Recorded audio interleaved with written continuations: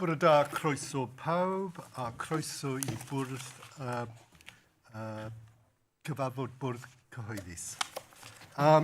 Welcome everybody. It's great to see everybody here for our board meeting. We have a fairly extensive, busy agenda, a kind of end-of-year agenda, which will mean that we've got to attend to quite a lot of business issues. I'm hoping we can also give ourselves some time during those approvals and scrutiny to talk about some of the challenges facing the board and to bring our thoughts and ideas to the way in which we're working in the future. Before we begin, can I just confirm that all members received the papers in good time? And that the papers were clear and comprehensive, nothing missing? And is there anything that you feel we've omitted from the agenda that you would wish for us to discuss? No?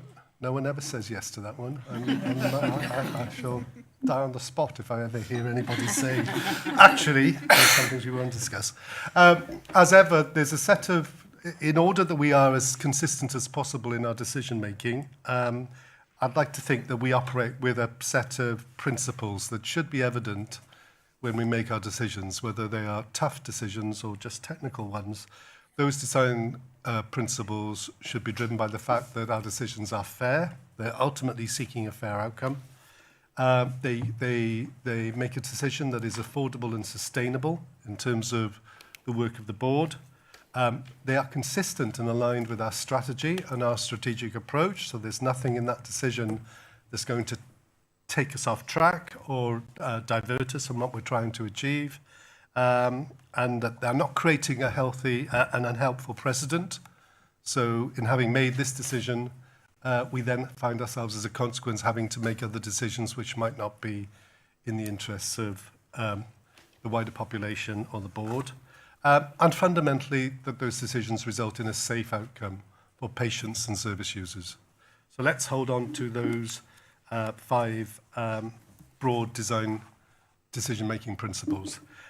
We have one apology, Winston Ware, who's unfortunately unwell at the moment, and I know that Chantal has joined us on screen, and Chantal, that you're not well either, but thank you very much for taking the time to join us this morning.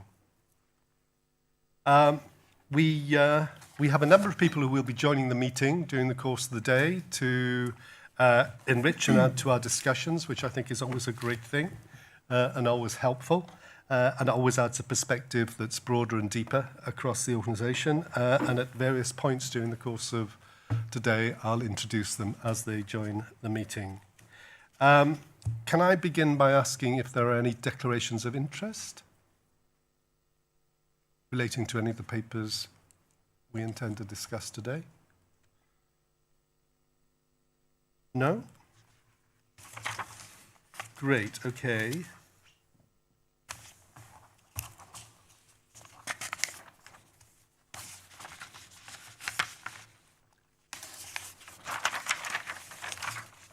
Can I then take us to minutes of the public meeting held on the 30th of January?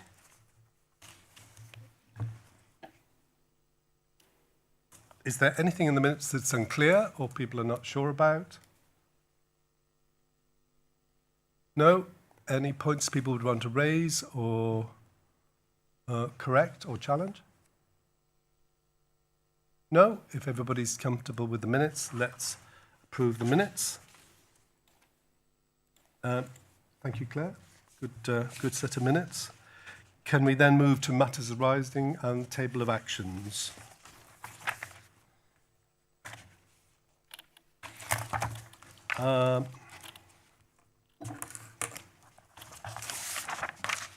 Andrew, I think there may be, yes, great, okay. I think there's an update you may wish to provide us with. Yes, please. Chair, in relation to the final action on the table of actions around the ophthalmology GIRF recommendations, we did receive a report from the service into our integrated quality finance and performance delivery meeting yesterday, where we as executives were able to scrutinise the review they'd undertaken our collective view was there was still some work to do on that. I think there's still opportunity for us to be clearer in terms of our interpretation of some of those recommendations and the actions we have actually taken that I think would progress us to either closing some of them now or bringing forward the date at which point we could say we've completed some of those actions. So the intention is that I think Joe, myself and Mark are meeting with the service in early, probably in about a month's time, May, before the next board cycle, to go through those recommendations again after they've had some time to work on them and get a really clear position. So it's a, I suppose it's still a piece of work in progress at the moment, but there is progress being made. Great. And when do you think we'll get to the point where we've got more clarity? I would say in May. Okay. Okay. So probably let's try and seek assurance at the next board meeting on that item. Great. Okay. Sharon, I note quite a lot on here relates to patient experience and the work we've done in that area, and we do have a paper on the agenda this morning. Great. Fine. Any other points that anybody would wish to raise relating to the table of actions and matters arising?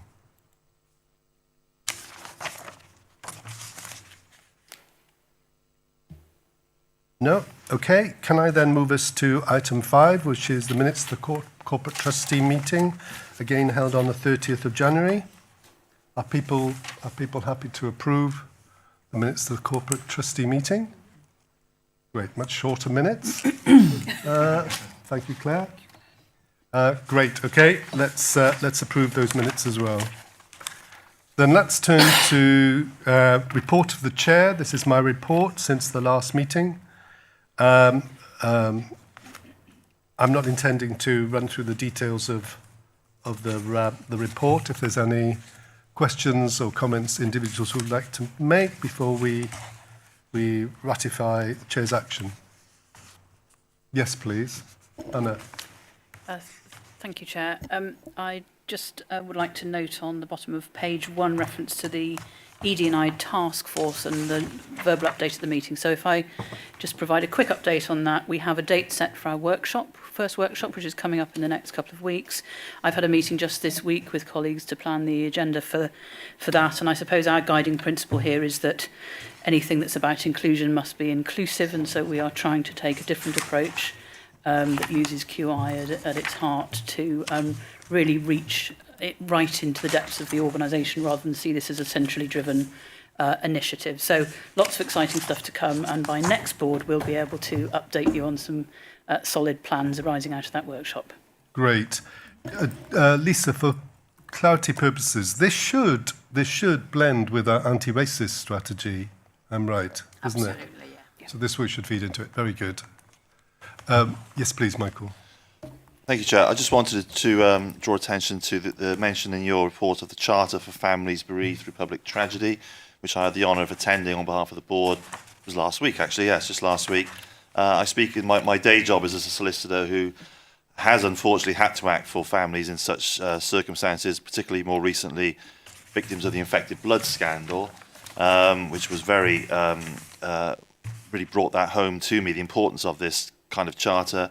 I believe we were one of the first health boards to adopt it, so that's great credit. And it was very refreshing to see so many big public authorities in Wales all signed up to it. So that was, I was very pleased to be able to represent the health board at that meeting on Tuesday last week.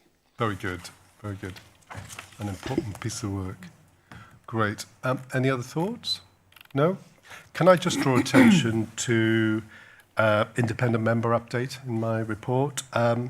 Unfortunately, this is Delith Rainsford's last meeting on the health board. Her 8 years terms of office come to an end, unfortunately.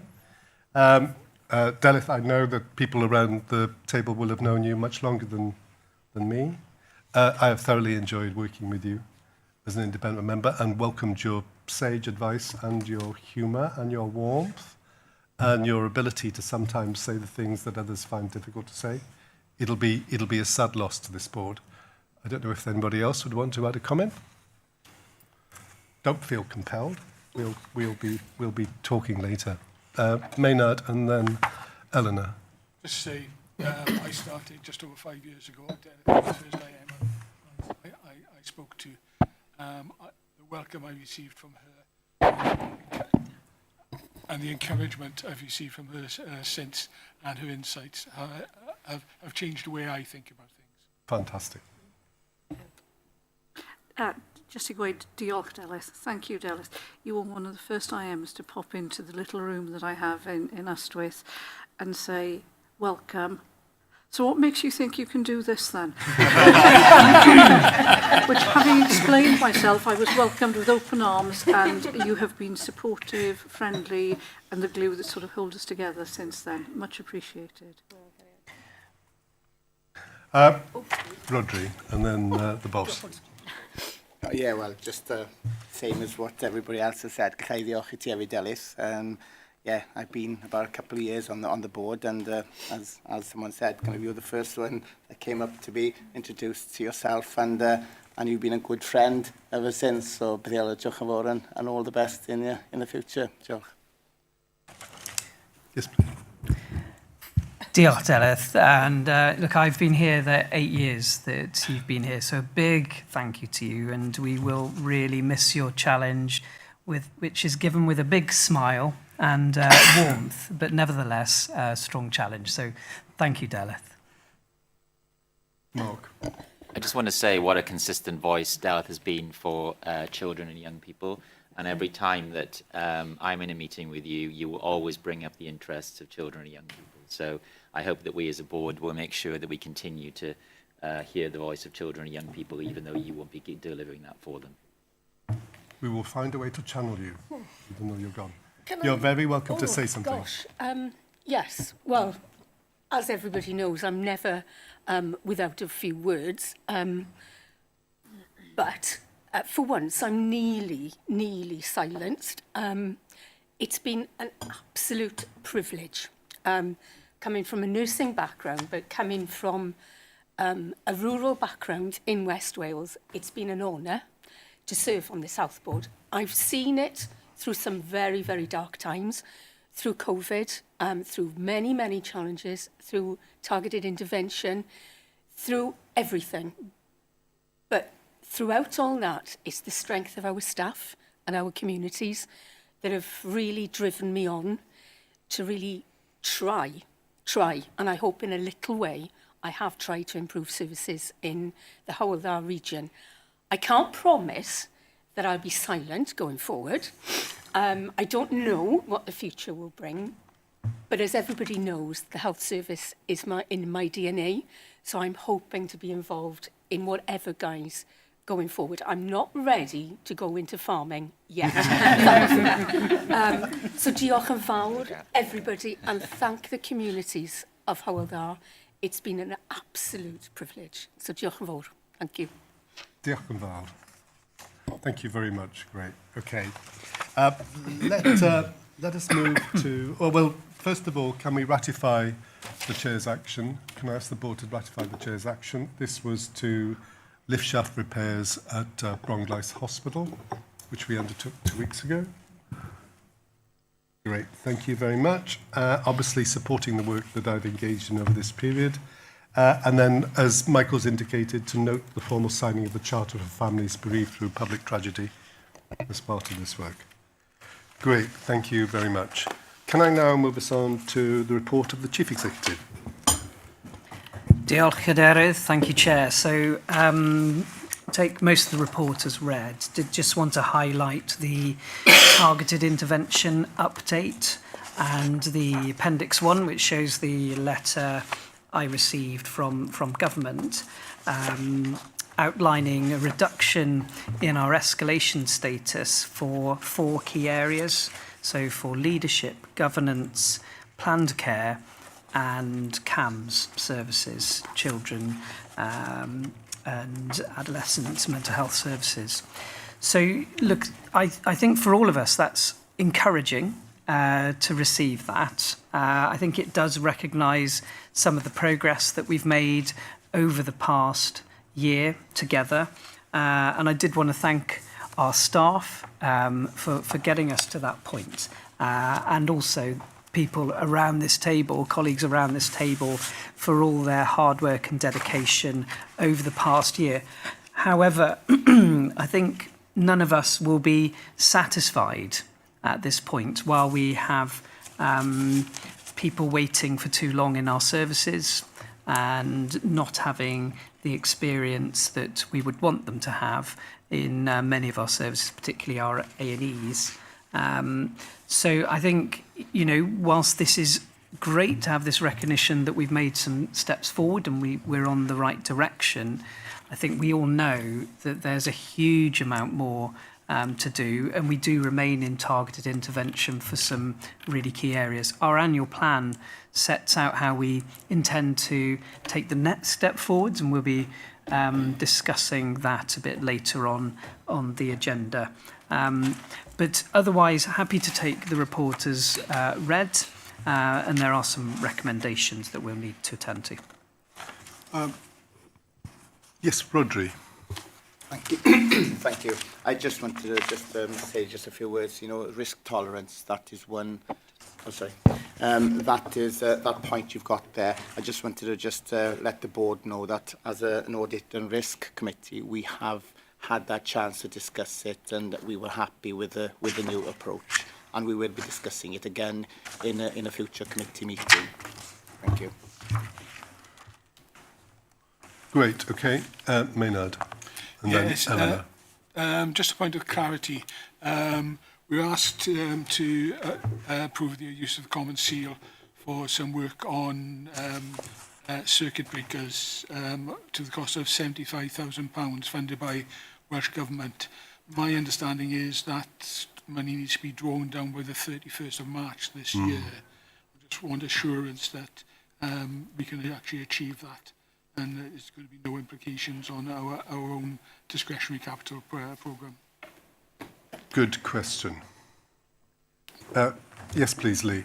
Yeah, thanks, Min. So clearly we're right at the end of March, aren't we? So what we are doing across a number of schemes is managing that, how it spans the 2 years. So we pulled some schemes and costs forward from next year into this year, and using the resource flexibly in that way, and liaise with Welsh Government to agree all of that. So so it's all part of the plan for next year. Thank you. It's a good question, Maynard. It is really unfortunate when money becomes available at the end of the financial year. We partly understand why, but to be able to mobilise quickly, it is problematic, you know, in order to make sure that we are compliant and meeting the requirements. It's a good question to raise. I'm not sure what we can do about it in terms of the pattern or rhythm of it, but it is problematic. Did you want to come in? I did. I just wanted to welcome the update on the Centre for Social Innovation. We've talked as a board so often about moving towards the social model of health and well-being. It's really great to see this work starting there. And the challenge, as we all know, is to move from where we are now to where we are there while still maintaining the system. So I genuinely look forward to the innovation and thinking that comes out of this. And seeing it. It's a really, really nice, innovative thing to see. I wonder, I think that I do as well, and I wonder whether we should invite them to come to a board meeting in the future and just update us on the broad range of activities they're engaged in. I think that would be very helpful. Perhaps, Adiana, we could arrange that. Delighted to. Well, it would be good. Probably in a couple of months, maybe a September board would be the good opportunity to bring them in. Great. If we could note that later in the year. Excellent. Ewan, and then back to Phil. Thank you, Chair. Just following up in terms of what the Vice Chair mentioned about the Centre for Social Innovation. Just to note, really, thanks to colleagues within Hywel who last week marked the Social Prescribing Day with an event at the Carmarthenshire Living Well Centre. We had standing room only in terms of colleagues from across the Hywel kind of 3 counties, but with a focus on Carmarthenshire. And also would like to extend thanks to Jill Patterson, Director in terms of Communities, who spoke at the event to really illustrate in terms of what this Centre for Social Innovation will potentially deliver in terms of for our population, in terms of looking at alternative model for health, but around prevention, and it very much being community-led. And I think the groups and organisations which were very much vocal and evident at the event last week, demonstrates that there's a real appetite to work collaboratively with the Health Board to make sure that we look at that preventative model as a sustainable model as well. Very good. Great. Rodri and then Ardiana. I just want to reiterate what Iwan has just said, because I was also present and it was an excellent day. The speakers were brilliant, and I think everybody came out from that summit that day really feeling kind of, I don't know, kind of, they really felt as if they'd learned something and they were going out of that room very positive for moving forward. So thank you ever so much to everybody involved in organising that day. Diolch, Rodri. And I think Rodri is referring to the additional event. So in top of the Social Prescribing Day, we had a very successful social model for health summit last week, which, as you say, brought in some really high-standing speakers internationally as well. But the best thing about it was the interest and the very active engagement of the local people from all voluntary sector to our local authorities, Michael and the PSB representatives. And thank you to the board members for supporting. I think we'll probably bring an update on some of the learning and the sign-up of the principles of the social model for health, which have been translated into a charter for the region at a future board for consultation. Great. I have a real sense that I mean, I was unable to attend the event, but I've heard some very, very good things about the event and how it did help people develop their thinking and their ideas. We need to not ritualise it around an annual event. We need to find a way in which we can make sure people are constantly and consistently thinking about the social model of health. Just to assure, we do, the work continues. We've got a standing steering group, which is a multi-agency from the whole region, as well as national representatives. So that work continues. It's not just an annual, but the annual event was really the celebration and the marking of the sign-up to the Charter. I'd be also very pleased and delighted to say that it has been recognised nationally. Yesterday at the Bevan Commission event, the Minister did say that there is a sign-up to a social model for health, as well as the Commissioner for Future Generations Act in the 10th anniversary report of the Future Generations Act has made that one of the key recommendations is a recognition and a move towards a social model for health for the nation. Great, thank you very much. Yeah, and it does feel like we're moving forwards on this.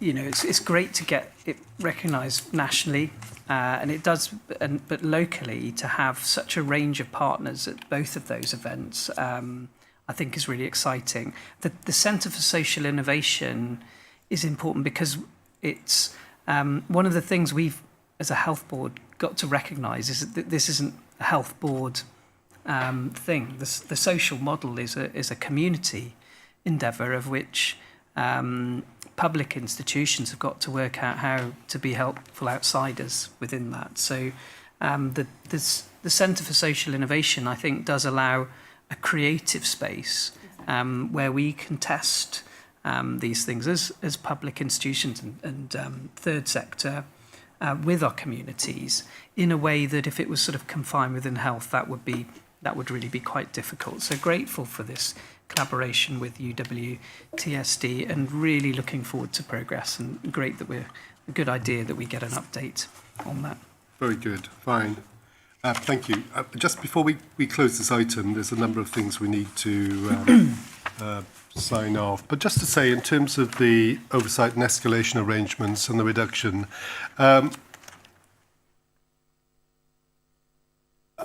I suppose from my perspective, it feels to me that if we've been successful in this, it's because we've managed to mobilise this organisation towards a place where it has recognised the importance of, first of all, becoming more sustainable, but the way in which we deliver our services as well.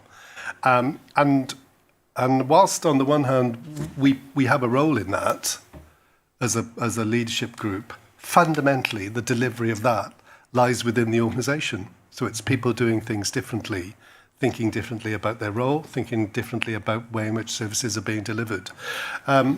So for me, it would suggest that we need to continue this journey. It's not a point at which we can stop or or think that we can just rest for a while. We need to continue this journey as much as possible, recognising the great work that people have engaged in to deliver this, but also recognising that we need to continue to drive this organisation towards better performance and sustainability in the future.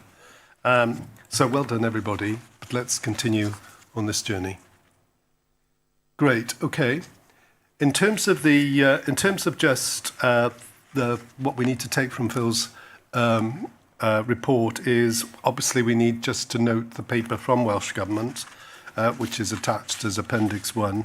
I need you to endorse the Register of Ceilings, as Maynard indicated earlier on, which I hope you're happy to do. Note the status of the consultation documents, which were attached to the paper. Approve the virtual pooled fund agreement for adult care home placements for 25 to 28, and approve the use of the common seal for the Glangwili General Hospital moulded case circuit breaker low voltage project. There's a mouthful. And obviously note the executive team's discussions and approve the new approach to risk tolerance. You've mentioned that, Rodri. We may come back to that during the course of the day. Great. Okay. Thank you very much. Can I now move us on to our next item, which moves us into delivering our purpose around quality, safety and performance to the annual plan. And I'm going to hand over to Lee. Diolch, Cadeirydd. Thank you, Chair. Morning, everybody. So the first paper today for consideration is around the 25-26 annual plan. Is provided today for board consideration, and it builds upon this year's plan and responds or aims to respond directly to the target intervention domains and the NHS Wales planning framework. As we mentioned at the last board meeting, they are the two key documents that are informing our approach. Just at the outset, I would like to formally offer my thanks to all members of the organisation who have contributed to the development of this across many directorates, but in particular, if I could single out Sean Ayres and the team within planning for the work they've done to coordinate and consolidate this in the document that you see before you today. The plan in this approach is aiming to describe a balanced and sustainable improvement journey as we continue that process of improving quality, performance, and then service, workforce and financial sustainability, to pick up on your point there, Chair. It is a one-year plan. We agreed that at the last meeting that we wouldn't be in a position to submit an IMTP, but it is set within the three-year context, and it aims to set the foundations to help us build towards the Healthy Mid-West Wales vision that we've agreed as a board. As a document, it is slightly longer than we've had in previous years, but hopefully it does provide quite a comprehensive summary of the actions that we're taking across the ministerial priority areas and in response to our existing health board planning objectives.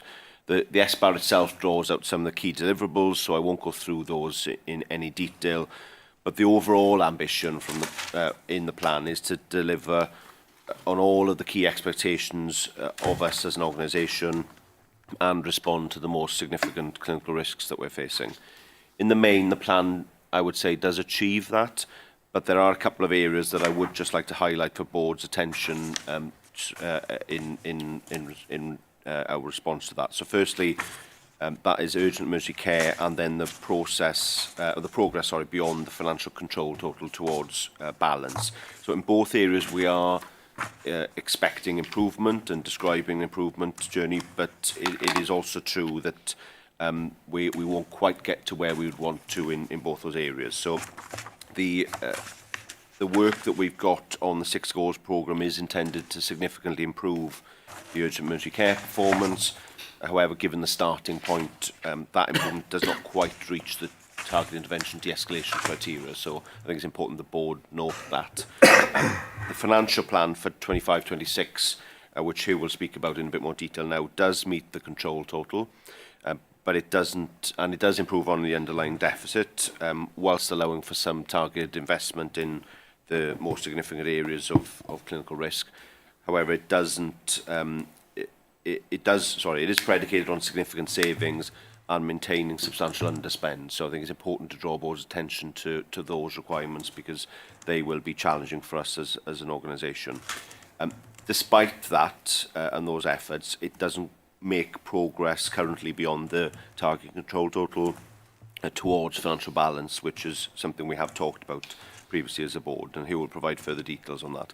So in both those cases, urgent emergency care and the financial position, we are of course aiming to go as far as we possibly can, and this is a point in time assessment, but at this stage we don't have sufficient plans to achieve either of those.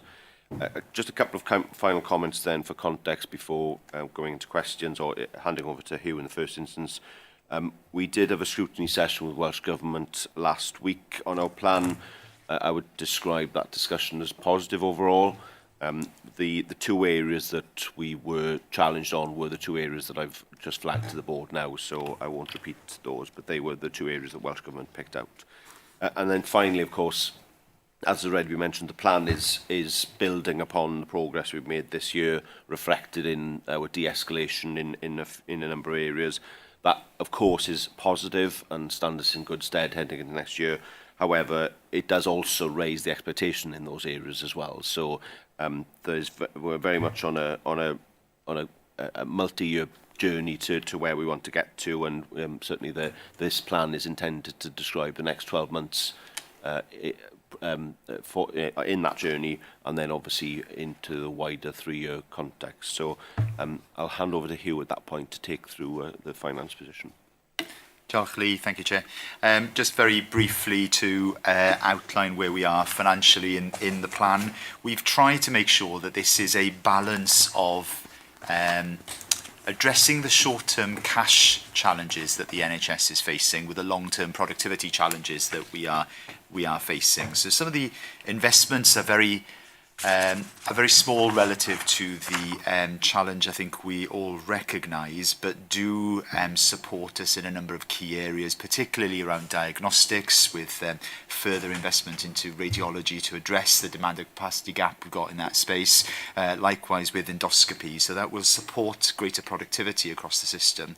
And in areas like digital, we are looking to put in 1.8 million, which would address the recurrent requirement from investment that we recognise will support the organisation to move further. The plan has been subject to scrutiny by the executive on a number of occasions now, and obviously we've had the board seminar, and the Sustainable Resources Committee has also scrutinised the financial plan before bringing it to you here. As I say, it is a balance. It does get us back to 31.5 million, which is our target control total, but the underlying deficit we start from is 51 million, and that's part of the challenge we're facing. We therefore have, as part of this, savings of 43.5 million, 90 million of which are recurrent, which would be a step improvement, a step change from where we are this year. And then 24.5 million would be non-recurrent. Now that's about 75% of what we have delivered this year as a modelling number. I'm working now with individual directors to work out what does that mean in terms of objectives that can and can't be delivered for directors over the coming year, and I will make sure that that is reported back through the Finance and Performance Committee and through to the board, so we're very clear on what can't be delivered as a result of decisions to pause and continue to recognise that non-recurrent gain. Clearly there is a very big requirement for service change, for greater efficiencies to come through as part of our plan, and that will be led and supported by a number of executive-led oversight groups, which will make sure that we keep our new operational structure and our teams across the organisation focused on the savings that we need to deliver. I do need to bring to the board's attention that clearly, while this achieves our target control total, it is not a balanced plan. and we are therefore spending more than the Senedd and Welsh Government have allocated to us. That said, in discussion with Welsh Government and in the scrutiny session we had with Welsh Government, there is cash coverage to meet our target control total, and therefore we're in a slightly different place to where we were last year in approving the plan. Nonetheless, it's still a novel and contentious action for us, and on that basis, we'll be seeking the board's agreement for the Chief Executive as accountable officer to write to Welsh Government accordingly. We are this year seeking approval of the plan, which is different to where we were last year, where we only sought approval for delegation purposes. We are seeking approval for submission to Welsh Government on the basis this achieves our target control total and that there is cash coverage for it. We're also seeking, as part of the plan, and this is slightly different again from last year, we've accelerated the process by which we've agreed our contracts with our tertiary providers and colleagues across Wales. So we've brought that forward into the plan to approve our LTAs in that space, and our CHC and FNC funding uplifts. That's also in there for approval.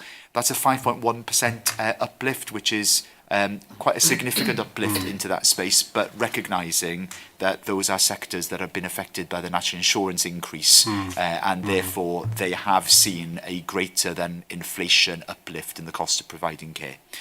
Chair, with that, I'm happy to open to discussion. Great. Can I, before we begin, just thank you and Lee and Sean and the team for all the work that you've done to put in this, because it feels very coherent to me and very well put together. So thank you for that. Colleagues, observations, questions. Eleanor first. Diolch, Cadeirydd. And then, yeah. Diolch yn fawr. I firstly wanted to say that this is a really well-written paper. It doesn't mean I don't have questions, as you would expect, but it is a very well-written paper and it brought a lot out. It is also, as you would expect from the annual plan, there are many other papers in this pack where the questions will come up again. For example, mental health, GRIP, accountability. But I'll start with the ones on this. There are two particular ones that I wanted to ask about. And tell me if you'd rather take the first one in the finance paper. I'd like to unpack the technical descriptions of how we get to our balanced budget at the end of this point. Because the recommendation that worries me is for the umpteenth year not being able to have an IMTP. And it's novel and it's contentious. And at some point as a board we have to state our ambition that we will be signing off something that is neither novel nor contentious in that space. So that would be my first one.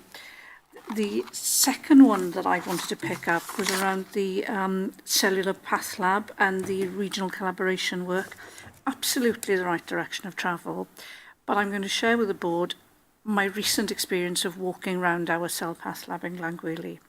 The windows are held in by gaffer tape. The ventilation is not working. We've had to turn down 2 new machines because we couldn't have space for them. We have to drive this as quickly and as urgently as possible. The staff are incredible, but we are running on goodwill, I think, in the circumstances at the moment. The regional answer is absolutely the right one, but we might need to do that interim step to get there. And I think it's important to recognise that. I have many other questions, but I know that some of the other IMs will pick them up. So those are the two from me. Can I, on the issues with the Path Lab and the regional approach, can I just delay conversation about that until we get to the paper this afternoon? Absolutely. Brilliant. Yeah. Great, okay. Noting your concerns, Eleanor. Yeah.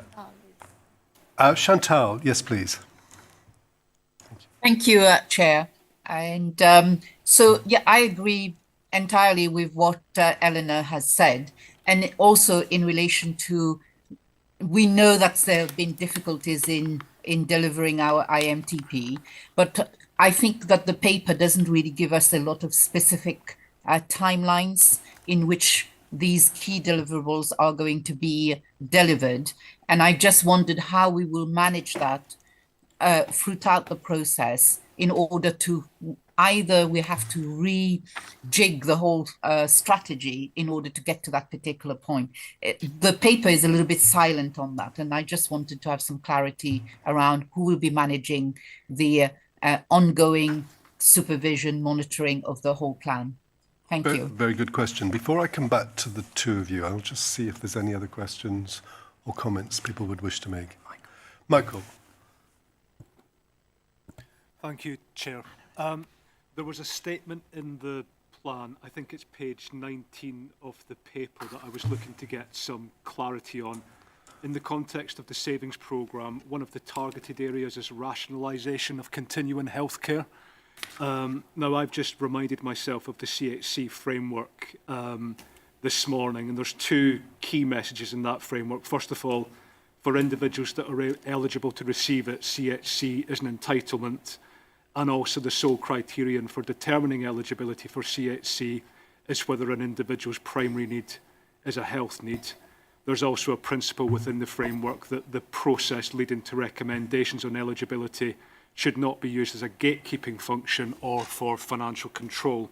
I've got concern with the language of rationalisation, unless I've misinterpreted the statement. Reason being that there is a danger that if we are looking to cut costs through reducing a continuing healthcare budget, we may find that people are ending up funding their own care when they shouldn't be. That obviously affects people's financial resilience, which was one of the key building blocks of health. And from a local authority perspective, they may end up funding care and support packages that go above and beyond their legal threshold as set out in the Social Services and Wellbeing Act. So I would like it explained what we mean by rationalisation of continuing healthcare, and also just some assurances that this won't mean it becomes more difficult for those that are entitled to continuing healthcare to receive it. Thank you. Great, okay, good challenge, good question. Maynard. Thank you, Chair. I've got a few points. First of all, I think it's an impressive document. I think it reads really well. Secondly, I think it's the first time in the 5 years I've been here we've actually started planning in October rather than in January. And I think that's a really good sign as well, because it means it's a more considered plan. I have a few questions and a few comments. Firstly, on the financial plan, we identify blue, red, amber, green savings of 19 million, and there's a small phrase there that this assumes full conversion. Historically, we've never done better than 50%, so that's going to leave us with a bit of a shortfall.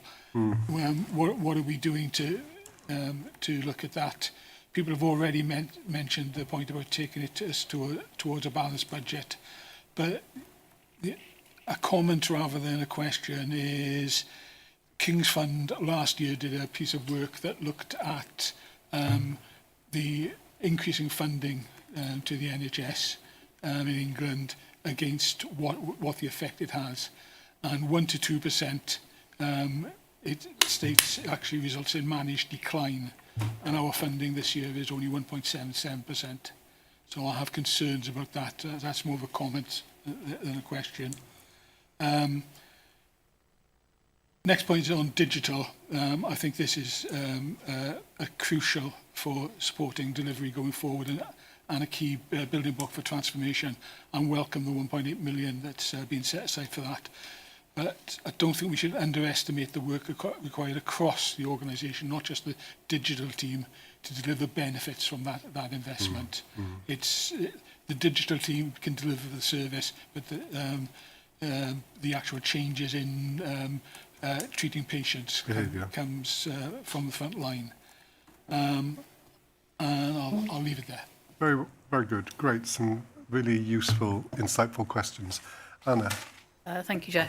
I just wanted to pick up on the issue about non-recurrent savings being potentially negotiated into recurrent savings from underspending directorates, and noting those directorates are those that are absolutely critical to the delivery of our social model of health vision. And I appreciate this is a very difficult dilemma with no easy answers, but I would just be interested to hear a little more about the exec team's current view of the wisdom of reducing the resources that are allocated into primary care and public health on a recurrent basis at a time when we are absolutely trying to move beyond the hospital walls for the delivery of healthcare. I think that's a really, really important point. I noted that as well, and it felt slightly countercultural in terms of the pressure to invest more in primary care. And I'm not saying there isn't a rationale behind doing that, but it does feel as if it's not consistent with our strategy. So back to those 5 points, those 5 design principles, is this consistent with our strategy? Then it seems to me we need more clarity around that. Fantastic. If I come back to Hugh and Lee. Great, thank you. If I start, because I think they felt like financy type questions, so I'm sure the discussion will emanate from there. So in terms of the achieving financial balance as a question, a very fair question, I should have reflected on the allocation of the conditional recurrent funding that we received from Welsh Government last year, 26 million. So that was based on 5 criteria, and I'll just rehearse them now. One of them is to deliver against a target control total this year, which we're on track to deliver, so that will be met. The next one, and the most challenging one, will be delivering a financial improvement trajectory over the next 3-year planning period to achieve financial balance by year 3. Then we've got sustain 104 weeks on planned care, improve cancer, implement clinical services plan, and deliver regional changes as required. But the critical one for this discussion, I think, is that point around delivering recovery over that 3-year period for finances. So just to put that in a picture, that would mean that we would need to get to in-year balance by 27-28 financial year. It's only at that point that we will then have the ability to set a 3-year, assuming we get to balance by that point, a 3-year plan from there on. So just to manage expectations in terms of that 3-year IMTP that will be balanced, if we hit balance by then, that's the only point at which we can do it. If we do it any sooner than that, we will need to achieve a surplus in order to achieve that 3-year balance position. So it's important that the board recognise that as an issue. Which comes into the timelines then on IMTP. A question around rationalisation of CHC. I might bring Andrew into that, but just for assurance, clearly, if there is entitlement to CHC for our patients, then clearly they will receive that entitlement. This is about rationalising our arrangements to deliver that, but I'll ask Andrew to just step in on that shortly after I've finished the other points. The savings plan, and we have 90 million, and the plan is predicated on all of that 90 million being delivered as savings. That is going to be a challenge for us, and you're right in terms of the historic conversion rate. We've engaged early. We went out to our directorates in the autumn, so directorates will have had time to plan, time to develop, time to get those plans to fruition. That is earlier than our timelines previously. And it's probably the first time I've brought a plan to board where the 19 million is all based on plans that have come up from directorates. There isn't a gap there, which has historically been the issue for us of unidentified savings. So they've all been identified. The challenge now is one of delivery. But I don't deny that that will be a challenge based on our historic conversion rates. The issue around the King's Fund, kind of rule of thumb, saying that 1 to 2% of funding growth would result in managed decline. It's an issue that I'm very cognizant of and very conscious that is going to be a challenge for us. Now, as I took the board through in our last meeting, the headroom available to the Chancellor is very limited. So I think the days of expecting growth at the rates that we've seen in the past into health are probably going to be quite challenging to deliver in the future. So I think we have to recognise that we are going to go into a period of long-term financial challenge for the system, and it's important that we therefore lean into the opportunities that technology brings, artificial intelligence, developing our own teams, developing staff, so that we are at least as much ready as we can be to understand and face the challenges being thrown at us. Takes us on to digital. Clearly, and I would say this, and I recognise my conflict here as the digital lead, but really important that we still can make relatively small investments actually in driving that agenda forward, and it is an important area that we can enable our clinicians to work without necessarily the administrative burden that we've faced in the past. There's a lot of work we've got to do there. There's a very challenging digital legacy we need to address before we get into really the exciting opportunities that things like artificial intelligence might have to offer for us. And then, Anna, you asked a question around the non-recurrent nature of savings, and I might ask Phil to comment on this as well. Clearly, that is the conundrum we've been debating as an executive team. We are underspending in the areas where we would want to spend further. Now, there are some areas where we have looked in the plan to put some investment in. So the Value-Based Healthcare Fund will support us with investments in areas like health coaching and patient activation, which may support. We've got some funding in there for childhood obesity and addressing that challenge. But at the scale that we're talking, there is 24.5 million that we are recognising from this year that is in the community, that is in areas like dental, that is in areas like organisation development, all of which would be enablers to a better, better sustainable long-term solution for the health board. But that's the balance we're trying to manage. It's more a art than a science, I imagine, and we will have to work very closely with the board to understand the implications of any decisions that get taken in that space. What we will be is transparent in that. Chair, I think Andrew, and then... Yeah, Andrew. Yeah, if I may, there's actually a couple of things I wouldn't just mind just making a comment on in the context of the question. So, in the first thing, in terms of CHC, I think it's a really good question. I think what that line really reflects is that from a Welsh Government Department of Health and Social Care perspective, there is a group that the Director General chairs called the Value and Sustainability Group, and there are a series of work programmes that report into that group. One of the work programmes is around continuing healthcare and spend.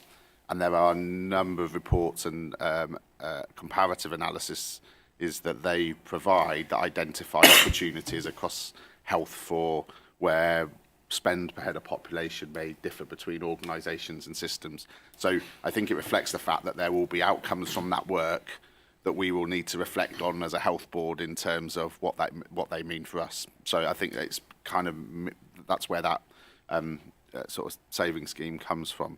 I think I also just wanted, if I may, Chair, just because I think that last piece of the conversation that he was talking around the underspends is really important. And I think what I suppose operationally where I am on that is, and it would be the same for the other, I think for other areas as well. I think, but certainly we had a conversation this week as an example with the Carmarthenshire system, who have around £1 million underspent in their community team. Now, that doesn't feel intuitive in terms of the strategic direction we want to go on as an organisation.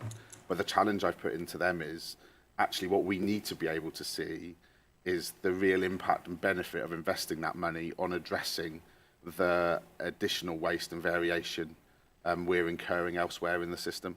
And I think within the opportunity of the new structure and integrating our community and acute services and management and leadership of those provides us the opportunity to have those conversations in a different way and look at how we move resource. Because in my view, the use of that money should generate a multiplier benefit elsewhere in the system in terms of its impact. We know, because we've had conversations here with changes we've made around services like Tregaron, that by reinvesting hospital-based care into community teams and care at home, we can look after 3 to 4 times as many patients for the same resource. So that's where I think there's an opportunity. I think at the moment, certainly from an operational perspective, I'm saying we have to hold that spendo until we've got a really clear plan that's going to deliver that benefit and outcome that we can then monitor and hold account to. So I thought that might just be helpful in terms of how we're trying to manage that at the moment. Great. Okay, I'm going to come to Jill and Ardiana, and then for time's sake, I'm going to pull the item together. Thank you, Chair. Yes, I just wanted to comment on the two areas of CHC and add to what Andrew said, and then also pick up some of the issues around the use of the underspend. So I'm actually on the working group that Andrew referred to nationally for the CHC Value and Sustainability Board.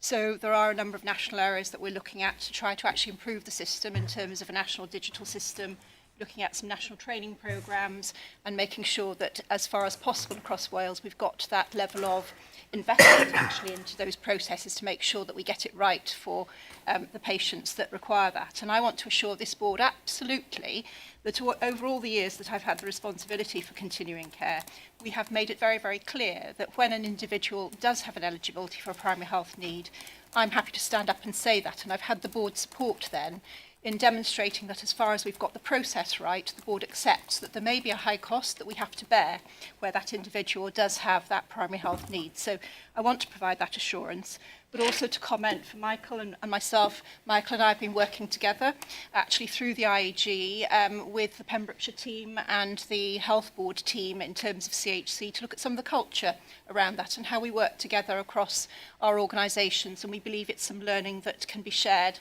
across the other counties as well. So trying to improve that collaboration and understanding of the way in which we work together to make those decisions. So I think that's important to reflect that as well. In terms of the issue around the underspend, and yes, of course, I declare my interest in this because a lot of the areas affect the portfolio that I have responsibility for. But equally, I say as a board member as well that I absolutely support the need to ensure that we're using our resources effectively and that we address the priorities that we need to. We've got a significant financial challenge and we have to make sure that the resources that we do have, we use them well. The dental issue always does come up, I have to say, and although it's described as an underspend, it's actually sometimes about good contract management because we've often invested that resource in our contracts, and we know that we've had a significant number of contracts handed back, which in a single year is very difficult to then recommission during that time. But we are working through that commissioning process. But this year, what we have put forward is a dental investment plan for 1.7 million. We've got support from the exec team in terms of looking at how we work through that in a proportionate and phased way, because there is an impact, as Anna has identified. We've probably got the lowest level of individuals registered with an NHS dentist than across the whole of Wales, so we have to recognise that priority. We also know that in this last year, 17,000 individuals accessed urgent dental care as compared with the pre-COVID position of 5,000 individuals accessing urgent dental care. And that shows the situation that we could be driving individuals to have to access care in the wrong way. So the dental investment plan is absolutely important. But we also know that currently only 20 of our registered our general dental practices are working with the new process under the contract, and we are seeing a significant number of contract handbacks as a consequence of that. So we're having to revise the way in which we develop our services. So going back to Hugh's point and the point that we've been making, which Andrew made, it's about that system refresh then and how we work together in a different way and think about how we commission dental services differently as well. So I wanted to provide some assurance on those points, but also to recognise the point of making sure that we are recognising that there will be an impact if we're not able to address the issues of using that underspend appropriately. But we perhaps have to do that in a phased and creative way to think about how we use the resources we've got to the best availability. Thank you very much, Jill. Adiana. Diolch, Chair. Declaring, of course, interest, Director of Public Health, and we're talking about the public health budget. I think we recognise, as a health board, we've had a very challenging financial position, and we've committed in the closing year to deliver some of the financial challenges, and the directorates that we have delivered those financial challenges. The minimum 5% and the underspend, certainly for the Public Health Directorate, has mainly come from the pay budget and from the non-pay budget associated mostly with vaccination and immunisation, which is a challenge, but it's a challenge that we are tackling and that we are looking to improve and to invest, certainly. And it's always difficult with the processes that we've put in place, very rightly so, in order to meet the financial challenge and to come closer to a balanced financial plan. make it easier or facilitate that, and to a degree rightly, that the direct clinical care processes are prioritized, and it is more difficult to make the cases for a continuous and immediate intervention when it is a long-term preventative aspect of the care. But to go in direction with our strategy, as we talked earlier, with our long-term strategy, which will be refreshed with ministerial priorities, which again, the Cabinet Secretary yesterday stressed as the first Cabinet Secretary ministerial priority is prevention, and the third is community and partnership. We as a health board will be going in the new year, certainly with strengthening prevention. Another element is the review and restructure of the Public Health Directorate, which has seen investment in, and as Hugh did refer, will have investment for the population health model in health coaching, and also for the childhood obesity weight management pathway.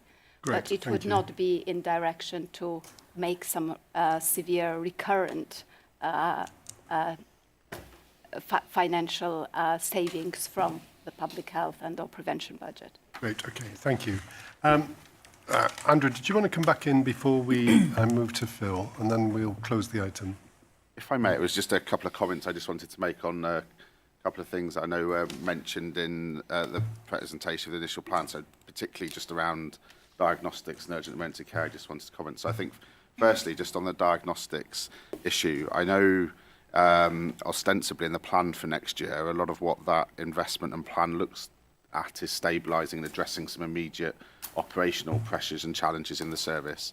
But I think what I would also emphasise is I think there's a real strategic opportunity and benefit to us from stabilising and providing a really resilient foundation in our diagnostic function. I think once we've got that in place, or start to get to that place, it really enables us to think a bit more creatively and innovatively about how diagnostics play into our wider strategic ambitions as a health board, keeping people at home, speeding up access to services and early diagnosis, and enabling quicker intervention. So whilst there's a very operational challenge there at the moment, the 12 months it spells out, I think it opens a door to a bigger strategic opportunity through the course of the next 12 months as well, which will evolve.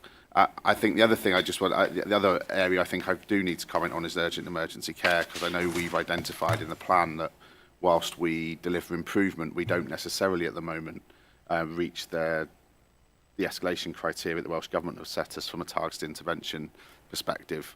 What I would say at this point is I think probably more so than before, what we do have is a much tighter link and closer relationship between the actions we've got in the plan at the moment, which I would say are a bit more transactional in their nature in terms of immediate operational opportunities, and the impact we think they're going to have and how they're going to address or mitigate some of the risk and delays in the system that we're seeing at the moment, which I think all of us would agree are unacceptable and not anywhere near the level of service that any of us would want to be providing.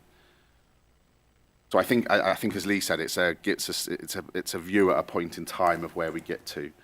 I do believe that there are still beyond this. There are opportunities that we will continue to work on this year, and I think we have a workshop next Tuesday looking at the redesign of the urgent emergency care system with partners from across the region and across NHS Wales, which I think will provide us a springboard to really bring to life some of our again, strategic ambition in terms of primary care, community services. I think there's a real opportunity to weave through some of the threads we were talking about earlier around the social model for health, the social prescribing event. There's some real opportunity to bring that together and start to keep the momentum going on that and think about how we translate that into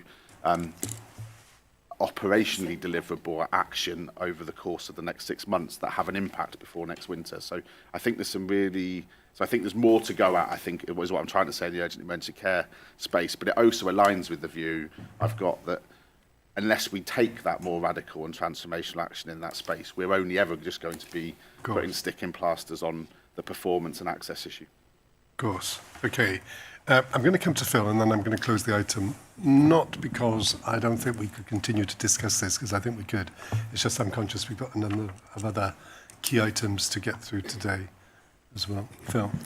Diolch, Cadeirydd. Look, thank you everyone. Wanted to echo people's thanks to those who've prepared the plan, because it is I think it's been a phenomenal piece of work. So big thank you to Lee and Sean and Hugh particularly. And I think it has helped us to be preparing this early. As you've said, Maynard, we're a lot further in our planning than I think we've ever been. It does mean, therefore, that we're able to put in front of the board a plan that holds together, and I think it's a balanced plan in my view.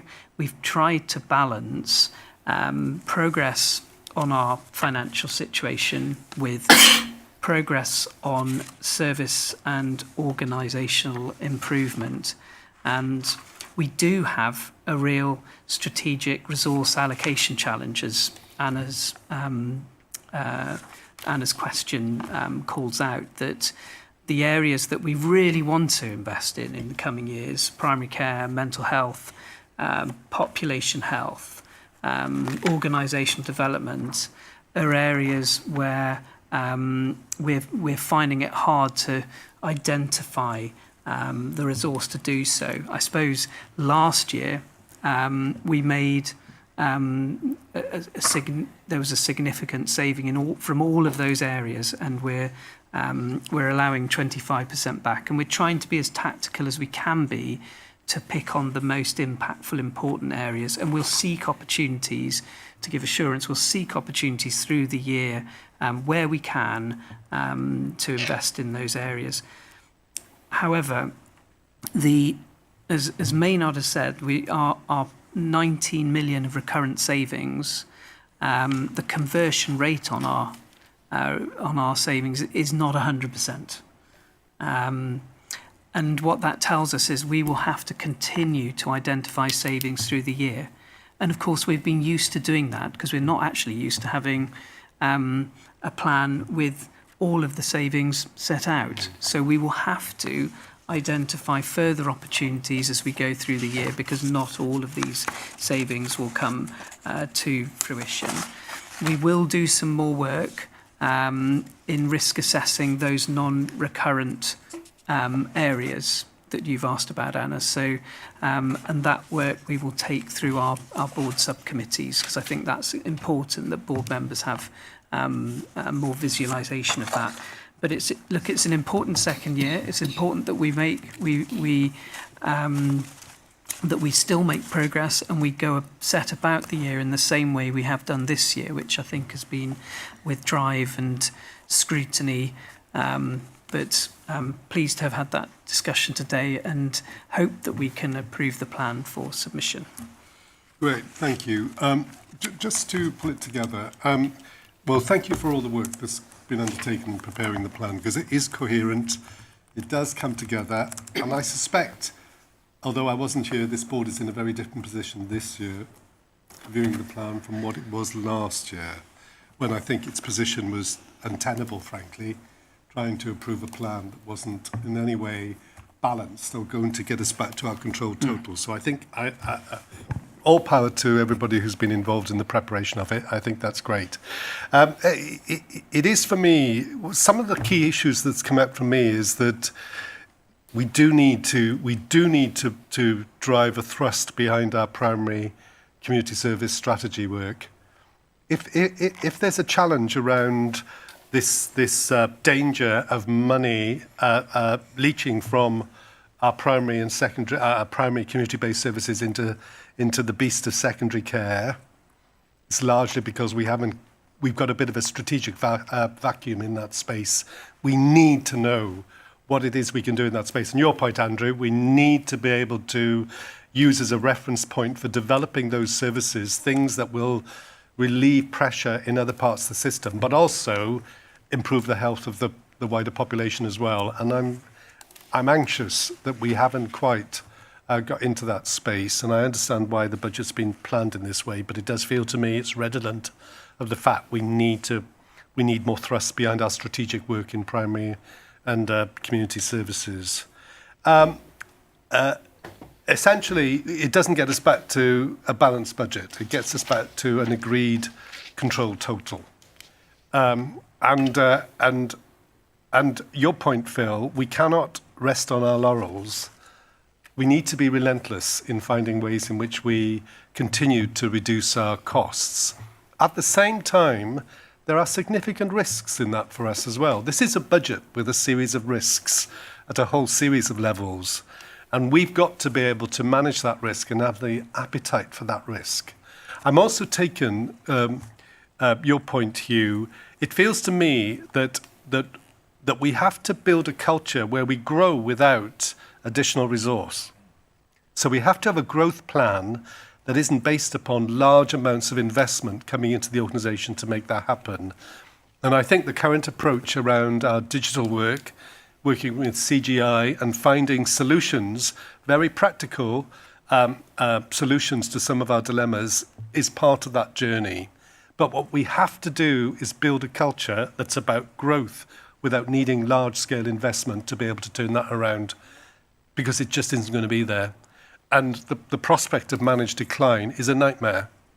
In 5 years' time, we will be worse, not better. And frankly, we will only have ourselves to blame as an organisation if we get to that point. So well done. I think it's a great framework, structure, kind of discipline around what we intend to do over the course of the next year. But let's continue on this journey as relentlessly as possible.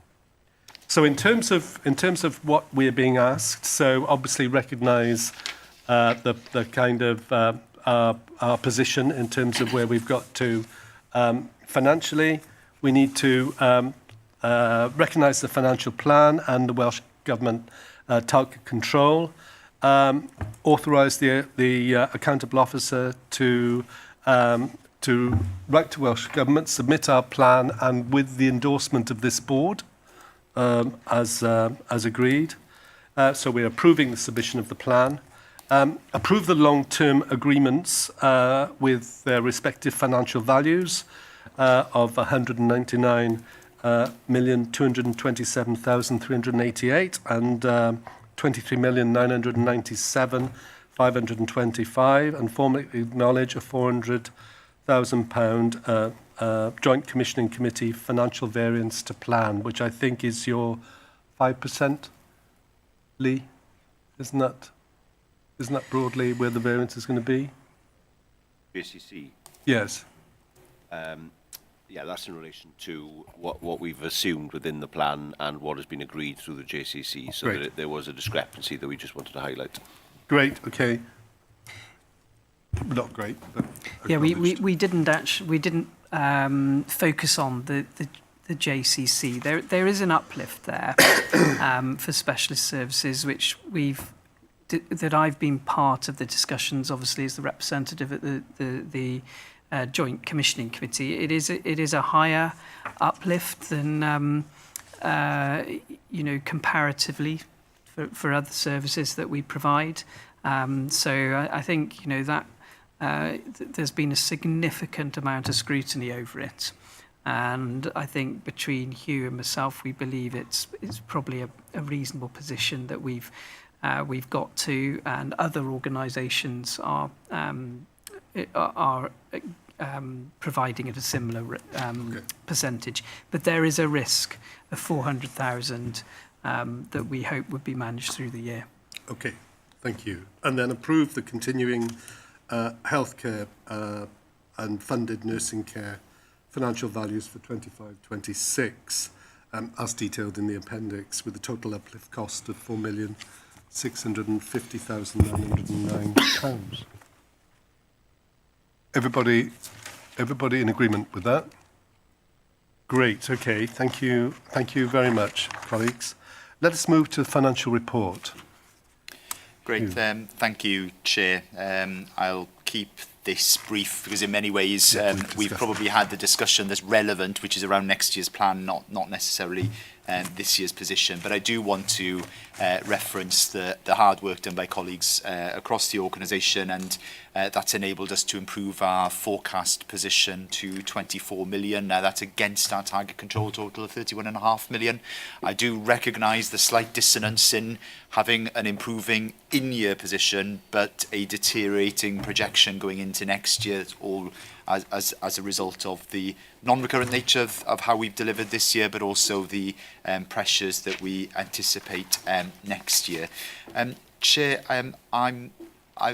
I am quite mindful of page 3. I think it's quite stark in terms of the escalations that we've got across the organisation, and that represents the challenge that we're going to have to address going into next year.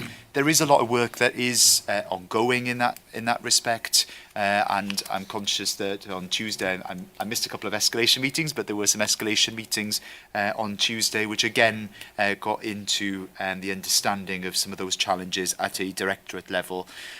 As part of our grip and control measures, I think one of the areas of success for us, but real challenge for us, has been around our financial control subgroup.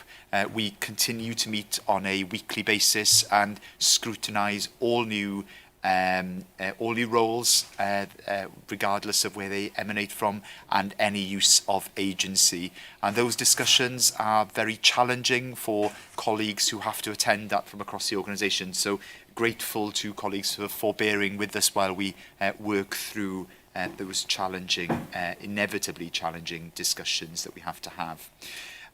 There is continued focus on the mitigations that we're putting in place. We've seen an improvement in nurse agency, but we're still seeing some challenges in bronchitis and mental health in that space.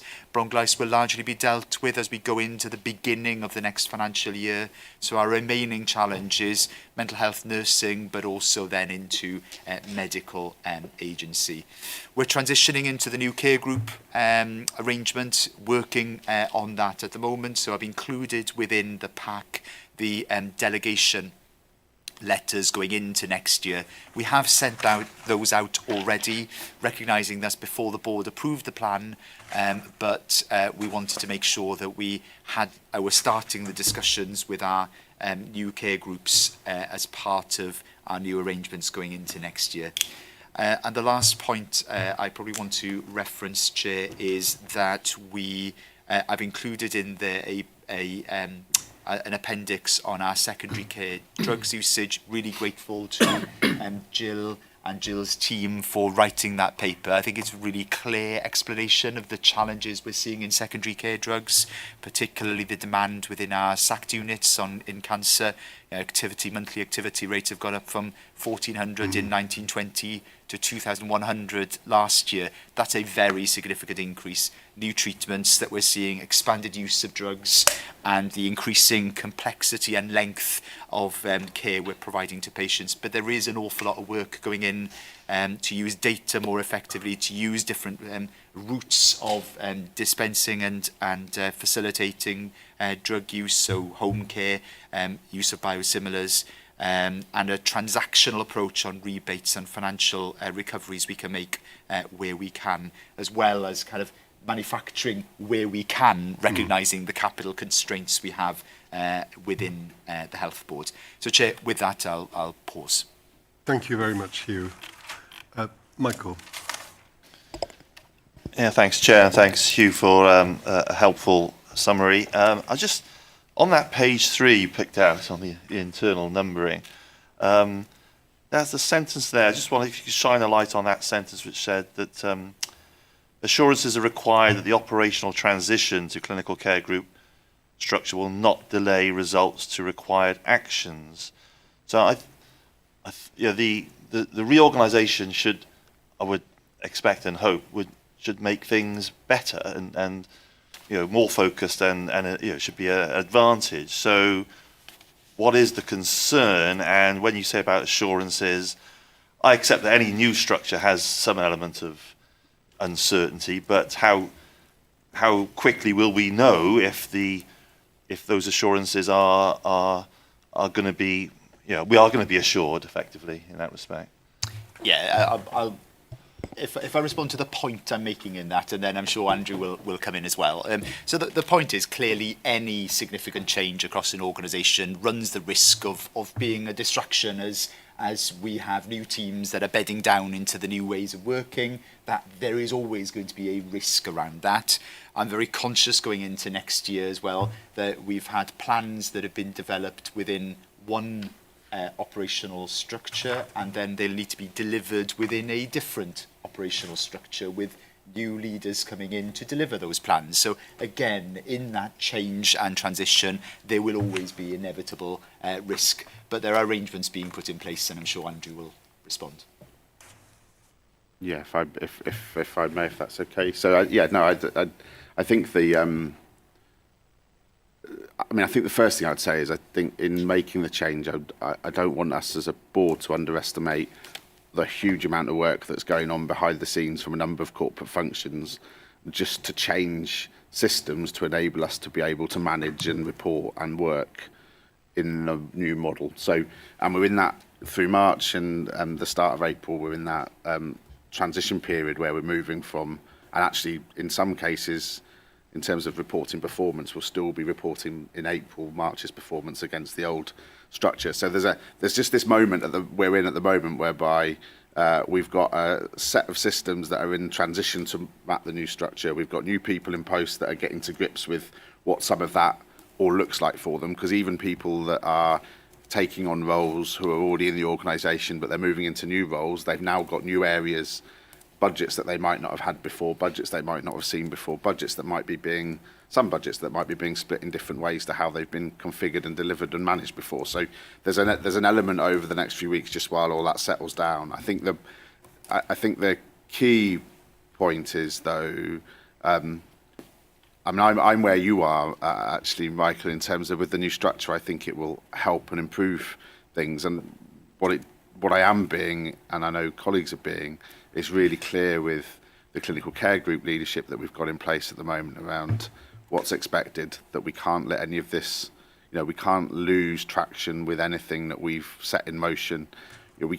I don't accept that we can go from, and I've been clear on this with them, I don't expect operationally that we can go from a position whereby we've been, a lot of them have been breaking even or underspending in the last few months on their budget, that on the 31st of March at midnight, it all changes and resets, and that sort of position completely changes and the run rate changes. So I think we'll continue to do that. We're continuing with the escalation meetings, as Hugh has said. We had a couple this week. I think the Pembrokeshire savings position looks improved actually this week following that conversation in terms of some of the updates. It's just a timing position. So I think we'll have a more encouraging position with Pembrokeshire, which will start getting it closer to where Ceredigion and Bronglais are.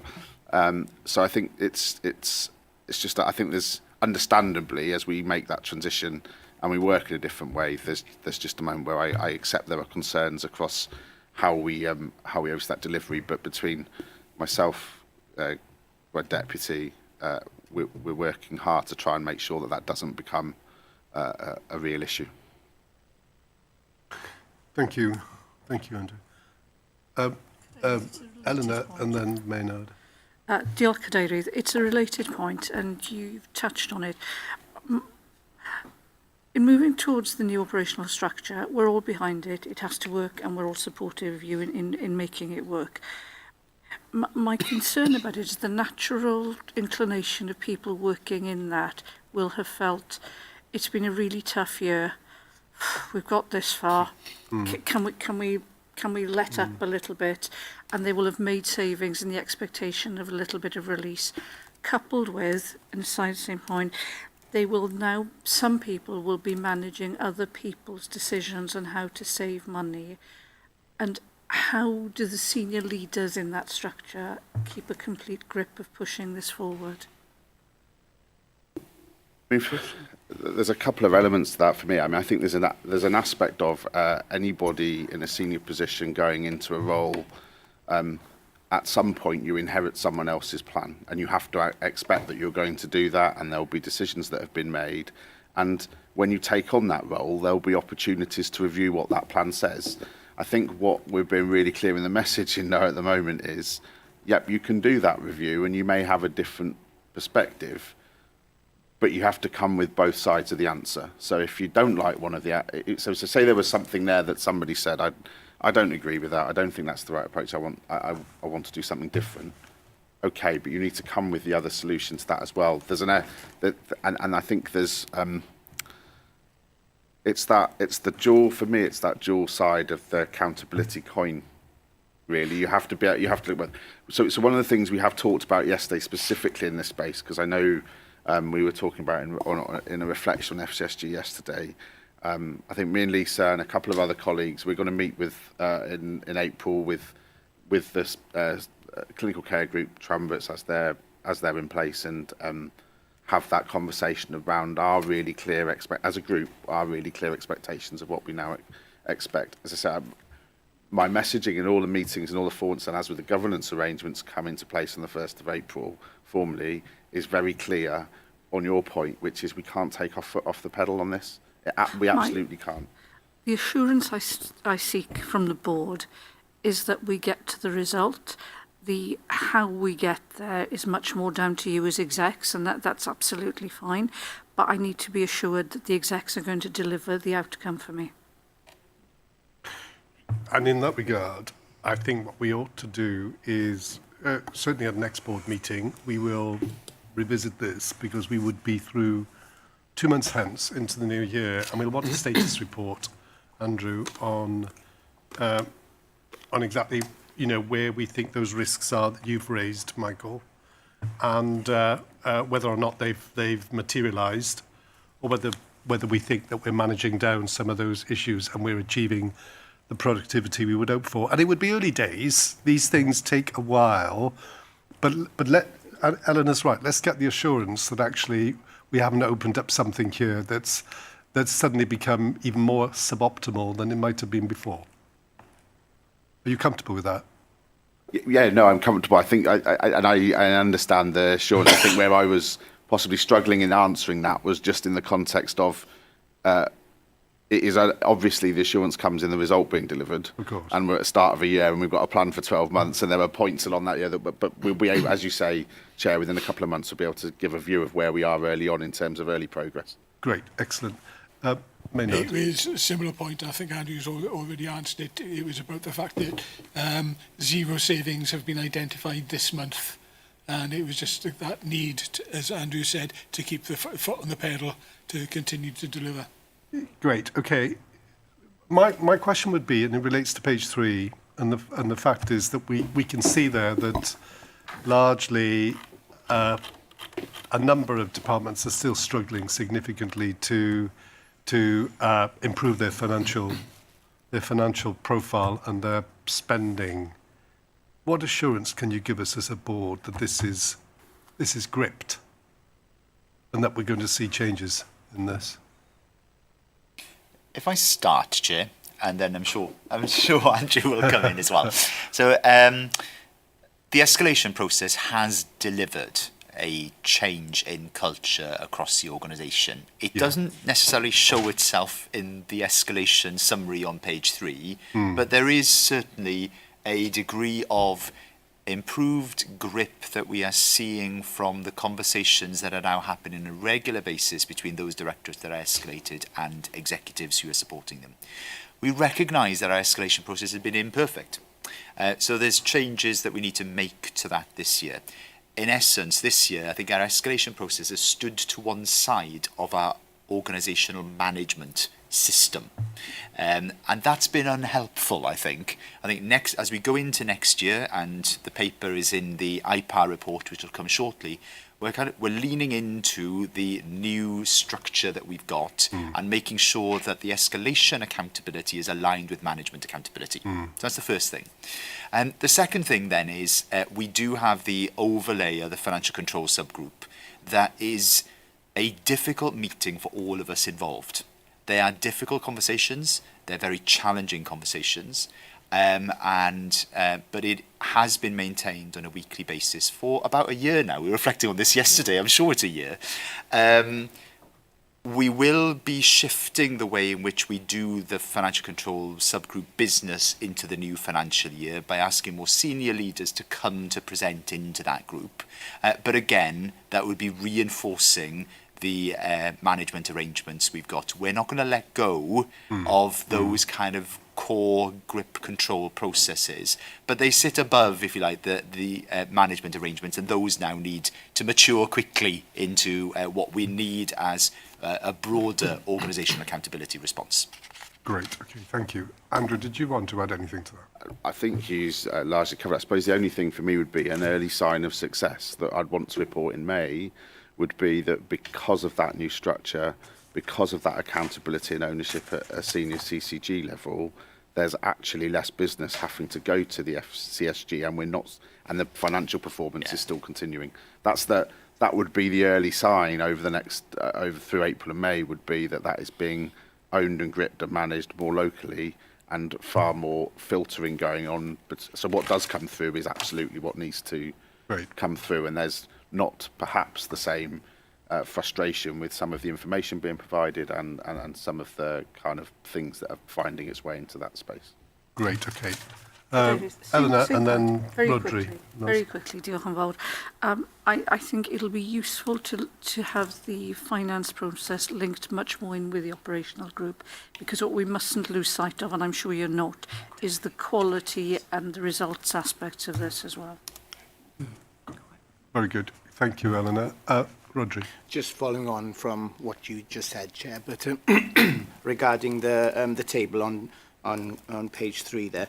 So just to understand, when it comes to the subgroup, the weekly meetings, do we have clear timelines, milestones, kind of what is expected? Say, because there are weekly meetings, aren't they? Looking at these, because a month, 2 months down the line. Because I know this is a 12-month plan, but I'm just thinking, do you have some clear plans, perhaps in 6 weeks, of what is expected? Because those figures don't look too good, and obviously we knew that, and some of them have been like that for the last year. So I just wanted to get that assurance that we have got clear timelines. Yeah, just to be clear, that the role of the financial control subgroup is to scrutinise new expenditure. So it's not to deliver or to oversee the savings delivery. That's within management arrangements that need to deliver that. The financial control subgroup receives every new role that the organisation wants to go out for.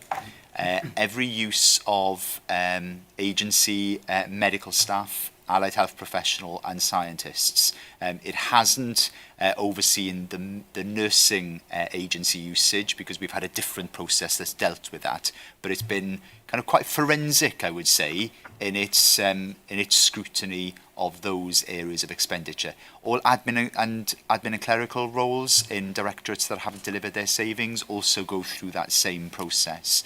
So it's more in the scrutiny before incurring expenditure space rather than delivery of savings. Great. I'm going to close the item there. I'm conscious we are spending more time on these items that originally we specified, but I think it's good. It's time well spent, because I think we need, Eleanor's point, we need to be assured and that actually this is being gripped across the organisation as we move forward. And that's not to in any way underestimate how challenging this is for individuals to be able to become more sustainable in the way in which they plan, manage and deliver against their budgets. We appreciate how difficult that is, but it will only be delivered through that relentless scrutiny, that challenge, Hugh, that you've just indicated, and actually encouraging people to build what I think is a more resilient form of financial literacy across the organisation. It is really important that these things matter to people. It is not tertiary, it is not secondary, it is vital for the future sustainability of the organisation. Okay, just in terms of so we recognise, Hugh, the tremendous work that's taken place over the past year, the fact that we, in a way, we exceeded our financial position and in relation to our deficit. And I think we've had an opportunity to scrutinise where we think we currently stand and acknowledge the underlying deficit for 25-26 and the challenges that's going to present towards us. And I think you've given us the assurance that we're looking for in terms of ensuring that departments work towards a position where they are more financially viable and sustainable, and gain assurance, really, that that delegated budgets to executive directors and clinical care group and executive function leads in advance of the new financial year has commenced and underway. Everybody comfortable with that? Great. Okay. Can I then move us on to, I think, Hugh, this is you again. Data intelligence on efficiency and productivity. Yeah, thank you, Chair. You'll be pleased to know I'm quieter in the afternoon than I am in the morning. Just a short discursive paper on data and intelligence for efficiency and productivity for the board. Conscious that the role of the data intelligence we provide to the board serves three functions: an oversight role for the board, an insight role, and a foresight role. There is more that we need to do, certainly in reflection of the opportunity in foresight, and that's an area that I want to get into over the next year. We have done an awful lot on our reporting of intelligence to the board, really leaning into the work of the NHS England's Making Data Count team, and that has changed the way in which we report our performance to the board, but it's also changed the way in which we report internally within the organisation as well. We do use the kind of principles of the characteristics of qualitative characteristics of accounting information, which actually drive some of the thinking that we've got in terms of how we present data and intelligence to the board, making sure that it's relevant, making sure that it's a faithful representation of what we see in the organisation, is comparable, verifiable, timely and understandable. And those are, I think, hallmarks of the way in which we present our information. We've developed a series of our dashboards internally. So our performance has been a dashboard now that we've used to drive the escalation meetings, and it's one of the most viewed dashboards across NHS Wales, actually, and it's only used within our health board, which we're very proud of.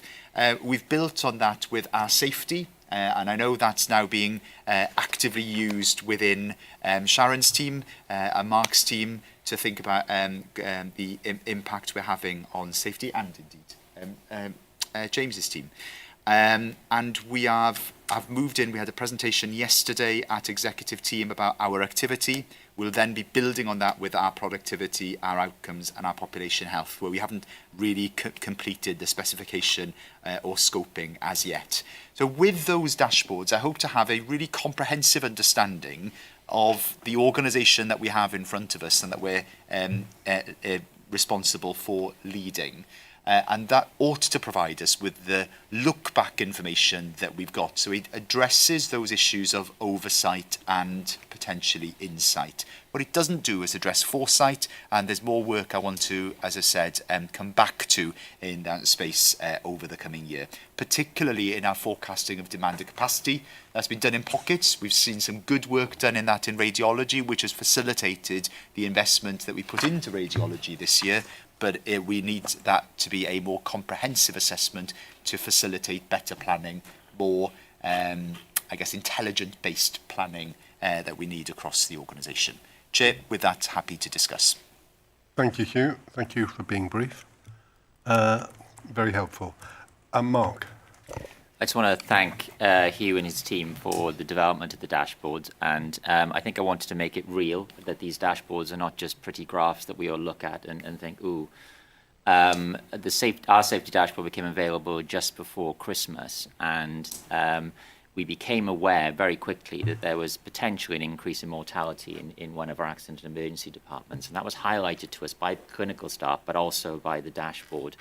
And that allowed us as a quality safety intelligence group to undertake an instant review to understand, was there an increase in mortality and what actually did that mean, and was there an issue that we needed to address. So it didn't show an issue that did give us assurance, but I wanted to highlight to everybody the importance of these dashboards. They are real, and we are using them on a daily basis. Very good, very good. Maynard. Yeah, just say thanks to Hugh and his team for the dashboards, because I think what I've seen of them, they are excellent. couple of points to make, though. Firstly, that at ARAC in February, we received 2 reports. That one questioned some of the data quality and some of the data quality management. And I think we need to make sure that we don't do anything about those. Pleased to say that yesterday at IGSC, we were again very near the top of the list in terms of the quality of our clinical coding. So it's not that we've got bad data, it's just we need to make sure that we continue to get good data to feed these, otherwise they become useless. And the second point is about timeliness of data. Thanks, Mark, for your illustration. I hadn't heard that before. But in public health in particular, a lot of our information is historic, not giving us the foresight that we need. So I think we need to look at ways in which we can get better public health and primary care information to feed into these dashboards. Final point, you'll be pleased to hear, is I also think there's a place for presentations like the dashboards right at the operational frontline place. I know most of our A&Es have got dashboards there, they can see the patients waiting and so on, but being able to look at a summary of what's on the ward can actually help transform the way the ward is managed and care is delivered there. 3 very good points, very helpful. Adriana, then Sharon. Thank you, Maynard. Yes, the timeliness of reporting of some of the key public health programs has been always a challenge. It is a challenge because of the verification of data at national level. However, we, as I referred earlier, with a slight restructure of the directorate, we're looking to invest in the public health analytical capacity, and we do need to get better to collecting our own local data rather than rely on the national data. And there is also parallel to that a piece of work which the team, with the performance team and the governance, are working on to bring some additional public health services indicators in the performance reporting that we look at as a board. Thank you. Okay, thanks. Thank you. Sharon. Thank you. Thank you, Chair. I just to concur really with what others have said, but just also to pull out the importance of having access to all these dashboards, which allows us to triangulate our information. And as Mark said, we've got the Quality Safety Intelligence Group. We very much focus on quality, safety, experience metrics. However, having access to our performance dashboard allows us to look at those workforce metrics as well, so we can see that as we stabilise our workforce and we monitor our recruitment, retention, sickness and absence, how that's actually impacting on quality, safety and outcomes for patients as well. And then being able to look at our own data, we can set what good looks like within our organisation, as well as relying on benchmarking with national organisations as well. So it's really becoming something that we use, as Mark said, on a regular basis. Yeah. Very good. This is very good news. And I think the more that we can be data-driven in our decisions and in our planning and in our strategic thinking, the better. So I think getting to a position where our data affords us foresight is really important. And I think that really comes as a consequence of building quite a repository of data that is regular, that has the same signature throughout, so that we can measure ourselves over a period and understand some of the patterns that are emerging in the data. So I think that it sounds to me like a really good progress. The key issue is for that data to be understandable.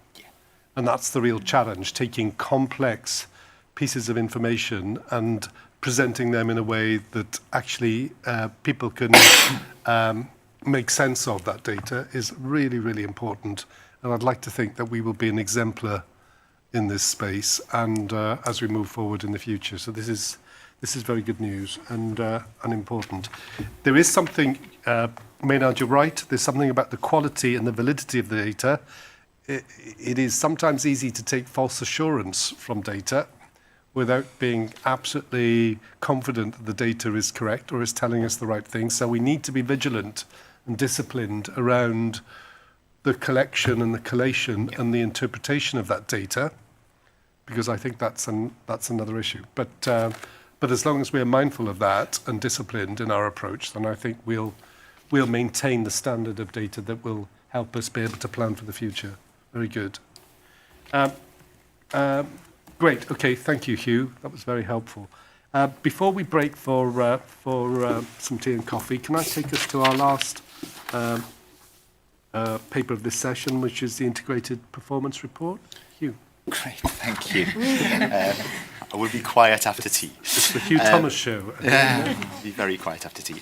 Chair, thank you. I won't go into the IPAR in too much detail, but in not going into it in detail, I don't mean that to imply that or gloss over the challenges that are highlighted in the report. And what I'm particularly conscious of is with every statistic we see here, there's a person at the end of that statistic. So it's important that we recognise the challenges that we are facing, but I'm sure colleagues will have questions to ask, so I won't preempt those.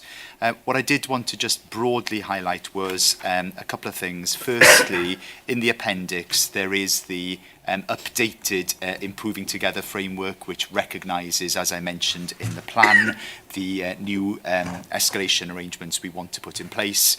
And in building from that, the page 9-10 onwards has in there the most challenged directorates that we have in terms of our escalation across most metrics. So that would be mental health, planned care, Glangwili, and facilities and estates, and recognising that those have been directorates of particular concern for the board and for us for some time now, and you can see there the nature of the discussions that we've been having with those directorates. So, Chair, happy to open to discussion.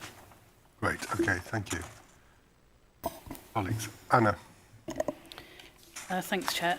If I could move to the staff engagement item under the alert section, I notice here that we have a concerning special cause variation at deterioration in our position on staff engagement.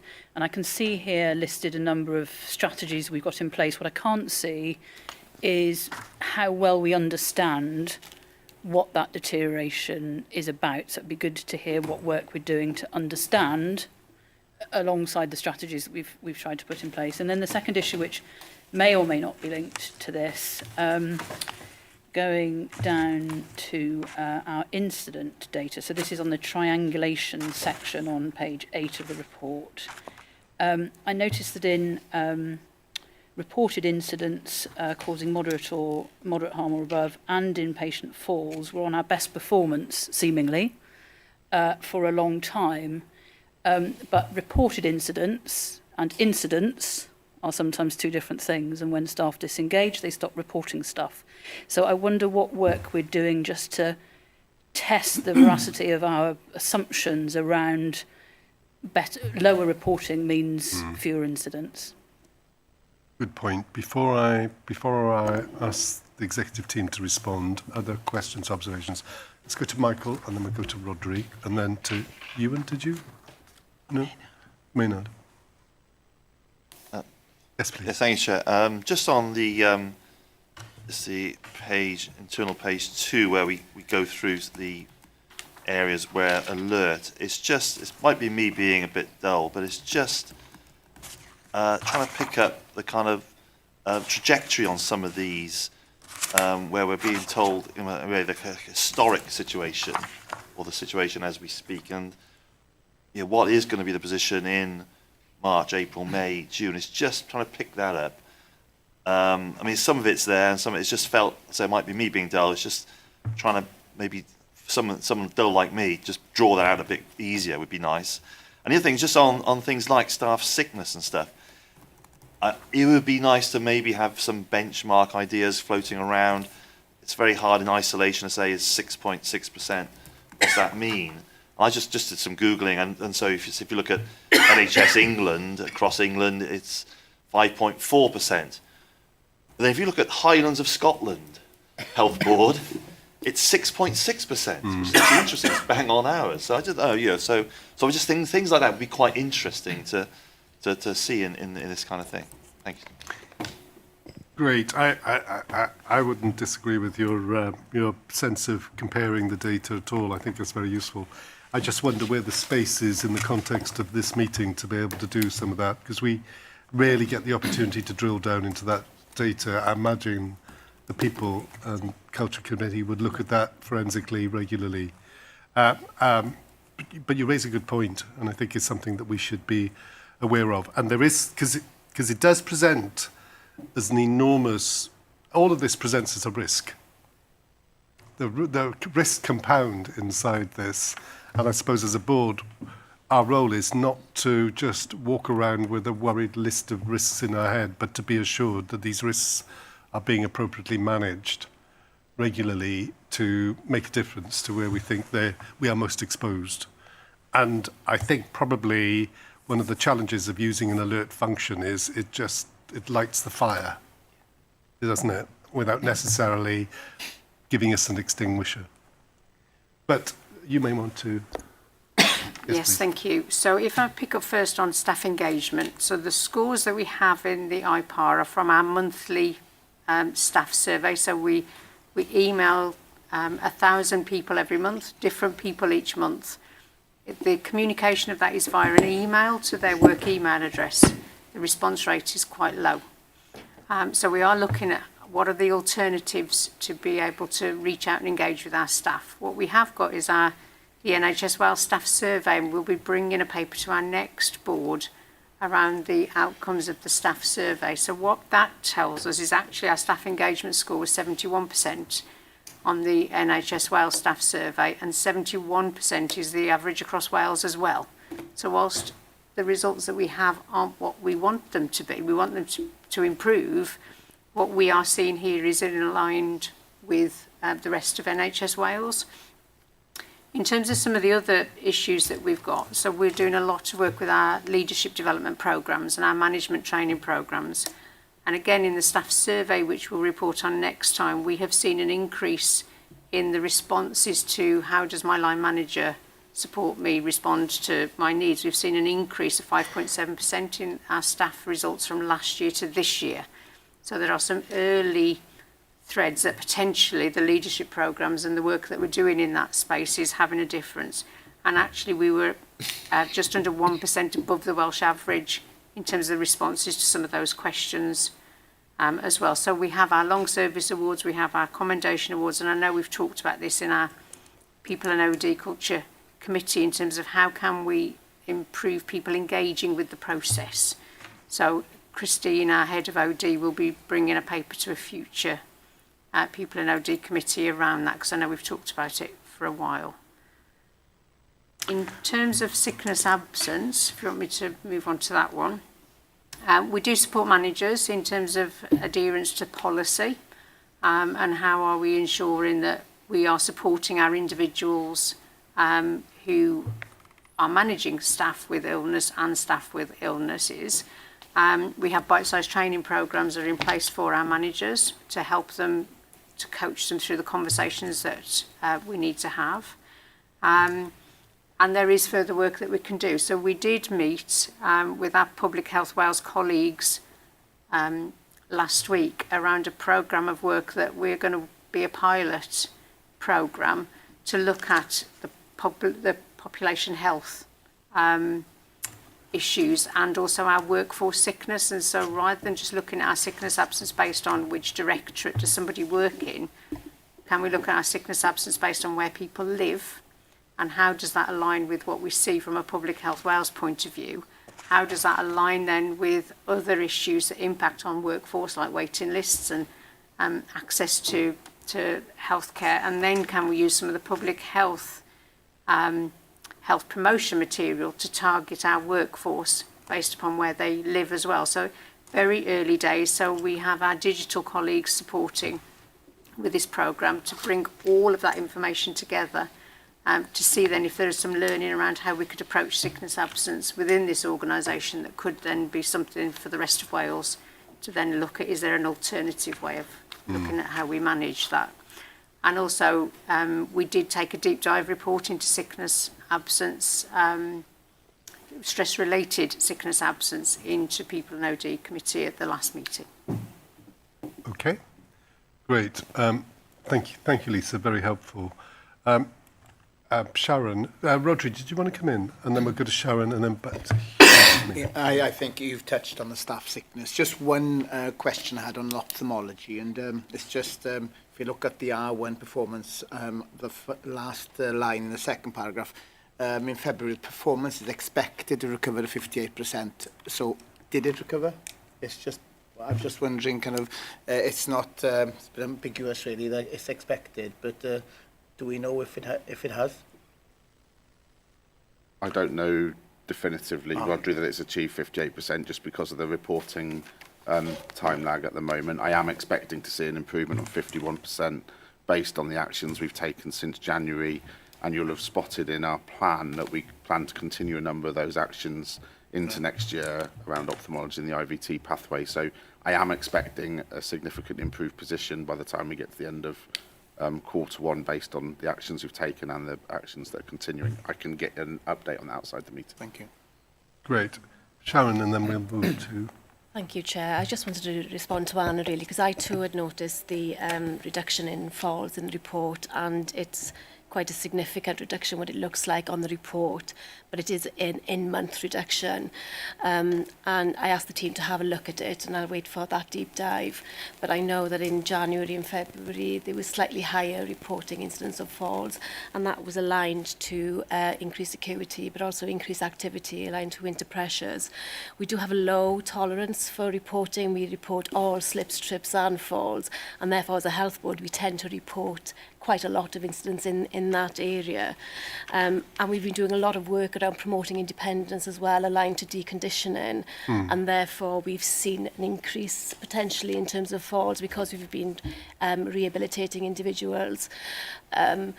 So it's something that we will keep a close eye on when we'll use our dashboards to make sure that we triangulate all that data. And you'll recall I took a report into people in OD committee last time around pressure damage, and we'd seen a reduction of 8% across the year in pressure damage, which we'd aligned to our nurse stabilisation programme. And I can see in this report that medication errors are also reducing. So we just need to make sure that we use this data, use it intelligently and cross-reference it with other metrics like the workforce metrics to make sure that we don't have any false assurances. Okay, I'm looking at Anna's face, which says, I'm not completely convinced on this one. Is there anything you would want or anything we could do that would reassure you? I think it's about trying to really spotlight the risk that behaviour changes in staff when they start to disengage. Yeah, absolutely. And that shows up in quality and safety metrics. And if we don't remain alert to that, we are asking for trouble. I'm not sure that repeating the same methodology that we use to validate the incidents that are happening is sufficient to detect the behaviour change that may be going on if we are getting into an under-reporting space. So I think it may be something to think through whether the combined methodology that we have in place is sufficient to pick up on that potential behaviour change. I think we can never do enough on that, really. I think on Lisa's explanation around the change in staff engagement, that explanation to me sounds a congruent one in terms of common cause variation, but special cause variation suggests that something unusual and definable has happened to create some sort of step change. And the whole point of using SPC analysis is to try to give us pointers between what we should normally expect in normal variation versus what is something odd that's happened in the system. Sometimes odd things can be for good reasons and they improve our performance, but other times they deteriorate it. So I think where we get a special cause variation on any of our metrics, we should use that as a bit of a flag to say, we just need to try to understand what's going on there, not try to explain it in the sense of explaining our current performance, but to be curious about what's happened in our system to generate a flag that when we analyse it statistically, it gives us a special cause. We often won't get to the end of that answer, but a bit like the other point is about being alert and curious to the possibility that there's something different going on, and when it's as important as staff engagement and all the ramifications that has, we should really try to drill into that. Yeah, I couldn't agree more. I think that's a really valid point. Why is it different? Why has that change taken place inside that space? And it's a worthy question, and there may be a very straightforward answer to it. And there may be methodological answers to it, but it's very worthwhile us asking that question. I'm minded, it's interesting, isn't it? Because I completely agree with you. I think engagement is a proxy for how well people do their jobs, in my view. People who are engaged do the jobs to the best of their ability. And I often reflect, and you do as well, is that lots of complaints that arrive on my desk where people have come to me directly are often nothing to do with waiting lists. They're nothing to do even with treatment plans. They're to do with how people were treated or staff behaviour or staff attitude in relation to how they were treated. And I often think that's a proxy for people being engaged or disengaged. So my proxy is how many letters arrive in my email box from individuals who have not been treated well by staff inside the organisation. That's my engagement proxy. And it goes up and it goes down. So there is something about needing to make sure that we focus on this as much as possible. The other point I would say is 71% or 70% is still very good. I can't tell you how often inside the civil service, which is at least 20% below that score, how, regardless of how much pressure was put into it, was all stuck to that kind of mid-50s score. So I think, it's a good score. We could just do better. Maynard, and then Hugh, I'll come back to you and we'll close the session. Okay. It's a query around cancer. It was disappointing to note the drop in performance again in this report. And it's one of the TI criteria for 60% for three successive months. I'm just wondering how we can move to a more consistent improvement in that figure rather than the zigzagging up and down. Very good question. I'll go to Andrew, come back to Hugh if we get a good answer. No question. I hope it will be a good and assuring answer. So I think, share that disappointment in January. A significant, so as we've talked about, the work we've been doing around radiology, the additional capacity we put in and the plans to continue that into April are a key part of achieving the stability and consistency delivery in our cancer pathway. That's been a significant bottleneck for us over the course of the last 12 months. So January, completely agree, disappointing, not where we want to be. I am very, very confident February is above 60%, and I am very confident March will be above 60%. And I think that will continue into April based on the continuation of the plans we've got. So I think I don't want to celebrate victory on that yet, but I have a line of sight, I feel, to us delivering the 60% for 3 months, and then being in a position whereby we've got a system that can maintain that and continue to improve through this year towards the 80% that is the target for next March.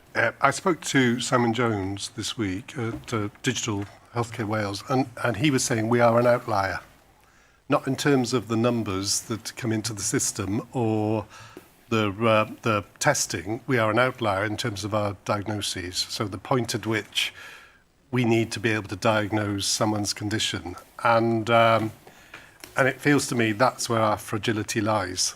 It's being able to do that, and I do think we go up and down. You're right, Maynard. We go up and down, and even if we get 65%, that's still 35% below where we would want to be inside that space on such a critical, important issue affecting people's health. So I suppose for me, I'm looking for more, as a board, we're looking for more of a long-term, sustainable, resilient plan around this service. As do I completely agree with that. Hugh. Thank you, Chair. And I guess just to finish that conversation off, I'm conscious there is a conversation in early May that, Mark, you're hosting around using AI within radiology to support with... You have a surprised look on your face. No, it's April, not May. Very soon. April. There we go, April, sorry. Because he's in charge here, has he changed the date? So there is a conversation that will happen that will move us forward, hopefully, in supporting with some of that challenge. I guess there is always a challenge with this paper in that it is an oversight paper. Yes, it doesn't provide us necessarily with the answers. In fact, it probably begs more questions than it provides answers. But I think what we've got into today are a few areas of insight where there are opportunities for committees to do some of the heavy lifting on understanding in more detail. Just to get the final word in on foresight then, coming back to Michael's question, because I think that's the one question that remains unanswered. We do have trajectories in place, and on page 2 there is a hyperlink above the alert section, so you can link into each of the key metrics that provides the trajectory detail there. So hopefully that can provide members of the public and members of the board with the assurance over trajectories. Thank you very much. And your point was well made. I think there is something about the committees doing the kind of work around much of this data. I'm just conscious it comes to us as a very large worry list. But actually the committees are doing an excellent job to make sure this is scrutinised and delivered accordingly. Last word. Yeah, thanks. So I thought that was a good discussion. I think I wanted to relate some of the challenges there to the annual plan that we've just approved for submission, because I think from the cancer point of view, we've chosen to invest preferentially in diagnostics that will help us address our cancer performance and make that more resilient. We've also, though, to give an example of the challenges around the non-recurrent issues that we were discussing earlier, it does mean that some of the plans we had around OD or sickness management, we're not able to invest in all of those because of the non-recurrent savings. So there are choices within all of this. And so when I discussed the risk assessments earlier about that non-recurrent savings that we're planning to make this year, they become important because they will outline, you'll get more visibility through the committees about those savings. So, for example, the workforce ones will be through PODCA, for example. Thank you. Thank you very much, Hugh. I think you're looking to seek assurance from us in terms of the IPAR, and I think we're offering you a cautious assurance around the IPAR, based on the fact that I think in the future we will have further conversations and reassurances around what's contained in there, and the fact that, as you point out, the heavy lifting is really driven through the committee structure, the governance architecture inside the organisation. Thank you very much. Let us take a 15-minute refreshment break.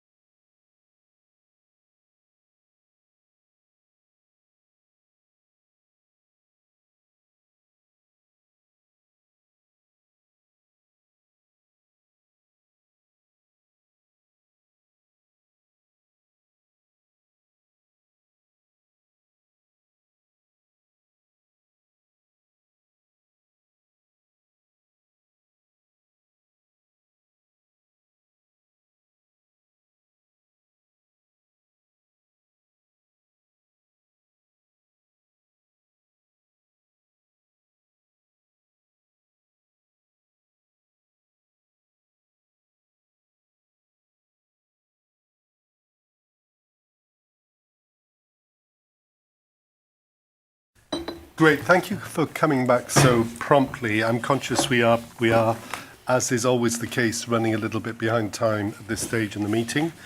So I'd like to take you straight away to Andrew's paper, Measures to Improve Children's Autistic Spectrum Disorder Service Performance. Andrew. Yes, thank you, Chair. And if if I may just say a couple of words. And I'm conscious that I have with me today Warren Lloyd, who's one of our Associate Medical Director for Mental Health and Learning Disabilities, and we've got Angela Lodwick, who's one of the Assistant Directors in Mental Health and Disabilities, who've been leading on this piece of work as well. So I'm sure they'll help me with questions, and I'm sure they may have some comments if you wish to. You're very welcome. Thank you very much. So just in terms of this issue, I'm conscious that this is an area the board has been concerned about for a good period of time. It's been an area of performance where, as an organisation, we've struggled. In that sense, we're not unusual in terms of Wales or the United Kingdom. It's a pathway and service area that, with the growth in demand we've seen since the pandemic, has been a challenge in terms of access across the United Kingdom. And I think in conversation with Welsh Government, there's a recognition that the current target they've got, which is around an initial assessment for children, is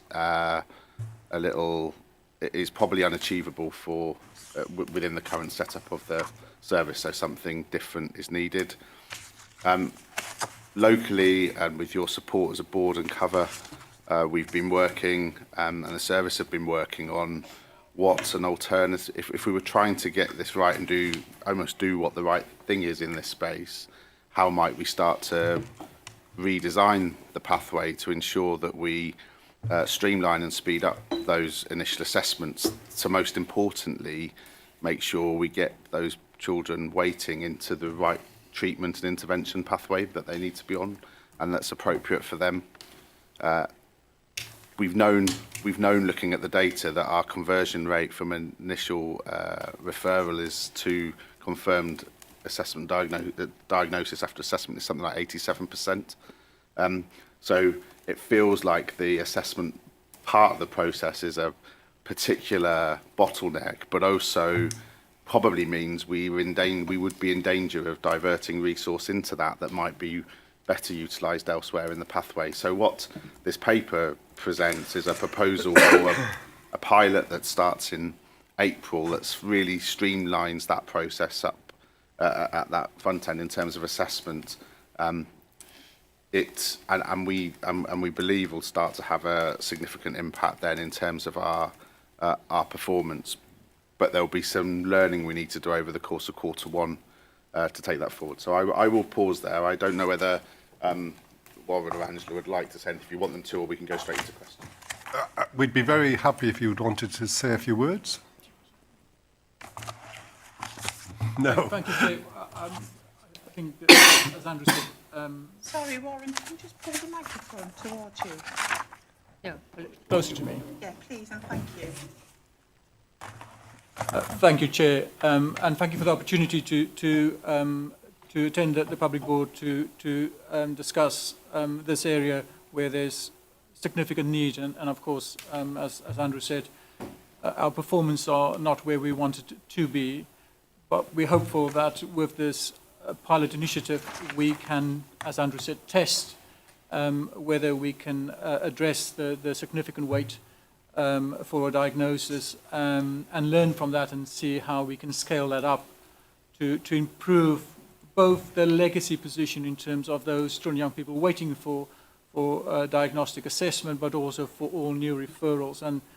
And we appreciate the impact it has on all concerned if you're on a waiting list for years for a diagnosis, and that your child may require specific intervention in the community, but some of those interventions are not accessible unless there's a diagnostic label attached to that.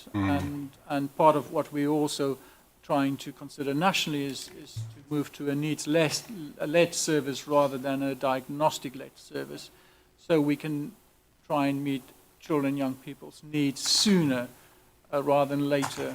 And this is one step, we hope, in the right direction. And of course, doing this not in isolation, but doing this as part of the collaborative work we're doing across NHS Wales for these children and young people that are desperate to be assessed and have an outcome. Yeah, I can't imagine the anxiety that parents and carers must feel if they have a child that's undiagnosed and what that must mean for them. In fact, it's worse undiagnosed than diagnosed in many respects. So anything we can do in this area seems to me to be really important. Colleagues, questions or thoughts? Delith. Diolch, Cadeirydd. Diolch, Warren and team. I really welcome this, as you would expect. I think it's been a long time coming. I've got two questions, really, and you've just picked up on the national issue and what is being done nationally to look at the progress. But actually, I'd be interested as well, and Chair has just touched upon it, about early intervention, pre-diagnosis for these children and families, and what is Welsh Government's take on initial support to these this cohort of children and young families. I do support these plans. As you would expect, I am looking at equity across the Health Board, and I understand we are starting in Carmarthenshire, where there is an increase in referrals. But as part of this pilot, I would expect us to look at equity for our families and children in Pembrokeshire and Ceredigion. But also, I'd like to know what is happening about the communication with our GP colleagues and with our education colleagues within the local authority, because I am aware that a lot of these children are experiencing disruption in education and life opportunities. So those are the three aspects I'd like to ask you about, please. Great. Colleagues, hang on to those for a moment and we'll just see if there's any other questions or thoughts. And then Ewan. Thank you very much. My Anna. question actually links into Delith's, which is, but in the digital part, we're setting up digital intervention, investment in digital intervention, but are we including the education side of it? Are we doing it from the child on, or are we doing it from a service delivery on? Because it would be good if this was in place, like our national health profiles now, if they were followed the child all the way through, so everybody inputs into the same documents rather than having social Education. GPs. So that's my question. Is the innovation in digital going to be looking at it as a child document? A kind of passport. That's what I'm looking. Yeah. Thank you. Thank you, Anne. Ewan, Anna, and then back to Eleanor. No, great, thank you, Chair. And again, thanks to colleagues, because obviously sitting on the Mental Health Committee, we kind of hear direct in terms of some of the patient stories and some of the family kind of testimonies, which are really insightful. Again, welcome what's being proposed here, and just picking up on what Delith mentioned as well, in terms of obviously we're looking at the Carmarthenshire pilot initially, but in terms of how we then kind of relay that to the other two counties within our footprint. But reading in terms of just some of the information here, it's very much focused on schools. And if we're looking at young people as well, what interaction will you have with further education particularly? Because we're seeing a huge increase in young adults, 16 to 18, within our further education institutions across the three counties with challenges around their mental health. Because we're seeing an increasing number of people at 16 who are coming out of schools without even GCSE maths or English, and schools, with no disrespect to them, seem to just pass them over to FE, your problem now.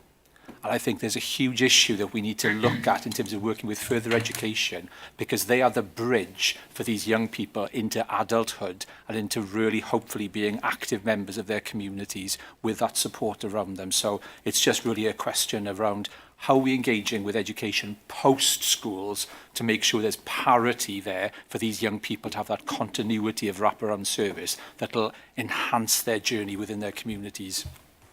Okay, before we, you might want to jump in, before we let's go to Anna and then to Eleanor and then we'll... Yeah, I very much welcome seeing this paper today. I think it's an excellent operational innovation and I really support the team in trying to make the very best of it. However, while we're looking sort of, from my point of view, to the right down the table, actually my concern is more about looking around this table.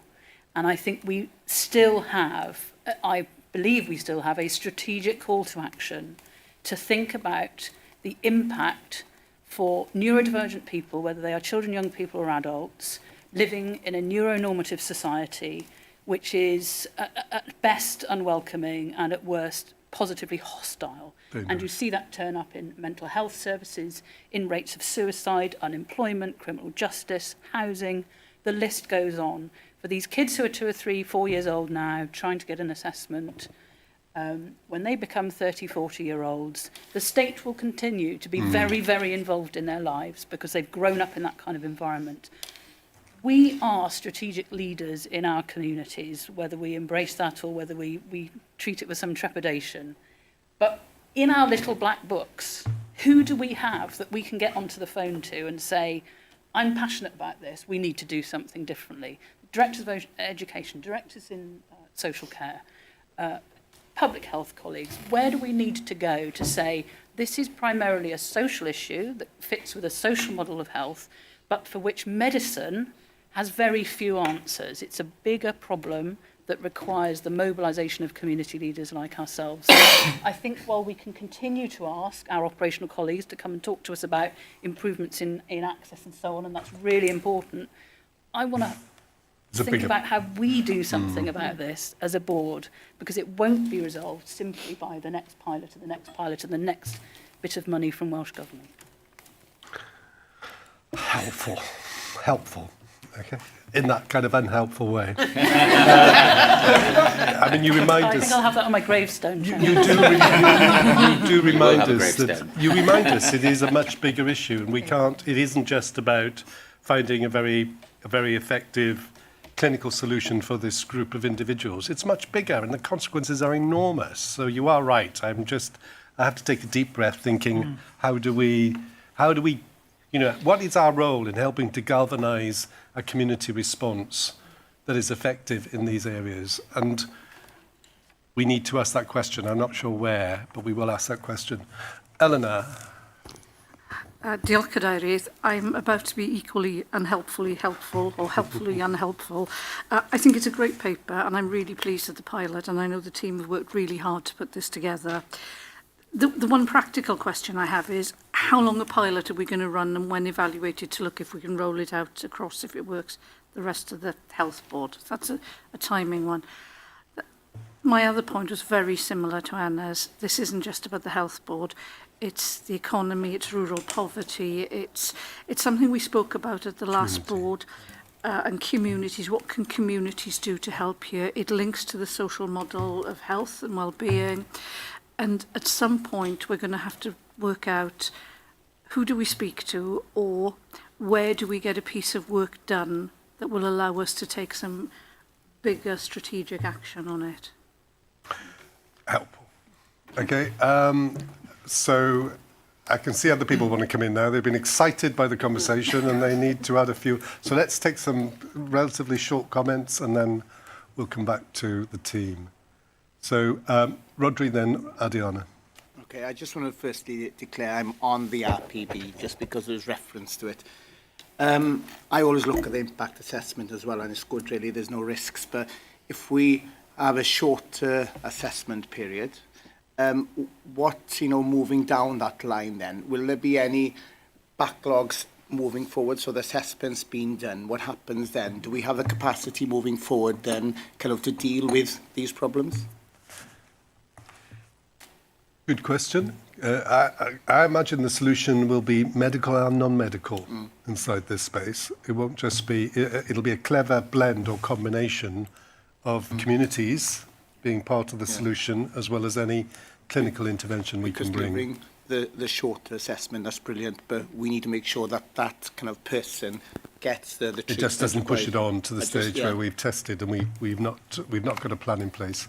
Ardiana, and then I'm going to push down towards the end of the table. Thank you. I'll try and be brief, though the issue is complex, and of course it does require a little bit more kind of assessment because of particularly Anna's and Delith's comments around the social aspects, the inequities, etc. So just from the perspective of linking all both, yes, welcome the paper, welcome the pilot. We need to see how we can accelerate and improve the timeliness to diagnosis.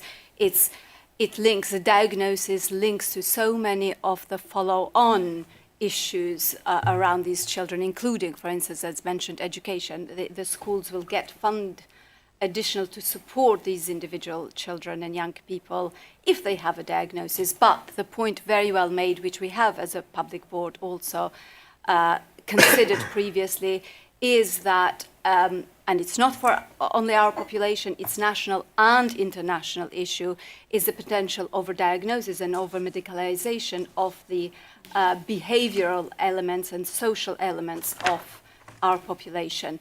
I think a few points that we are working on to link with strengthening our social model for health and well-being is that we need to find more sustainable solutions in dealing with the neurodivergence, and that's the very term. There is no medicalization of that term, is social and behavioral. We do need the national leadership more, and we have made a point as RPB a few months ago at the national level that we need a different approach to this very continuous issue. And we have the Healthier Schools program, so I'll link Warren and Angela, I will link a little bit closer with our Healthier Schools programs, who are very engaged with our schools and work very closely. So I don't know how we can further kind of strengthen these two elements. And directly as part of the social model for health and the Centre for Social Innovation, one of our 3 priorities for social innovation is mental resilience of our children and young people. And we have just submitted, I know the team, with the public health team, we've submitted a research proposal for examining some potential causative factors, inflammation with autism, in order to sort of go upstream, really, in preventing some of those behaviours. Thank you. Thank you, Ardiana. That was very helpful. Andrew, Warren, team, Eddie, you haven't got to answer all those questions, or you can just comment in terms of your thoughts and ideas. Suggest if I could just comment on the strategic bit, because it ties into a conversation we started to have at the end of our IQ50 meeting yesterday. But then there might be, I'm just thinking of specific things around where the pilot is, the timeline, and then the impact in terms of treatment and intervention, that next start, how it helps that, I think would just be sort of Warren and Angela would cover. So just on the strategic piece, I think it's a really good conversation, because yesterday in our IQ50 meeting, we had another conversation around this paper ahead of today, but we also had a paper on paediatric dietetics. And I think what we started to reflect on, a few of us, was just the broad range of issues that are affecting children, young people, that might not all be necessarily purely health related, but that there was probably duplication in terms of some of the individuals involved, because they might be accessing more than one of those services. Things around eating disorders. There's a number of areas here that start to potentially overlap, and I think where we were getting to, and I have, to be fair to Ardiana, not in that meeting and I haven't had a chance to speak to her, was whether we could start to think about what data and information we need from a health board perspective to start a conversation, but then actually probably that goes into the IEG, so our joint meeting with Directors of Social Care, but also into our RPB space and the Children and Young People's Board that Ardiana obviously is jointly leading with Michael. There's a real opportunity there to have a joined up conversation about how some of those issues that will be affecting education and that are affecting health and other parts of the system, there might be some joined up thinking there that would help address that, and it might not all be and how we do that together. So that was all I wanted to say. So we were getting to a similar place yesterday morning when we were considering a few different issues. Great. Okay, Warren. Thank you, Chair, and thank you for all the very helpful questions. And can I just thank Eleanor and Anna for your observations and comments in terms of this is a whole system approach, and that, yes, of course, there's a role within mental health that we play. However, it's not the whole story in terms of the services that's required for these children, young people, their loved ones and carers in terms of meeting their day-to-day needs. And there's work to be done. And thank you for that challenge that's been posed. I think it's a challenge for all of us. We're all part of that system, and it's about how we break down some of those barriers and work in an integrated space to address that and moving forwards. And that applies to so many other matters we deal with from a health perspective. So thank you very much. Very encouraged to hear that at board. I think that the other thing to reflect upon some of the broad questions in terms of the integration and interfaces with agencies across the health board footprint and nationally. I think just to acknowledge that we are talking about 11 whole-time equivalent staff working within the ND team. So I think we also need to be pragmatic in terms of what we can expect that team to focus upon and deliver. It's a very small team. They're an absolute dedicated team, passionate about the field they work within. But we also need to safeguard them in terms of what we expect them to try and deliver and how they deliver that. And therefore, the strategic discussion is a discussion that most probably needs to happen outside the remit of that team. But those points are well made, and as already been addressed, there's discussions that's ongoing that we need to get some more traction to address that wider discussion in terms of further education, schools, and other partners, including our third sector colleagues. So I'll pause there. What I'll do is hand over to Angela just to address the specific question about the pilot, the scope of the pilot and the duration of the pilot, and just a question about the Carmarthenshire aspect of the pilot. Thank you, Warren. Yeah, in terms of the pilot, our aim is that it is a health board wide approach, not just specific to Carmarthen. So I'm sorry if there was some early indications that it was only for Carmarthen, but certainly our service model currently is that we adopt a whole health board approach, and we'll continue that, and we'll work then with our colleagues in paediatrics and health visiting to identify those early referrals that we know are of a high quality and contain the necessary information to meet the diagnostic criteria without the need for the additional very intensive assessments that are done in some areas. So we are aiming to start mid-April, so I would be looking at Q1, certainly having some clear evidence back in terms of the outputs and the outcomes. And we are also going to communicate with parents and carers to get their opinions and make sure that they are fully involved in that process and have a voice in the delivery of future services. Going back to some of the questions, just to give some assurance, I think in terms of, I've just gone by question 1 because I can't remember everyone's order, so bear with me, please. So question 1, in terms of GP and education, as it was Delis, we are fully involved with our education colleagues. We work closely with them. We've got a pilot in Pembrokeshire that's been running for a number of years with education about early intervention and prevention, so that we've been looking at trying to prevent the onward referrals by staff in the education service being able to direct parents to the right resource and then sort of reduce the need for a diagnosis, because what we found is that not everybody requires a diagnosis if they're given the right help at an early time. on that note, we are almost ready to launch our website as a health board in terms of ASD, which is across the age range, and it also includes ADHD as well, so it covers all areas of neurodiversity in that element. So I'll be pleased to share that when we get the definite launch date, and hopefully we can go through our comms team then as well to make sure that it is clear. Question 2 then, in terms of digital opportunities, we are working closely with our team to scope out those opportunities. There are some really exciting packages out there, but they do come at a significant cost. So we're grateful for the support of our executive team in allowing us to explore those and then to look at a potential pilot. Welsh Government are also looking at a pilot in that area, so we might be able to work collaboratively and be a pilot site as a health board. So that's an exciting area.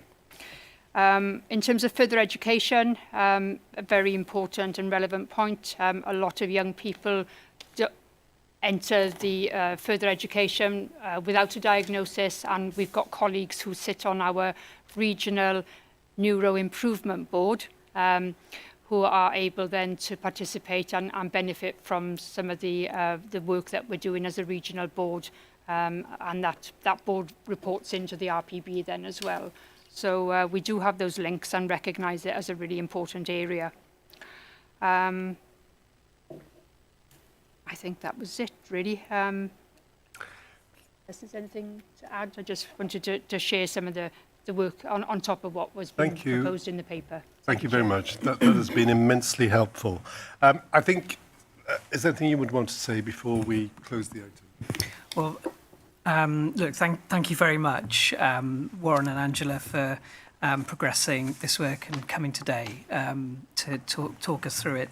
I was just also reflecting on Anna's question. I've had a few minutes, which has been echoed by Eleanor and Daleth, which is a big question because, as you say, it's a system issue, and you were challenging us to think, well, how could we bring together all the relevant partners involved? And I think because I think when you ask that question, everybody takes a slight gulp and wonders how we approach that.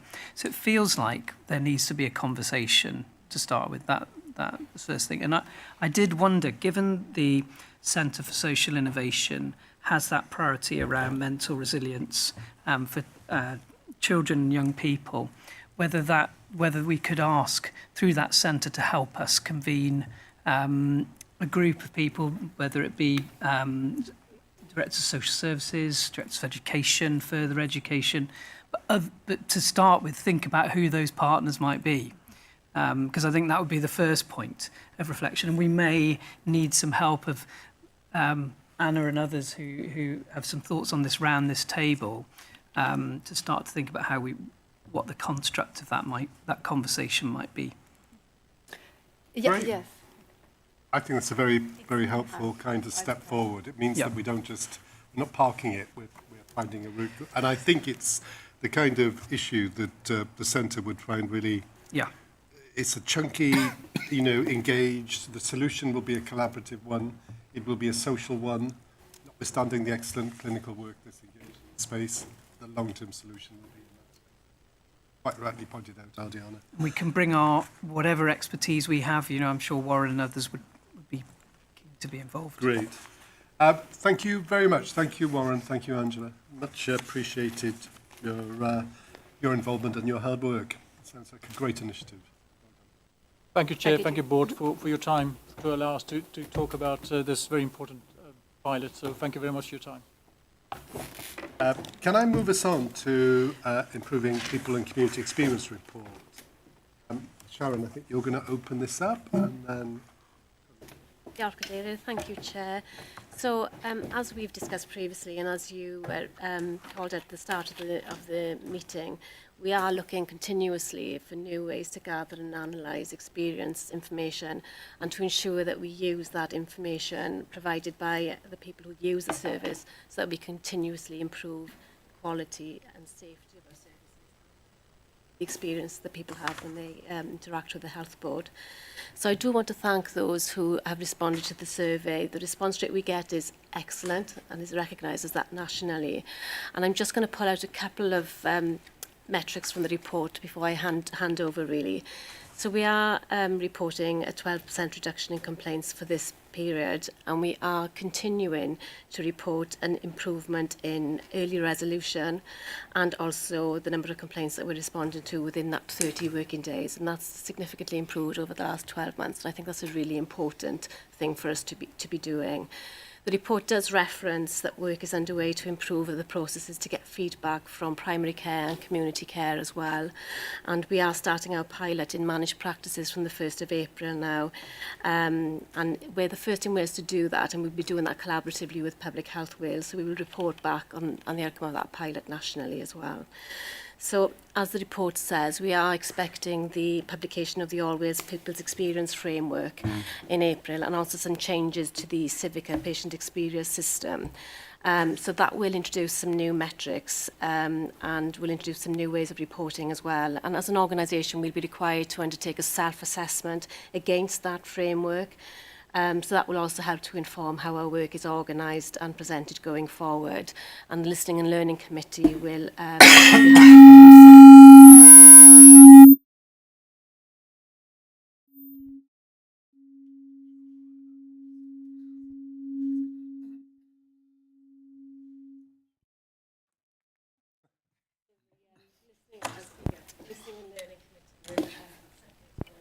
I'm sure if you put your speaker on. that helps. So the framework also indicates that there's a requirement for teams to identify their priorities as well. So I thought we'd go a little bit ahead of schedule, and I've asked some of our colleagues from midwifery to come today to present. So I'd just like to introduce really a relatively newly appointed Director of Midwifery, Dana Scott, and also Interim Head of Midwifery, Kerry-Ann Llewellyn, to today's sessions to provide an overview of the work that they're doing within maternity services in this space. And also just to sort of recognise that we appreciate we're in the company of celebrities, who, as they've recently been on Radio Wales, accepting 3 Marvel Awards, where they went to London and accepted 3 awards which were related to culture and team working, and actually came away with the UK Workforce Award. So you won the overall award, which is excellent. So I shall hand over to them now. You're very welcome to join us. Thank you. It's lovely to be here. As you said, I'm Dana Scott, so I joined in December. It's a real pleasure to be here. I'm so excited to come to West Wales. It's on my bucket list to do. Pull it a bit closer to you. No, you can just move the head of it. Oh, is that better? Brilliant. Perfect. Yeah, no, I was really excited to join the team. Is there a red light on, Dana? Sorry, is there a red light on the mic? Is it? Yes? Yeah, good. Yep. Thank you. Yeah, I was really excited to join the team, and I can't take all the credit because this is what my team have done. This is what I've sort of come into to win these awards. And I think it's all related to patient experience, staff experience. And I think what the team did really well, and what I feel what has come away from the awards, is we're so busy in healthcare. We do the rinse, repeat and recycle approach to try and get things done.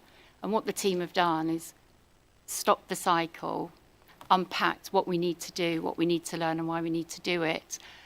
And I think the reason they won the award was because in unpacking the rinse, repeat and recycle and stopping that process, we've engaged a workforce who want to understand how we produce the work we do, but more so when things go wrong, what can we learn from it? And that whole process of that unpacking created psychological safety in maternity, and we talk about it all the time. Staff aren't afraid to come and have their voice heard. They feel validated and they want to learn. They're eager to learn. We have great attendance when we're talking about a lot of these issues. So what do we do well? It's somebody literally saying, let's stop. The automated conveyor belt we all jump on in the morning to get through the day, and how can we deliver our service slightly differently? So Kerry-Ann's been really vital to that, and the team that are around her have been really vital. So I feel the awards are the start. We're hoping that we'll get a bigger cabinet at some point because we're on a trajectory to get some more. But we want to get them because we value what we've done and it's making a difference. So I'm going to hand over to Kerry Ann to talk about a patient experience. And I know this is the first time for the board, so the team's put a lot of work into this. What I've taken away from the presentation that you're about to hear is in the presence of an empathetic witness, we can greatly reduce the trauma people feel sometimes when they come to us, some of our services. So I'll hand over to Kerry Ann. Oh, thank you, Dana, and thank you everybody for this opportunity. We're really excited to share what we do as a maternity service and sort of share our vision for the future. So the maternity service for a very long time has used various different indicators to measure quality, to measure what does a safe, high quality, effective service look like. Historically, those measures have really looked at clinical outcomes. They've looked at a maternity dashboard. They've looked at actual tangible clinical outcomes, but very few of them or ever have looked at what does that feel like for the woman who experiences that service.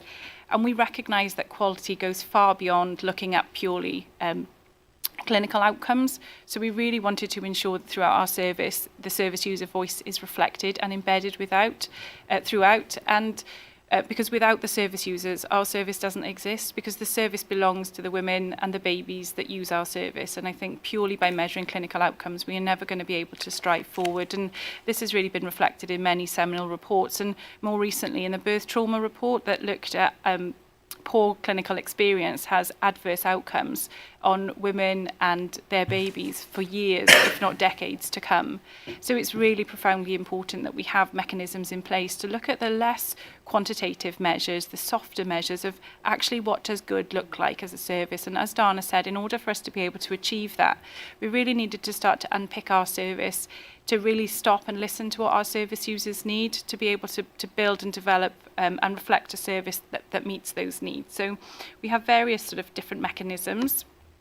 By and large, our service users are young, engaged women, and they want more innovative, more fruitful ways to be able to share their feedback. So yes, we use Civica, we use formal feedback processes, but it's also those softer measures of what do we learn from the duty of candour process? What feedback do we share from social media feedback that women share?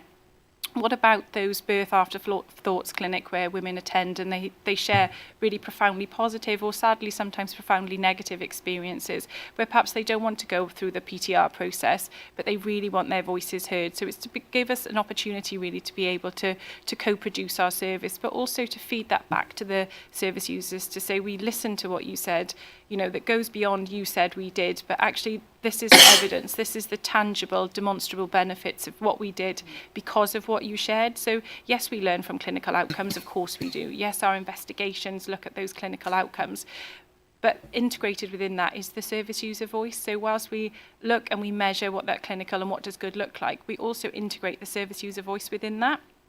So I really wanted to highlight a very seldom discussed topic, if I'm honest, and that's baby loss. So the stillbirth rate in the UK is 4 per 1,000. Fortunately, in Hywel Dda, thanks to lots of the work that's been undertaken already, we've seen a positive reduction in the stillbirth rate, and that's something we're immensely proud of. We're continuing to work to reduce that. But sadly, several babies are stillborn every year or die shortly after birth. So whilst we often can't change, we can't modify those outcomes, the patient story that I've shared on page 20 of the slide is really, I think, very harrowing. It talks about a woman who was on holiday in our area, entered our service and was informed that sadly her baby had died. But actually, in providing compassionate, women-centred care, we were able to provide her something that she didn't think was ever possible, and that was the opportunity to actually make lifelong, everlasting, happy memories with her baby. And I really wanted to highlight that even in the face of adversity, even when there's poor outcomes, poor clinical outcomes, actually compassionate, woman-centred care makes all the difference. So it's not just what does that measure look like. So where before we would have looked at a live birth as a good quality outcome, and of course we wish this story was different for this woman, I think this story is quite unique in the sense that it really highlights something that we don't often talk about.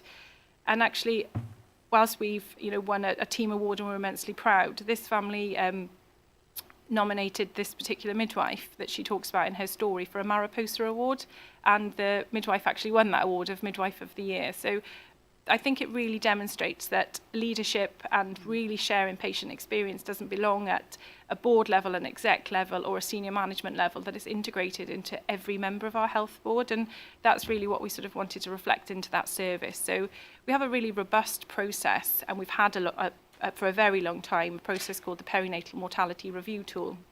And what that does is it's a process of a multinational, it's a systematic approach to the investigation that aligns with the rest of the UK. But several reports and our own quality improvement project locally identified that the bit that was missing from that was the service user voice. So what I think is important, or what is clinically important, might not be important to that family, and the report should exist for the family. It's to give the family answers. And the language that we use in those reports, those lost babies aren't a case to learn from. That they're their baby, they're much loved, much precious babies. So it's really about having that opportunity to be able to make sure that that voice is integrated, and then to be able to go and take that feedback, or that softer sort of qualitative that may not be formalised, it may be something that's said during those meetings, but being able to build up that relationship and that rapport, and being able to feed that back into the systems. So we have a very robust risk and governance strategy across maternity and neonatal services. But as I've said, that patient feedback is really fundamental into that. So, this is the clinical outcome, and this is the woman's lived experience of what the impact of that outcome was to her, and how a different clinical care would have resulted in a different sequelae of events. So it's really important for us that we have that opportunity to co-produce. So where there are opportunities to learn, and some of the sort of the softer stuff around when we have telephone advice documents, for example, that when women have had poor information over the phone or they didn't feel listened to, that actually they then become a part of that development process. So when we're developing those telephone document advice, that we share it with those service users and say, do you feel that this set of questions is helpful? How could we ask a question that better suits your needs? And I think we have to be really honest that we're not on our own as a maternity service. We often talk about hard to reach communities, but do we mean hard to reach, or do we mean easy to ignore? So actually, what systems and processes do we have in place to actively engage with service users who perhaps aren't so engaging, because we have generally a single demographic that respond to QR codes, to feedback. But how do we reach those communities who often don't have a voice, those marginalised women who perhaps don't speak English or have poor educational attainment, who aren't able to complete surveys or feedback? So we have a dedicated public health midwife, and also work very closely with our patient experience midwife to actively engage with the outreach team to reach into those communities, to ensure that the underrepresented communities are actually represented, and how we get representation within our forums, within our teams, with our Maternity and Neonatal Voices partnership. That's a significant piece of work, and that's not a challenge that's unique to Hywel Dda. But I think we have to be really honest and say that there are improvements that we could and should be making, because we know that the women from marginalised backgrounds are the most likely to have adverse outcomes, both for themselves and for their babies. So we have a duty to make sure that the underrepresented voice is represented. And I think we have to be really honest where we haven't done well, and we don't always do well. And our responsibility isn't to defend the indefensible, it's to be open and honest, to be candorous and say, I'm really sorry, you're absolutely right, we didn't do well there. Let's work together, let's learn together, let's see how we can improve that. And to have that continual narrative, I think, with those women, to say that, you said we did, you said that that telephone advice would have made a difference to you, so this is what we've done about it, how does this then feel for you? And that's just one example. We've got multiple examples that we could share. So I think we are hugely committed to improving the patient experience, the woman's experience, and there is improvements that we can make. And I just wanted to highlight as well that we had an action plan from Llais. So what we were able to do is sort of embed those actions, and a really important one that we, from that thematic review from service users, was women feeling isolated and alone during their birthing experience. So we'd had a long-held process where women in active labour were supported by a birth partner, but that they felt very isolated within hours that their partner had gone home, and that they were alone on that ward. So being able to work with our wider teams to be able to implement a pathway that was both safe and robust, where partners could stay throughout the duration of that stay, has been a really positive, innovative approach. And that has largely come from service user feedback. And you'll see throughout the report there that there are several examples of that. And I think it's also about scale and spread. It's about celebrating what we do well and how we can share that across not just our organisation and the other directorates, but across Wales. So one example of that would be the neurodiversity passport. So a number of women, either with a learning disability or who are neurodiverse, will enter pregnancy.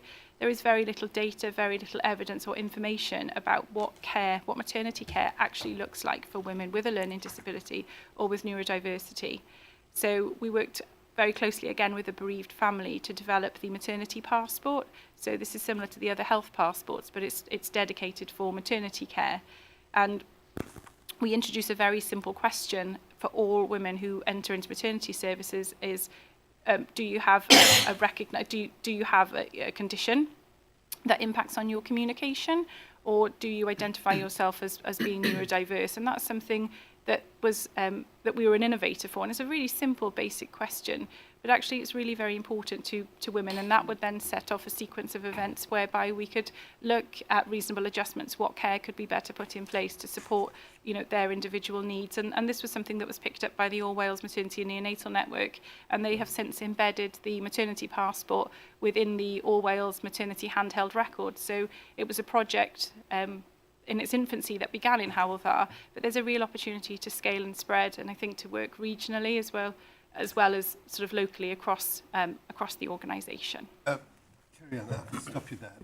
Not because I haven't enjoyed hearing what you've said. I think we all have. It's fantastic. And I read the case study and I welled up. I was thinking, I can't see the line here between the patient and the provider. It was just so together.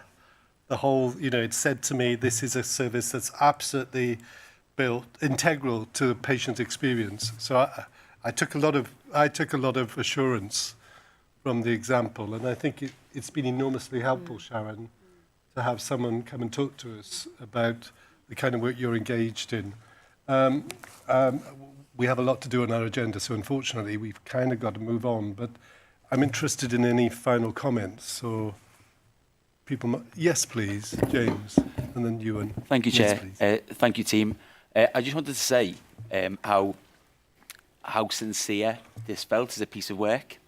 I was really curious to think about where else we could learn from some of this work. So it feels like you've been able to create a culture that stops the rat run, allows us to just recalibrate where we're at in terms of what business we're in. It's very easy to get focused on certain piece of terminology like performance and numbers, but actually what comes through is the person we're serving and their family. And I suppose, Sharon, it's something for us as clinical leaders to go away and think about how else can we learn from that, because we've got to stop other professions, services being on that rat race, and it sounds like we've got an opportunity to learn. So I think it was more of a acknowledgement of the compassion that's been shown, but also a commitment that we've got to take this forward. Absolutely. Thank you. Before you come back, I'm going to Ewan, and then I'll come to Donna. Okay. Yeah, thank you, Chair. And again, agree.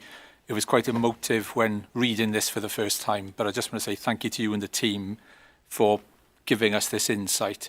One thing which kind of stood out for me was just to look at it from a slightly different angle.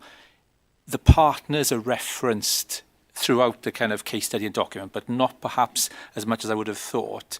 And what I'm just wondering is, in terms of for the partner of the mother who goes through a bereavement, whilst the service is there at the time of loss, it's the partner who will be dealing with the psychological and emotional trauma, which may last for months, even years.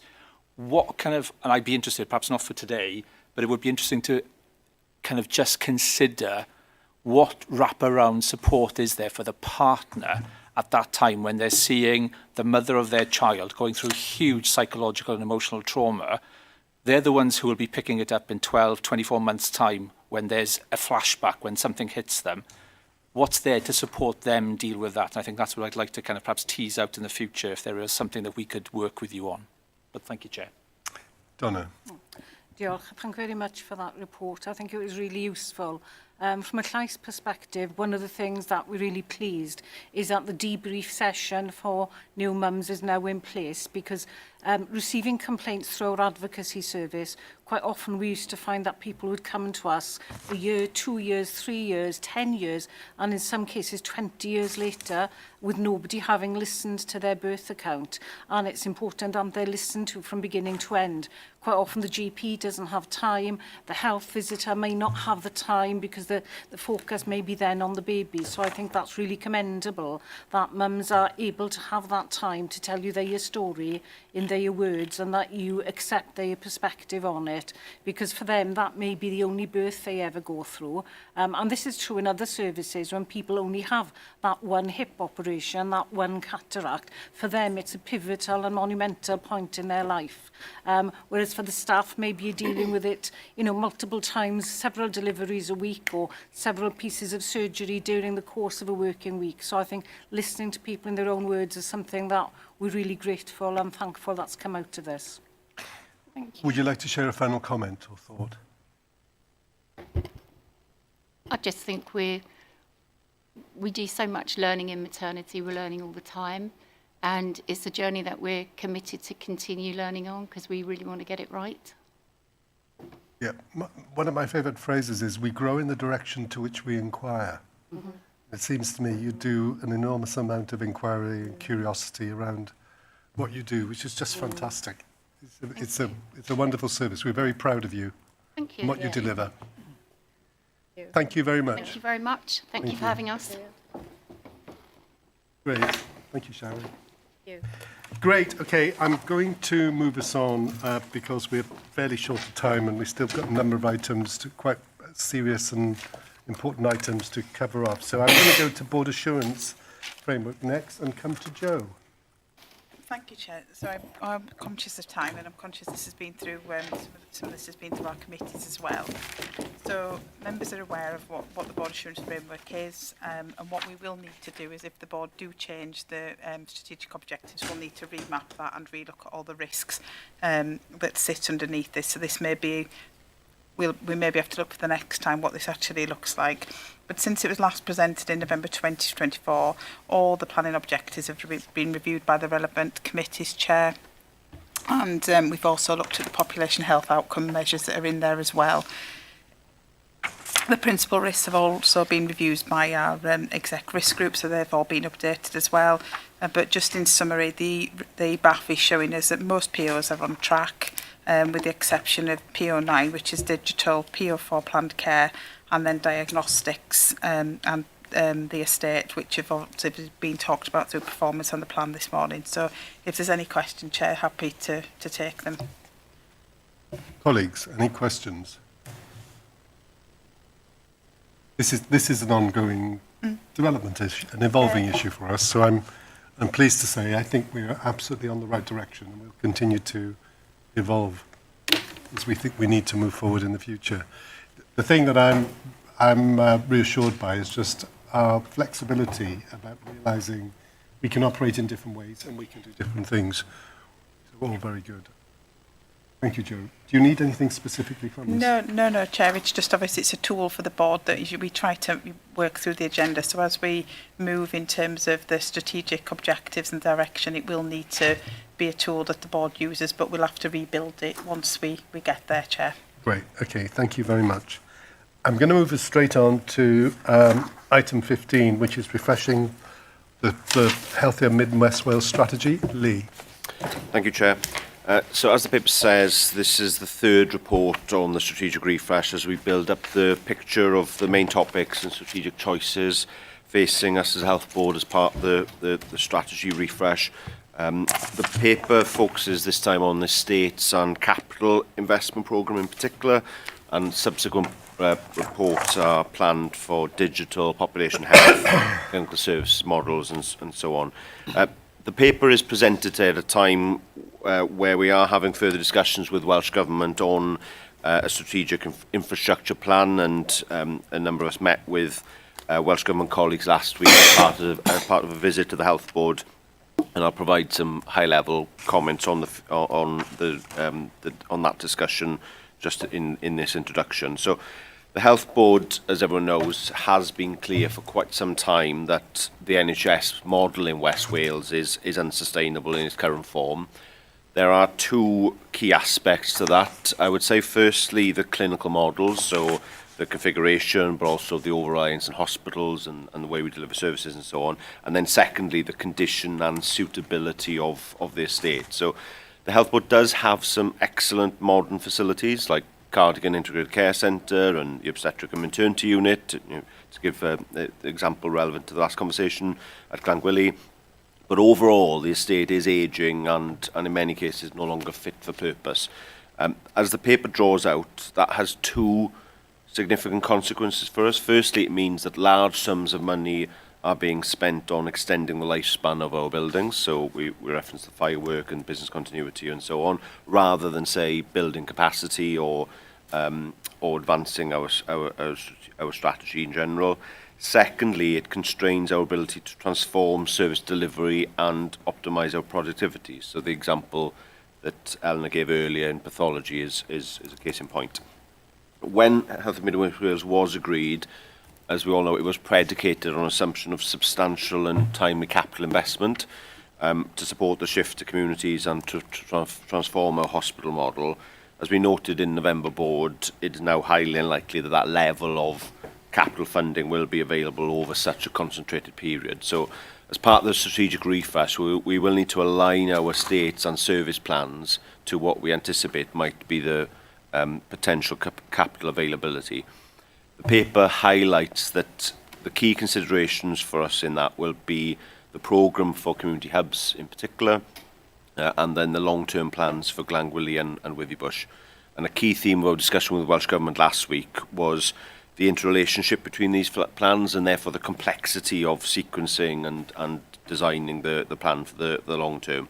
We also reflected on the need to ensure value for money in anything that we do and longevity from our investments, recognising the potential conflict that exists between making necessary improvements today and the challenge of uncertainty around the long-term future of individual sites. So the paper that presented today doesn't seek to provide the answers to all of those questions, but does aim to frame the predicament of the Health Board and some of the considerations for us as a board. There was agreement with the Welsh Government last week of the need to agree jointly a strategic infrastructure plan for Hywel Dda, which is very positive from my perspective, and there was recognition that our clinical model is unsustainable and an acceptance that Glangwili and Withybush in particular will require either substantial refurbishment or replacement over the next 10 to 15 years, and obviously there's a substantial cost implication of that. So I'm anticipating that the key to working through all of this will be agreeing a phased approach to the capital demands, and so the phased approach to the programmes. The capital demands are flattened over a longer period, even if the total cost may end up broadly the same as what we've presented before. That may also go alongside us rethinking exactly what has to be on an acute site, for example, and what doesn't. So there'll be a number of considerations for us in that. So we committed last week to consider these options ahead of a follow-up meeting with Welsh Government in 3 months' time, and obviously be happy to feed back to the board following that. But I'd be really interested to hear board's reflections on the paper today. Thank you. Thank you, Lee. Colleagues, thoughts?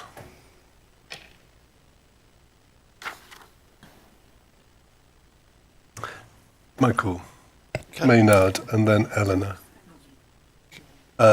Michael, then Eleanor. Yep. Can I ask Lee, just the point you just made there about the discussion with Welsh Government. So is there a kind of a bit of a chicken and egg situation here where until we know broadly what their support is, that we are, how much we can commit and how much of our blueprint can be nailed down, and then so it's just trying to get that kind of dynamic in my mind. You said the discussion you suggested was they were accepting what you were saying, but what's the outcome of that, and how quickly does that happen? Because we want to get on with this, but it just feels a bit of a chicken and egg situation, if you know what I mean.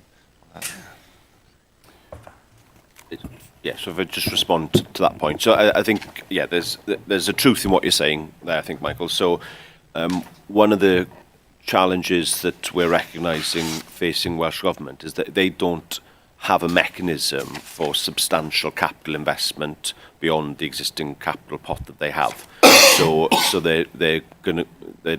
they've committed to trying to work through what the options might be to address that.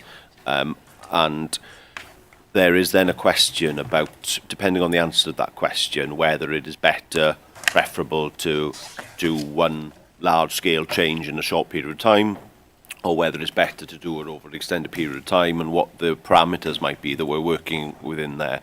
So I think there is a chicken and egg kind of risk, if you like, to that. But the answer to that, I think, is the commitment from both ourselves and Welsh Government to work together to work through those questions in an iterative way. So I'm optimistic, and Phil might have a reflection as well, that I guess if we can work together on those questions in conjunction with each other, then we might be able to get to a strategic plan that works within the constraints that Welsh Government have, but at the same time deals with some of the challenges that we've got. Eleanor. Diolch, Cadeirydd. I suppose my comments on the paper fall into 4 categories. And again, thank you for the paper. It sets out the challenge ahead very well. From a patient perspective, some of the areas in which we treat patients are pretty appalling. And in particular, in some of the visits I've done to some of our mental health facilities, if you look at buildings like Wellfield Road, Gorwelion, amongst others, they are pretty poor, and I cannot imagine that it is a good physical or mental experience to go into them. So I think looking at estates from a patient and people-centric approach is important too. I think equally, and in some of the ones I've quoted, including the Cell Path one, the experience of staff working in these areas is something we need to take account of, both in terms of productivity and well-being, and the ability to do that. And then maybe to slip more into the strategic, fully accept Welsh Government have got really seriously difficult capital decisions to make, be that in health, education or anywhere else. So none of us are expecting big lumps of capital. There's 2 sides to that. One, I think we do have to be very open-minded to other sources of capital. As you've set out in here, the private sector can often raise capital. It needs to be serviced, but we need to think about that. Partner organisations, I think these are starting point. We need to think really creatively around that in order to deliver the quality of service that people in our area deserve. And I suppose one of the questions that comes from that is how creatively are we thinking regionally in this space? The second bit is about our more community integrated facilities. People feel lucky that we've got Cardigan. They shouldn't feel lucky. It's a brilliant facility for the people in the area. It's a great model to try and look and roll out. The one in Aberaeron works really well. My concern is the pressure on somewhere like Cross Hands to reduce in scale contravenes our design principles of a social model of health that we need to go. So it's a level of both understanding, wanting to be creative, and actually can we keep in line with our design principles too? There's very few questions in there, but they're mostly comments on where we're at. Thank you, Eleanor. Well made. Lots of things in there we would all agree with. Bill, do you want to say something? Yeah, thanks very much. I mean, this is a really important piece of work, this strategic refresh, because for our public and our staff to know, have a clear sense of strategic direction from us is really key, so that we can all align behind it as well as our partners as well. So it's good that we're starting to shape how we might think about this piece of work over this year. We're going to need to make some progress on it. I think the conversation with Welsh Government, I think I agree with Lee. It was a good conversation, and I think, as Lee said, the chicken and egg issue probably will be resolved through us working very closely with them. to help share a greater understanding of our issues and challenges and what our priorities will be. The difficulty will be, I think, that we will have a lot of priorities, whether it be trying to, as you suggested, improve our hospital estate, provide much safer, high quality environment, which produces a better experience for our public. But on the other hand, the real need for this community estate, as you've mentioned, cross hands, but there are lots of areas which would really benefit from the kind of facilities that we've got in Aberaeron and Cardigan. So therein lies the challenge. And I think if we work through that with Welsh Government, we can then work out what the priorities are. And then they can work out how the capital allocation works. And we're likely to have to be innovative and creative about which financial models we use. We're going to have to consider the options that might be out there with Welsh Government. And lastly, I agree with you around the regional approach. I mean, we have set up our regional joint committee recently. We most of our services relate to Swansea Bay particularly, but of course we've got Mid Wales as well. We just need to make sure that we don't over-duplicate in capital, and I think the Regional Joint Committee provides us with an ideal space to make sure we don't trip over ourselves in that sense. Great. I mean, the more I think about it, the more complex it appears as a picture. In fact, the deeper you think about it, there's enormous considerations here, and I think the clinical services plan plays throughout this idea of what kind of organisation do we want to look like in the future, and this is just phase one. You know, phase two would see all kinds of additional radical change. I'm also minded, I have a sense in my head that we should set ourselves some clear goals. Radically, we should say this is as many beds as we will need in the future across the whole of Hywel Dda. Now, we might need conventional hospital beds where it will be absolutely necessary for someone to be in one of those beds because they are receiving particular kinds of services. On the other hand, we might need very different kinds of beds as we have an ageing population and the demography changes. So for me, the model is likely to be quite a sophisticated model, and against that kind of long-term sense of what is it we want to look like and become, I think you're right. I think how do we maintain and sustain and repair and restore our estate as we kind of go into that process. So it does feel to me like an enormously complex, challenging kind of strategic aspiration to work out what it is we have to do in there. And all power to the team, you know, kind of starting to think about this and to have conversations with Welsh Government about what that might look like. I think we need to have a sense of what it is we want to be in the future that takes into account the broader strategy, that takes into account if our social model of health is really embedded and working well, that will have such an impact on how people use our services, how they engage with us. We've got to try and understand the future picture from a whole series of complex changes that we might not even be in control of. I'm not saying this to frighten you, Lee. I'm saying this to terrify you. I'm saying this because I think you're doing a great job, and I think you're in that space. I'm just mindful of whether we need, as a board, to do a bit more work around our thinking on this issue, and whether we need to, within the context of a development centre, just give more time to this, because we do think strategic, strategy is the most important thing that I think we can contribute. So I'm keen that we kind of give some more space and time to this, and maybe that might be a way in which you can share your thoughts and ideas inside that space and test them against the kind of thoughts of the board at the same time. Can I just to completely agree, and yeah, it doesn't scare me because it's already something I'm trying to grapple with as best I can. So I sort of understand the complexity of it all, and I think what we came to the discussion last week was the order in which we do things becomes quite quite a key question for us, and linked to that, Phil's point around priorities within that, because everything has a consequence on everything else. So, you know, Eleanor's point about cross hands is very relevant. That came up in the discussion because certainly if one of our aspirations was to take things off the Glangwili site, for example, in order to support the redevelopment of that site, then cross hands could be important to that, and taking and considering them separately is not really something we should be doing. So there's a whole complex set of questions for us to work through, and we've committed, as I said, to try and work through that over the next few months and consider the options. And I think it would be helpful to perhaps through a board seminar to explore those in a bit more detail with board members.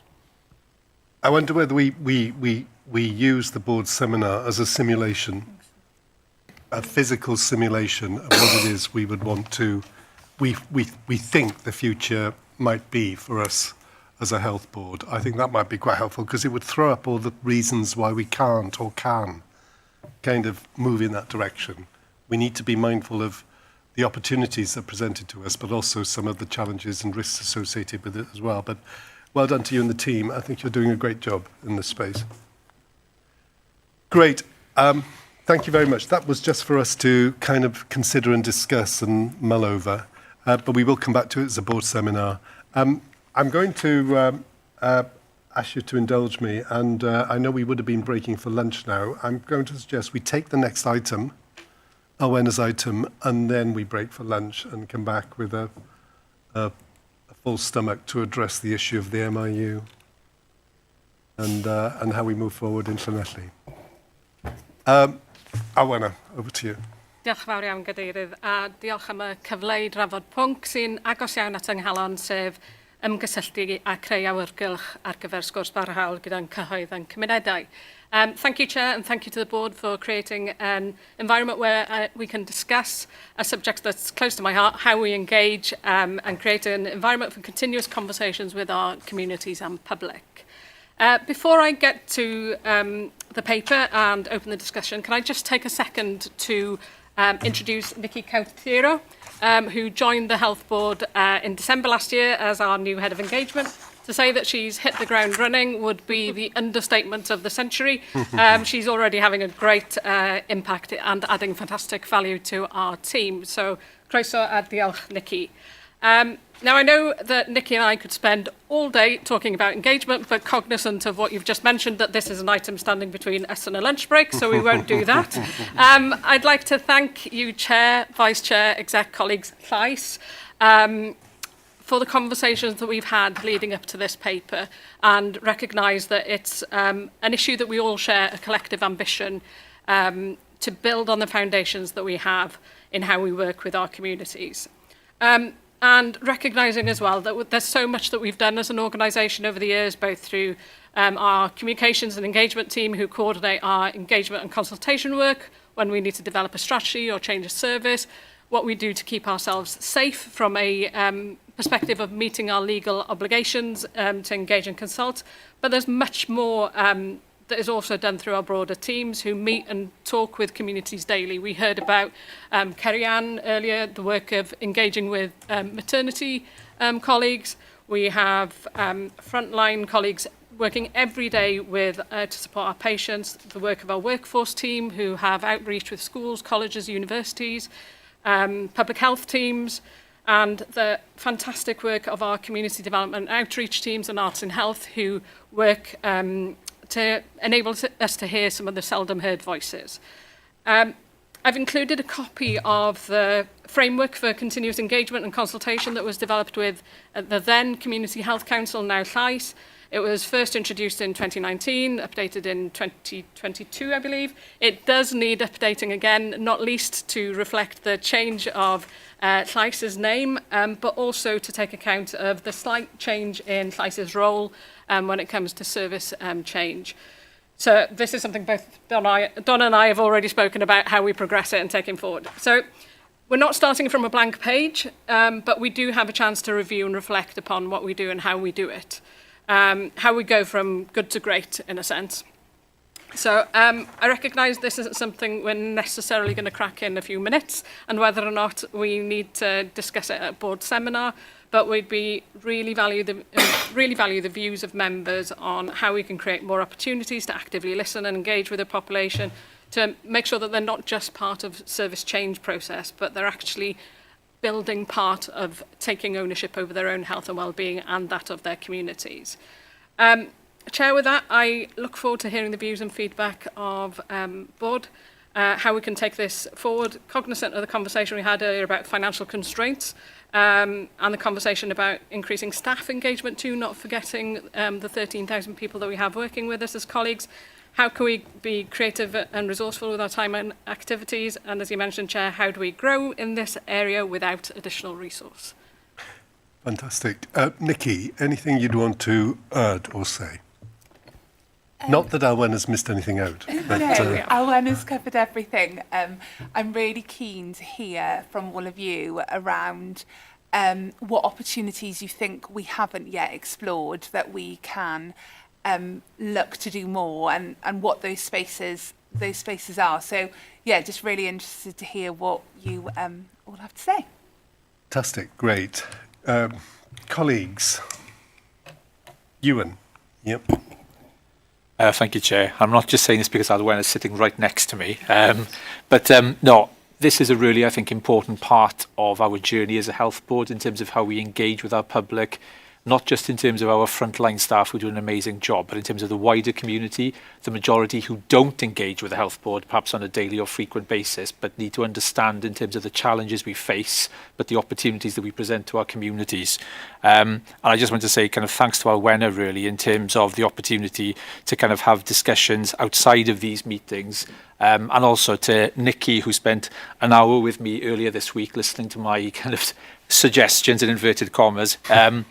But I think it's really important in terms of, on the wider piece, how we engage with our communities can't be a one-size-fits-all. And it's that bespoke piece of engagement, which I know Alwena, Nikki and the team really want to kind of look at.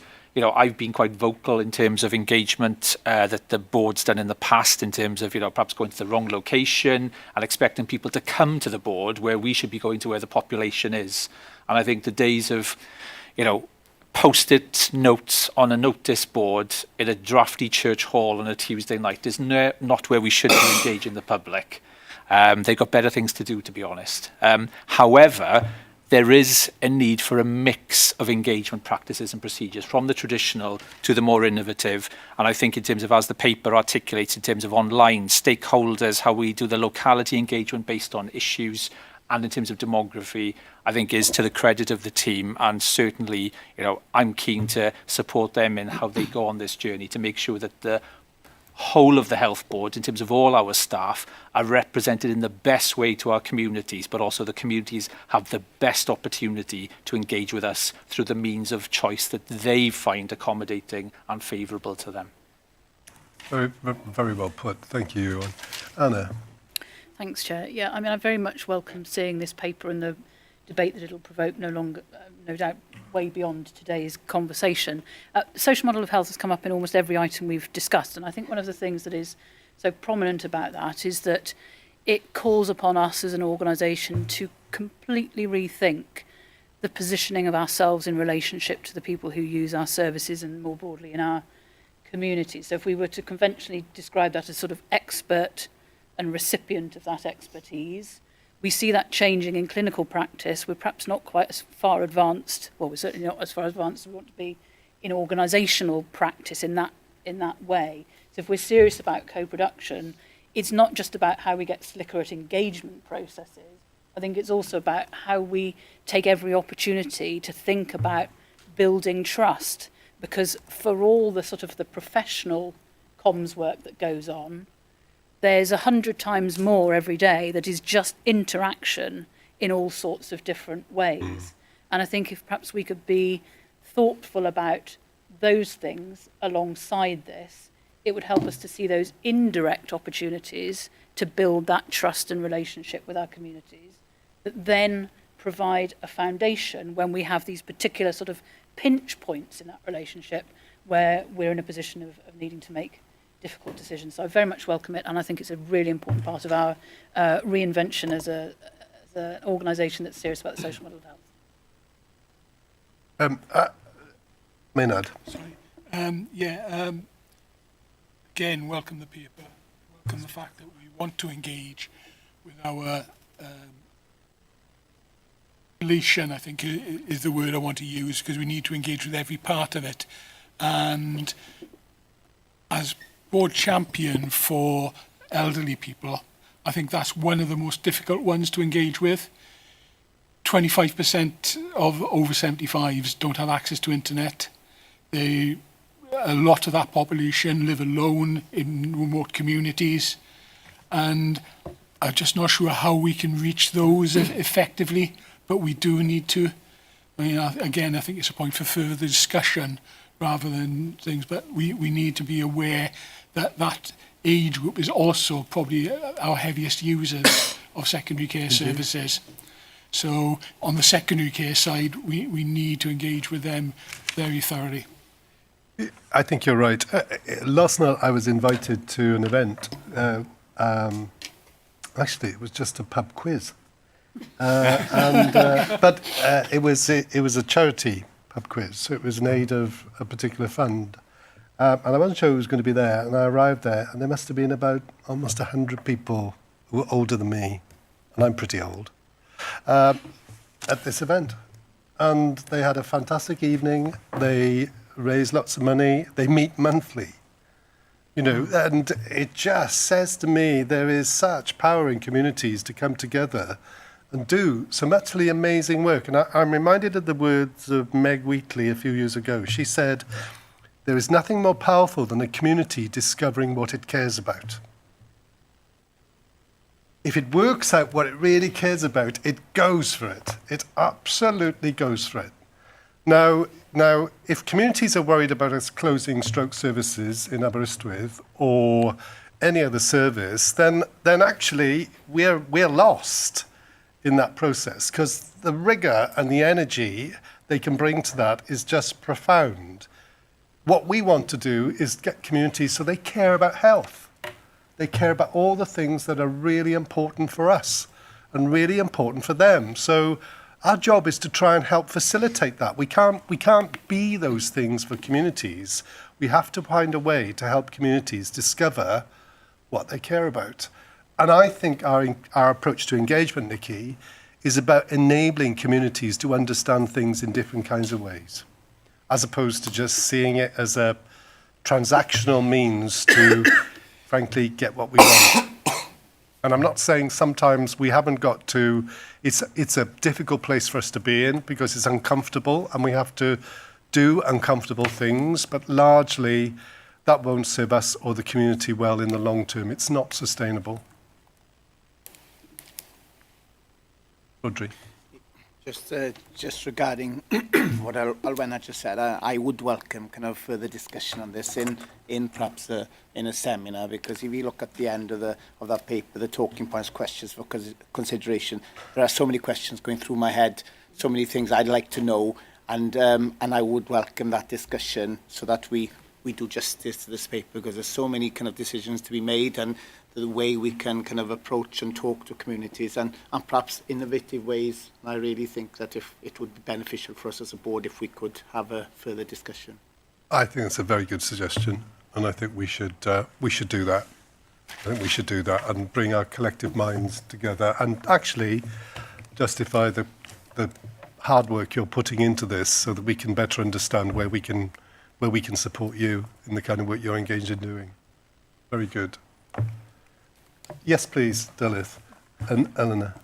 Sorry, do you mind me getting down? No. I think a key question here for me, though, and as a member of the community as of the 1st of April, is, so watch this space, you never know, I might come. I think it's the listening, it's not just the talking.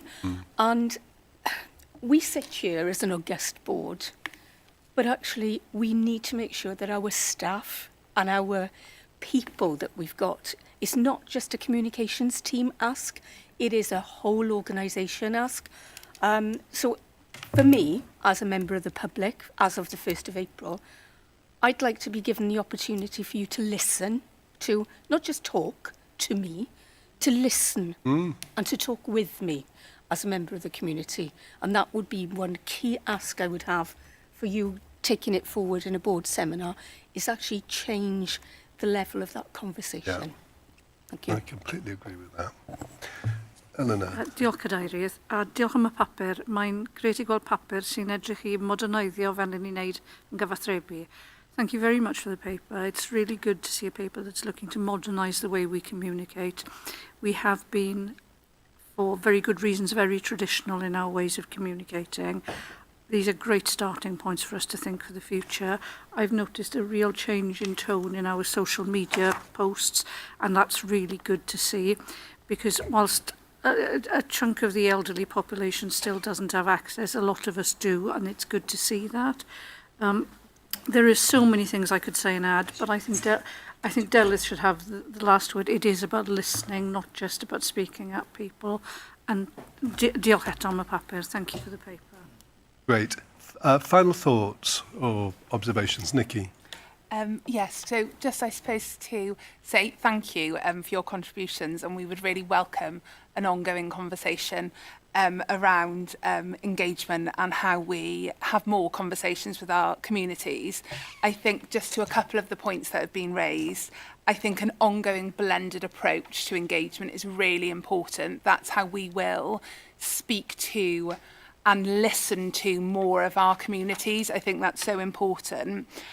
We talk a lot around meeting our communities where they are, but I would open up to a wider consideration. It's not just about meeting our communities where they are, but it's where our communities also want to meet us, because it's not just about going into their spaces if they don't want to have a conversation with us in those spaces. So it's around understanding where they want those conversations to happen, not just going to where they are.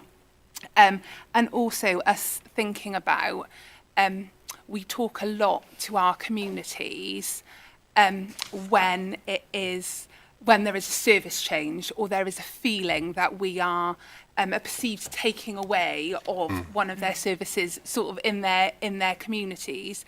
And actually, if we can really get this continuous engagement right, we will be having ongoing conversations with our population. So it's not just about when there's a service change happening.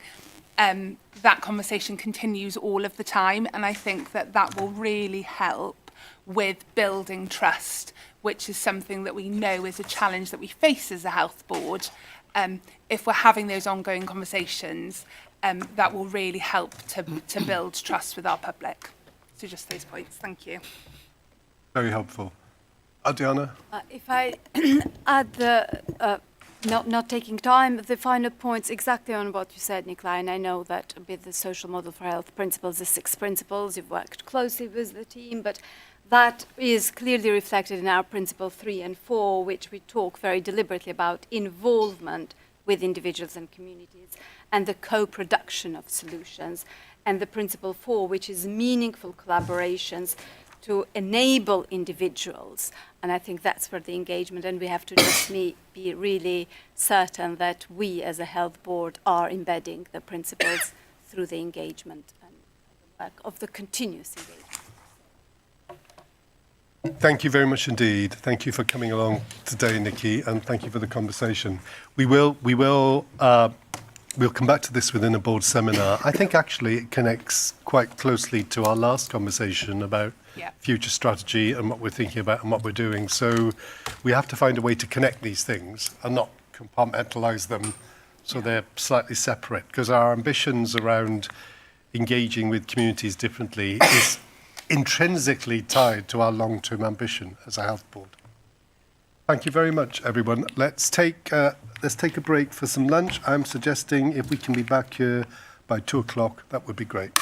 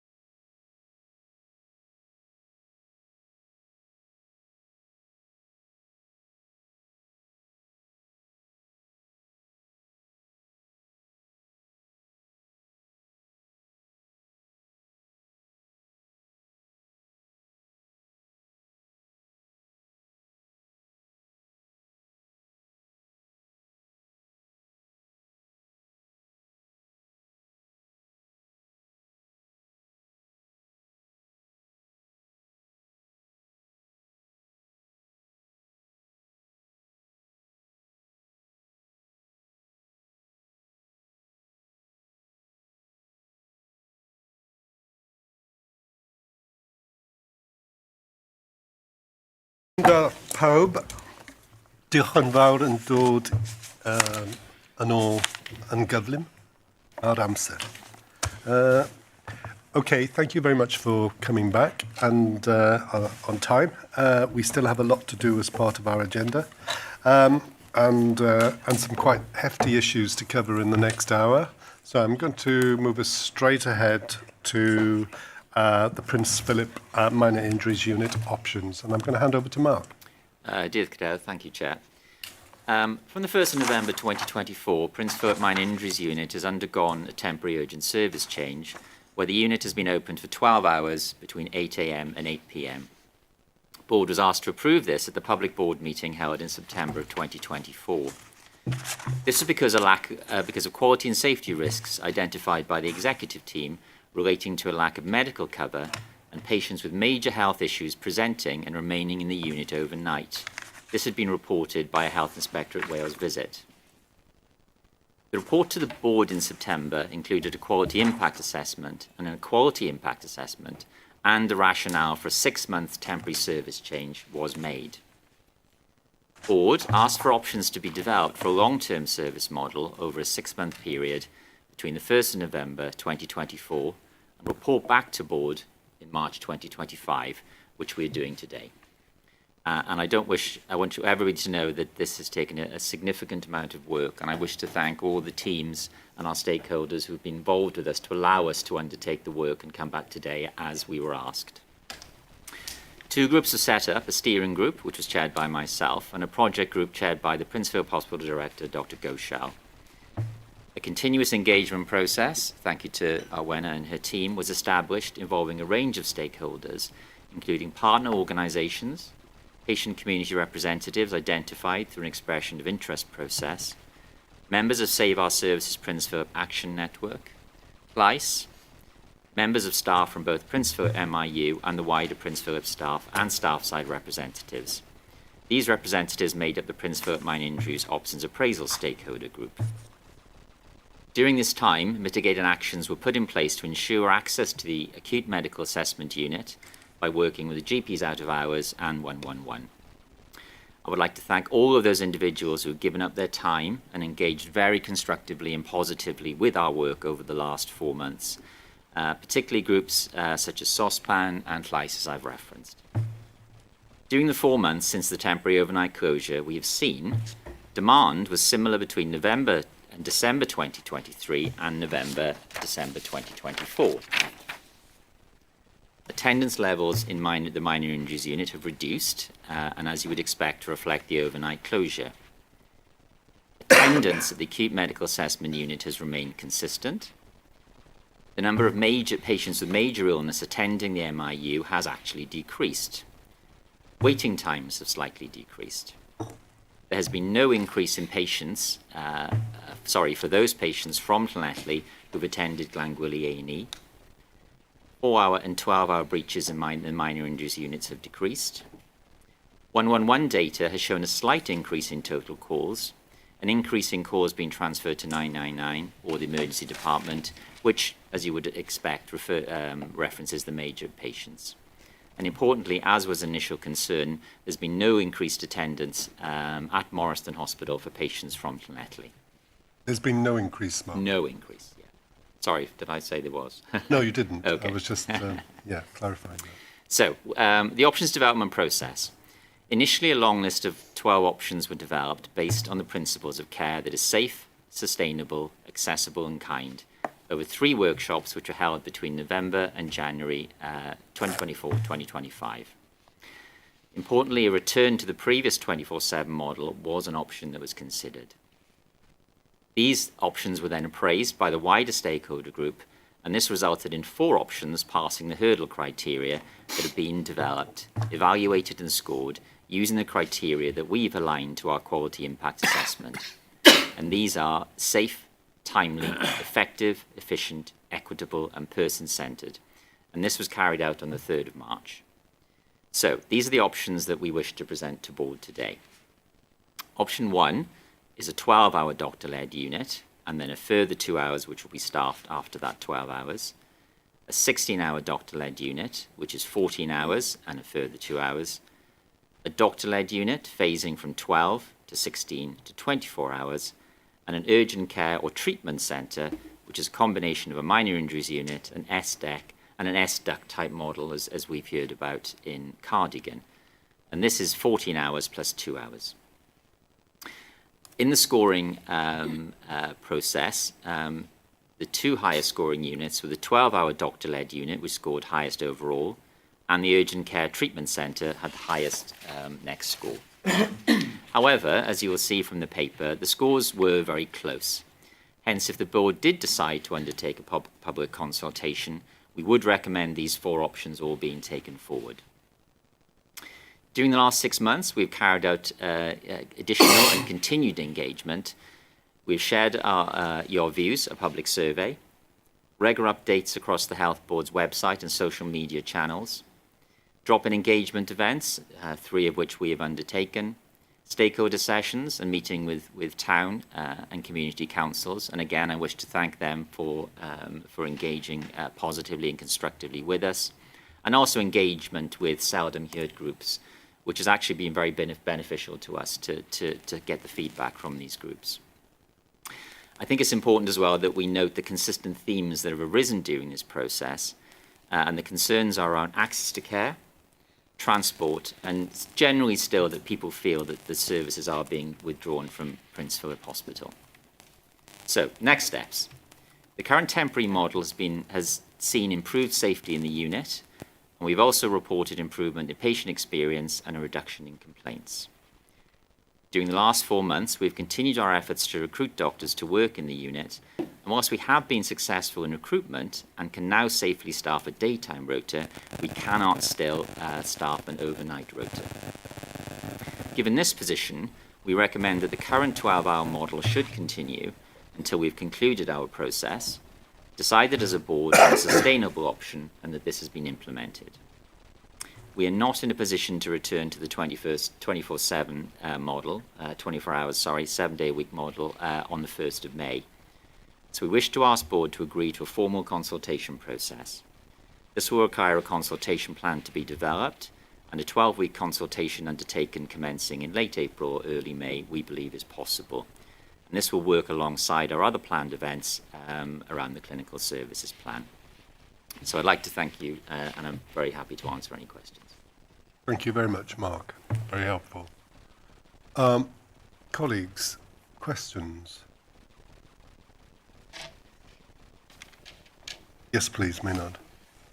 Thank you very much, Chair. Thank you, Mark.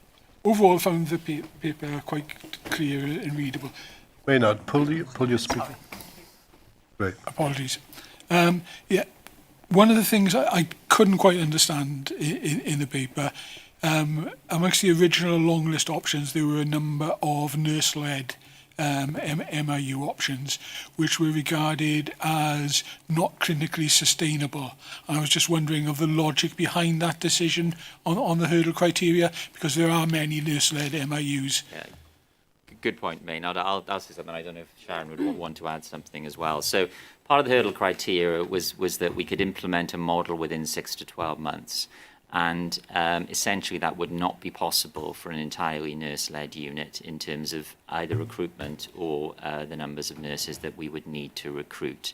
So essentially it was that reason. I don't know, Sharon, whether there's anything more you wish to add to that. No, that's exactly the reason. It was meeting the hurdle criteria was the challenge here, not the model itself. Yeah. And I think just one extra point. Of course, nurses need to be involved in a minor injuries unit. So clearly this was something that we could develop, and the nurses within the unit clearly wish to develop. So I think over a longer term, the role of nurses within the minor injuries unit will develop. Chair, one more thing, if I may.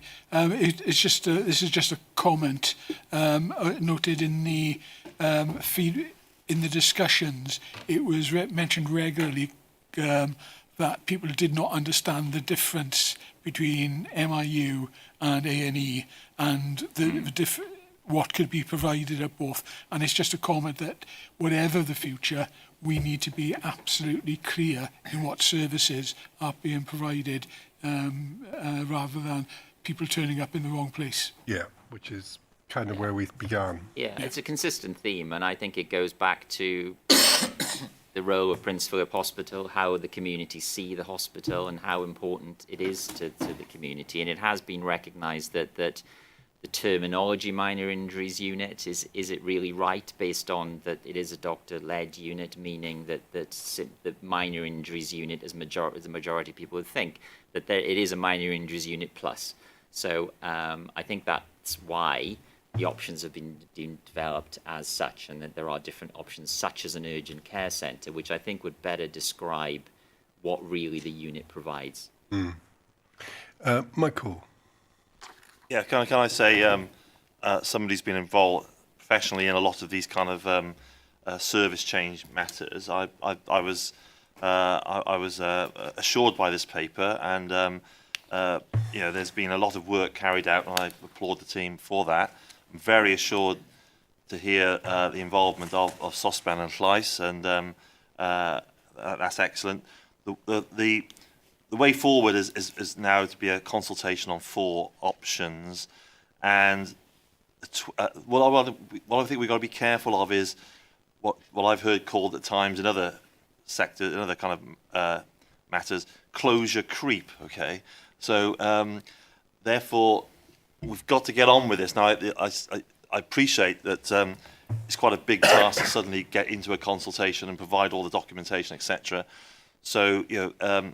End of April, beginning of May is ambitious, but I would urge that we have to kind of hit that kind of deadline. It can't become late May, early June, because of that kind of closure creep. It kind of bakes in the kind of status quo, which is absolutely what we don't want to be. We want to have the options going forward so that everybody has a chance to engage on those and come out at the other end with the outcome. Good point, because otherwise people will just feel it's a fait accompli, which is what we want to avoid. Yeah. Anybody else? I'm looking at Alwena. Thank you, Chair. And just to maybe come back on the point that Michael kindly raised, in terms of timelines, it is very tight. However, we are working at pace to try and make sure that we have enough documentation that we could, should the board decide to consult, that we are in a position to do so by the end of April, start of May. It is challenging because we have Easter as well in terms of print deadlines and everything like that, but that's the timescale that we hope to achieve based on we want to ensure that people have the time and space to be able to engage properly during the consultation before we also get into the CSP consultation that we'll be launching at the end of May. So there's a lot going on, but we are definitely working at pace to try and achieve that. Great. Eleanor. Diolch Cadeirydd. Thank you, Mark. Thank you, Sharon. The first thing I would say is this is going to challenge our link to the previous paper about modernising our communications, and it will be a really good test for us because we are genuinely asking for people's thoughts on it. I didn't quite understand the scoring system. I don't need a detailed explanation, but is it one person, one vote, or what was it based on more than is on the paper? Okay, so if you look in the annexes, there it is described, but I agree it is very difficult. So we weighted first the criteria using the steep principles, and then we scored, and then they were multiplied, and then that's why you get the number that you get. So it was weighting versus against scoring. That's the simple explanation. But I agree, it takes a bit of understanding. And I had looked at it. It was as much about making clear that the board understands it as anything else. And are you comfortable that for all that waiting, because it can skew things around, these are the best 4 options that we came up with? I think so. And as I said, the stakeholder group developed these. They went against the hurdle criteria. We have a good stakeholder group, and I think my feeling is that we go back to trust. I feel that we've developed trust during the process. Sospan, Llais, the members of the community who have been engaged have said what they've thought, and I felt that we've had really good and positive constructive discussions. I think Maynard's point about a nurse-led unit is really important, and I felt much the same about a nurse-led unit not being part of it. But I suppose we have to respect the process that it didn't meet the hurdle criteria because of the desire for us to have a model effective within a reasonable time frame. But as I said, that doesn't mean we can't develop the role of nurses within a future model. I think the other thing for everybody to realise is just because these are the 4 options now, that doesn't mean these will just be the 4 options that come back to board after a consultation. It could well be that during the consultation, further options will be considered. They will need to be scored against the hurdle criteria to progress, but we may come back to board with extra options. Okay. Good to know. Diolch yn fawr. Thank you. Lee. Thank you, Chair. Just 2 quick points. So Donna was here this morning, and I know she would have raised a point in this discussion now, so I'll raise on her behalf, which is the point that Mark mentioned a little earlier around the model has been an MIU plus, and the naming of it has always been a bit of a challenge, I guess, and the minor illness component is something that I know Llais and members of the public are quite focused on, and therefore when we move forward, whatever scope we determine is the right scope, the naming of it is also going to be an important consideration for us. So that was a point that Donna wished to raise. So the second thing I just wanted to say from my part is I was at the last session, with the scoring session on these, and I was really struck by the positive and constructive engagement of all the staff and the members of the public in the session, and I think that's really quite powerful, actually. So I just wanted to, I guess, acknowledge on behalf of all of us our thanks to everyone who participated in that, because not only did they give up their time to progress this work, but they also came at the task with a very constructive and positive view, which, given all the challenges previously, I think it reflects very well on the community, but also gives us some confidence in getting the right model in the future. Thank you. Very good, very good. Well, that's good to hear, because we didn't start in a good place on this, and the more that we can demonstrate to the community that we want to hear what they have to say, back to the earlier conversation, we want to listen to what they have to say, the better. So, yeah, very good. Rodri, and then I'm going to pull it the item. Just on if you look at the 4 options, just to get that clarity, said quite clearly, I understand the 14 plus 2. So that's been renamed just to make sure that the public really understand what the opening hours are. I think that's a very good idea, and I just wanted to just say that I have seen that. Is there any other reason, or is it just because that's the easiest and the most transparent way to go and take these consultations out? Yeah, we described it as a 12-hour model, didn't we? And we thought if we suddenly change that in the paper and start, then people will say, well, you're changing it. So now we feel going forward, we'll change that. Great. Yes, please, Alwana. Sorry, just to add as well, on the point that was made around the involvement of the community, I think it's really important to note that in the process that was followed, whilst the staff came up with 8 of the options, an additional 4 were suggested by members of our community, and of which I believe 2 of them are part of the 4 options. So we've really listened as part of the process. Just think it's important to highlight that, that it's not just we want to listen but not act. They are actually part of the options going forward. Great. I'm conscious the ESTUC option is on there, and my question to Phil was, I know that the Cardigan ESTUC, which I think Llanelli are quite impressed with in terms of how that works, is a nurse-led ESTUC, isn't it? It is, yeah. So the question would be, could we progress towards that kind of model in the future? Because I think it works exceptionally well. They're a really clever, capable bunch of professionals, leading that service. And it connects so well into all the kind of tertiary community-based services that flow out from that environment. Yeah, yes, we could. We already have an advanced nurse practitioner working in the unit, and we've got 3 of our emergency nurse practitioners going through trainee programs at the moment. So what we've got in Cardigan has taken time to develop, but it's a really good example of a nurse-led unit, and we could mirror that and do something similar in a different part of the health board. Great.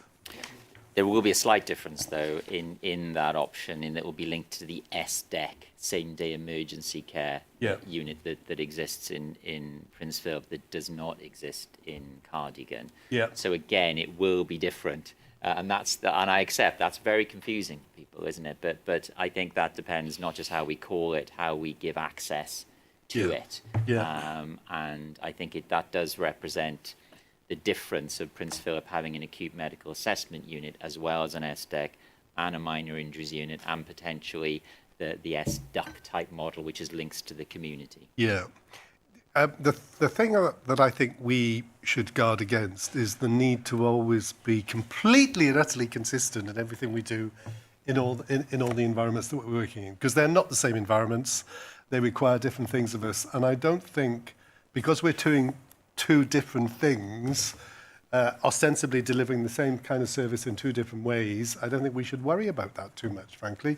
If that's what communities want from us and that's how we can deliver it, I think that's a good thing. And it's more about the consistency of the quality of the care we're offering, not the standardization of the model, in my view, that's important.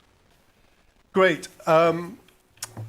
Brilliant. So if board is in agreement, let us endorse the work that's been done on this to date, approve the recommendations to formally consult on the 4 shortlisted approach, approve the continuation of the temporary 12-hour, 7-day-a-week model until we've got a long-term option which can be implemented. I'm taken with Michael's point about we do need to set some hard edges to this in terms of when we will complete it. And in that regard, I suggest that what we do is we bring this back to board. We've got everybody looking with anticipation now. We bring this back to board during the summer, preferably the latter part of the summer, following that period of consultation, and we make a decision at that point for the community. I could see you looking slightly horrified by that as well. Not horrified. I think the current proposal is of a 12-week consultation that would take us to the 20th of July, and I can't remember the date of the July board, but I think it's around the 27th, so I'm not sure whether or not we'd meet papers. So September is probably... So I would say, well, and of course it would need to come to executive team before it comes to the board. So I would say September at the latest. I agree with that, Chair. We could, of course, have a short update in the July board, obviously. I mean, that would be appropriate, surely. That's what we will do then. I think that would be better. I think as Phil was just about to say, we need to consider what we get out of the consultation. We can't consult and then instantly come. There must be conscientious consideration, exactly. Which has to have a set period. But a short update. Sure. We're not so naive as to believe we can just take whatever offered and then make it happen. No, you're right. But let's work to at least let's have a deadline that we can communicate to the community that this is our intention to take the final paper and the decision to the September board meeting, which will be 12 months since we made the decision in the first place. Great. Okay. Thank you, colleagues, for that. Thank you, Mark. Thank you, colleagues, for everybody involved in working on that. It feels to me, hopefully the board are reassured by the process that we've engaged in. Can I move us to our next item, which is mental health service provision, Ceredigion and temporary change to the GP referral pathway for mental health assessments across Ceredigion. Andrew. Yes, thank you, Chair. Just checking I'm on. Here I am.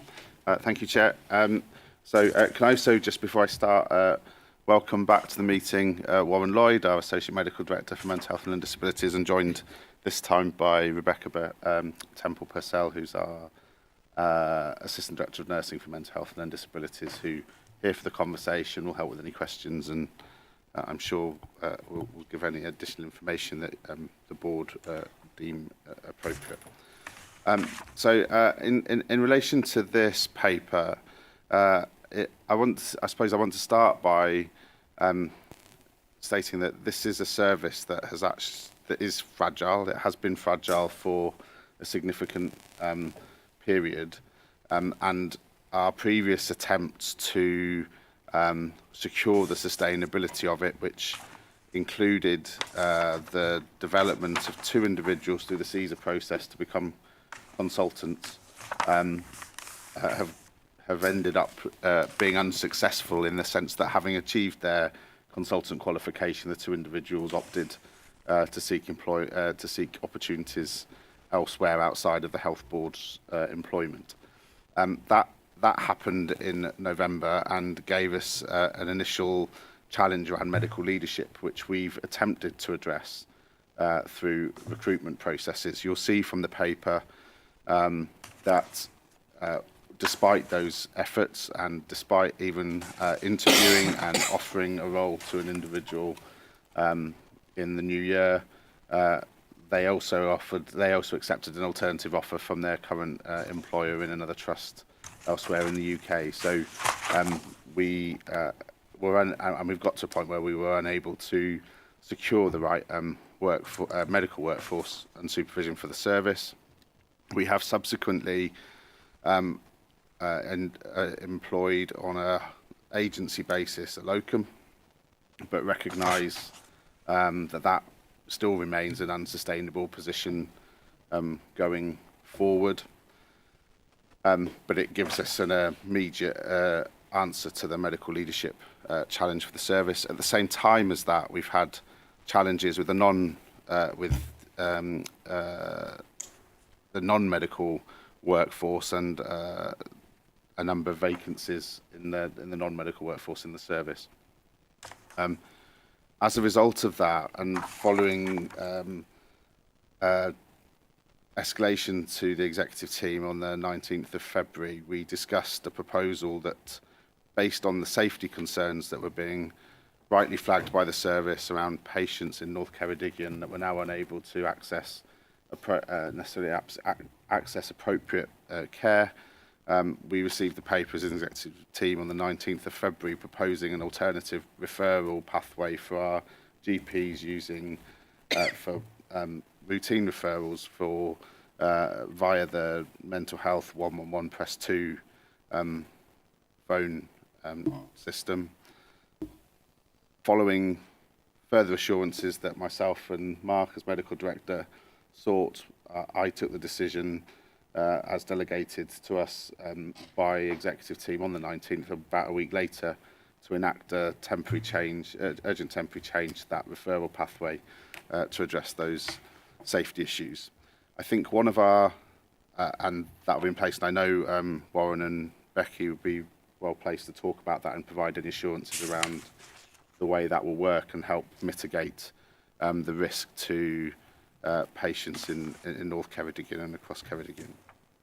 I think one of the challenges we've got going forwards is, ideally, because of the high cost nature of the locum arrangements we've got and our concern as to their sustainability, we are, and the current recruitment market, we are concerned that within the next 3 to 6 months we'll be unable to fully address that challenge. So I think one of the considerations we may need to think about is just subsequent is how long we may need to maintain this arrangement for, whilst we try and find a more sustainable solution. This approach is something we've piloted before elsewhere, and it on a smaller scale, and it worked successfully, and I'm sure we can provide some assurance on that too. And so I guess at this point we are asking the board to note and endorse the urgent change that we've made operationally to address the patient safety concerns, and agree to us coming back probably in May with an update in terms of how we intend to progress in this space and work through a process to get to a sustainable answer to the challenge that the service faces. Thank you, Andrew. Warren, would you want to add anything? Thank you, Chair, and thank you, Andrew. Thank you for the opportunity for us to attend, myself and Becky. What I may do is just hand over to Becky in terms of just maybe giving a broad overview. We're more than happy to take any specific questions. Am I too far away? Apologies again. Thank you, Chair. Thank you, Andrew, for the opportunity to attend the board this afternoon to discuss the urgent contingency plans we operationally had to implement to best meet our patient needs within Ceredigion due to the concerns in terms of patient safety and patient needs that we've been trying to address over a period of time. If I may, Chair, I'll hand over to Becky just to give an overview, and then, of course, we'll be more than happy to answer any questions following that. Great, thank you. Yeah. Hello, everyone. So I think just to add to Andrew's description of that situation, I think that the proposal that's in place at the moment and that we're wanting that endorsement of is really not just about stabilising the current situation, but also I think it's an opportunity for us to test out a different way of working. I think it gives us that opportunity to potentially better address some of the population needs. Also, I think it describes some of the supportive measures that we are taking in terms of supporting the team who are working in really difficult circumstances. And also, I think critically it helps us to target our resource and match our resource better with the levels of need. So from a community mental health team perspective, ensuring that we're working with people that meet that threshold to receive secondary mental health care, and ensuring that less urgent and more routine work is dealt with through 111 option 2. I'm not sure if it would be helpful just to describe a little bit more about the actual proposed changes. So effectively we are looking to work, or are working with our GPs and primary care services to divert what would usually be routine referrals. So rather than coming into the community mental health team, going to 111 option 2. Current routine referrals wait up to 28 days or longer to be seen. However, we know that less than 5% of those routine referrals generally go on to require ongoing input and support from our secondary mental health services. So effectively, the 111 option 2 option is going to offer a more timely, same-day opportunity for people to access a mental health assessment. For a lot of people, that in itself potentially will meet their needs. It could be that we're signposting people to other services that are community-based. It could be that there is a need for us to step up and for there to be a more intensive level of support from our mental health teams, which we would naturally follow through with. Also, just to stress that there would be no change to the urgent pathway, so our crisis teams would still continue to receive those crisis referrals. Also, just in terms of engagement with this work, so clearly we've engaged with our own teams. We've had discussions with some of our staff side reps, but are keen to progress that in a more formal route. We've had engagement with our primary care and GP leads, and again, we've got further work that we know that we need to do within that space. And we've been engaged with other stakeholders, so West Wales Action for Mental Health, LICE, we've notified Welsh Government around this, and are also planning to attend mental health forums within Ceredigion to be able to engage and have more of a conversation around this. And we're working again with Alwena's team in terms of a wider stakeholder plan for engagement as this progresses. We intend to gather feedback, and we're taking steps to plan that. So feedback from both service users and community, but also from professionals that are involved in supporting this. And I think as Andrew has talked, we are intending to use this as a 6-month period of change, but we would then want to evaluate at the end of that 6-month period to see whether there is potential for us to continue to build on this approach, and pending evaluation, pending feedback, whether we would want to spread and scale this approach further.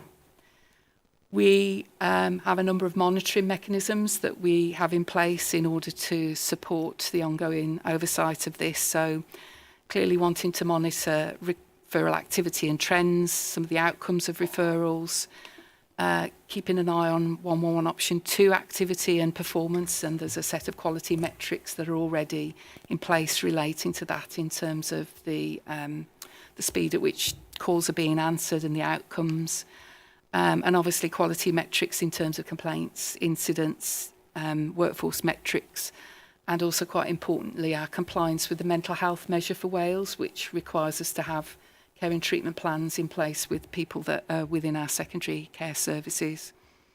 One thing that I didn't mention in terms of talking about the actual referral process is that we recognise that not everyone is going to want to or be able to use 111 option 2. So we have incorporated safeguards there so that GPs themselves are able to contact 111 option 2 to either contact on behalf of their patients or to be able to seek a request from the team to hand over details so that the team can monitor a situation and be able to make contact with that individual if they don't hear from them directly. I think within that, there's a big support piece that we need to do in terms of wrapping around the team that are in Ceredigion. Our actions around that are very much around having a high visibility within the Ceredigion area as a senior team, and also ensuring that we're having regular touch points with the team. And clearly we would want to ensure that our governance structures within mental health and learning disabilities are overseeing this piece of work, and that we're also reporting through to health board committees. And I know that the legislation committee particularly will have an oversight in terms of the mental health measure and the implications there. Thank you. Thank you very much. Very helpful. Because of time, I'm going to suggest that we move straight towards approving this, or at least endorsing this as a course of action, unless anybody's got a particular concern. We have some particular concerns. Okay, we'll go to Rodri first, then we'll come to Anna. Yeah, well, thank you. Just on this paper, I understand the service risks which are outlined. And also, if you look at the recommendations, development of a sustainable solution at the end of the 6 months. I just want that assurance within the 6 months, you know, the North Ceredigion. Will you be actively running a medical recruitment campaign, or will that be on hold for the 6 months? Thank you, Roger, for that question. We are actively trying to recruit. The adverts are out both for NHS locum consultants and for NHS substantive consultants. It's once an advert closes, it goes out almost immediately back out to advert. We are engaging with all possible sources and routes to try and fast track interviews. We're working alongside the NHS Wales International Psychiatry Recruitment Initiative. And yes, it would be fantastic if we can secure a consultant psychiatrist within both South and North Ceredigion within the next 6 months. But I can assure you those posts are out to advert, and if there's any applicant, we fast track that process, as we try to do, as Andrew indicated earlier this year. Unfortunately, that doctor decided to remain within their own trust because they post-interview secured the same post in their trust. Thank you. Anna. You'll be pleased to hear, Chair, that my intervention is in support of your desire to move this on. I welcome the paper. I've had the chance of a conversation with Andrew Warren and Becky earlier this week with my QSEC hat on, because I think we would recognise that ordinarily the board wouldn't be the first port of call for an issue like this. No. Timings didn't work out, and so we've had to be flexible. But I think my suggestion would be that the board seeks the work to be the heavy lifting on this to be done through QSEC. We are asked only to acknowledge the decision, and I would always wholly support the principle that operational services must be able to make those patient safety decisions in the moment when they need to, but that if the board is able to acknowledge it and then channel it back to QSEC, by good fortune we have a deep dive item around mental health services at our next meeting in a couple of weeks' time anyway, and we can also there pick up on behalf of the board an oversight of the quality impact that that we would want to be really cited on through this period of interim arrangement, just as we have with other emergency service changes that we have needed to do. But I think the one message that I would want the board to be absolutely clear about, and if I've understood this correctly from my colleagues, is that even if tomorrow we found 2 new consultants, this remains a service design which is very fragile in a very rural community. So the answer here is not necessarily about finding like for like. It's about trying to think through how do we end up with a more sustainable service model which retains staff who are able to thrive in their roles and simultaneously supports the patients who live in these very rural communities. So the issue is not really how can we find 2 more doctors, as I understand it. It's a bigger issue, and that's the one that QSEC will continue to engage in dialogue with the team about.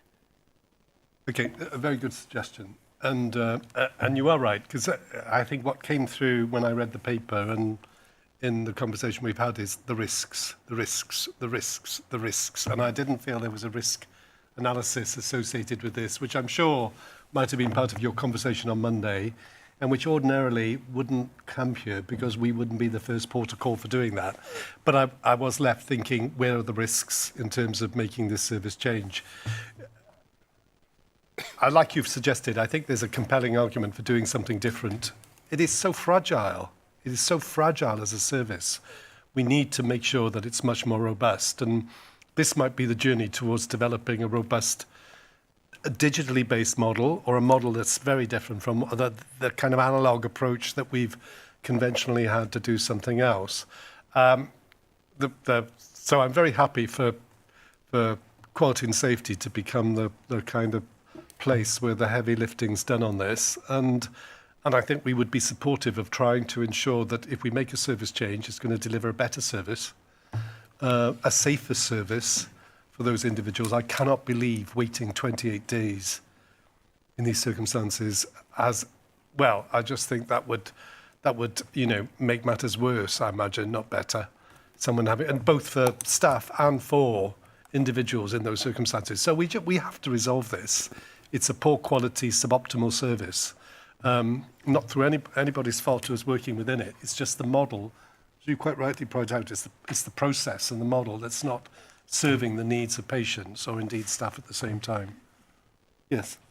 And so I agree with all of that. And I think as part of the consideration at the Quality Safety Experience Committee, we would consider, I think you said, the equality impact assessment, because all of that would need to be completed. Appreciate all, that's all being prepared at the moment. Thank you.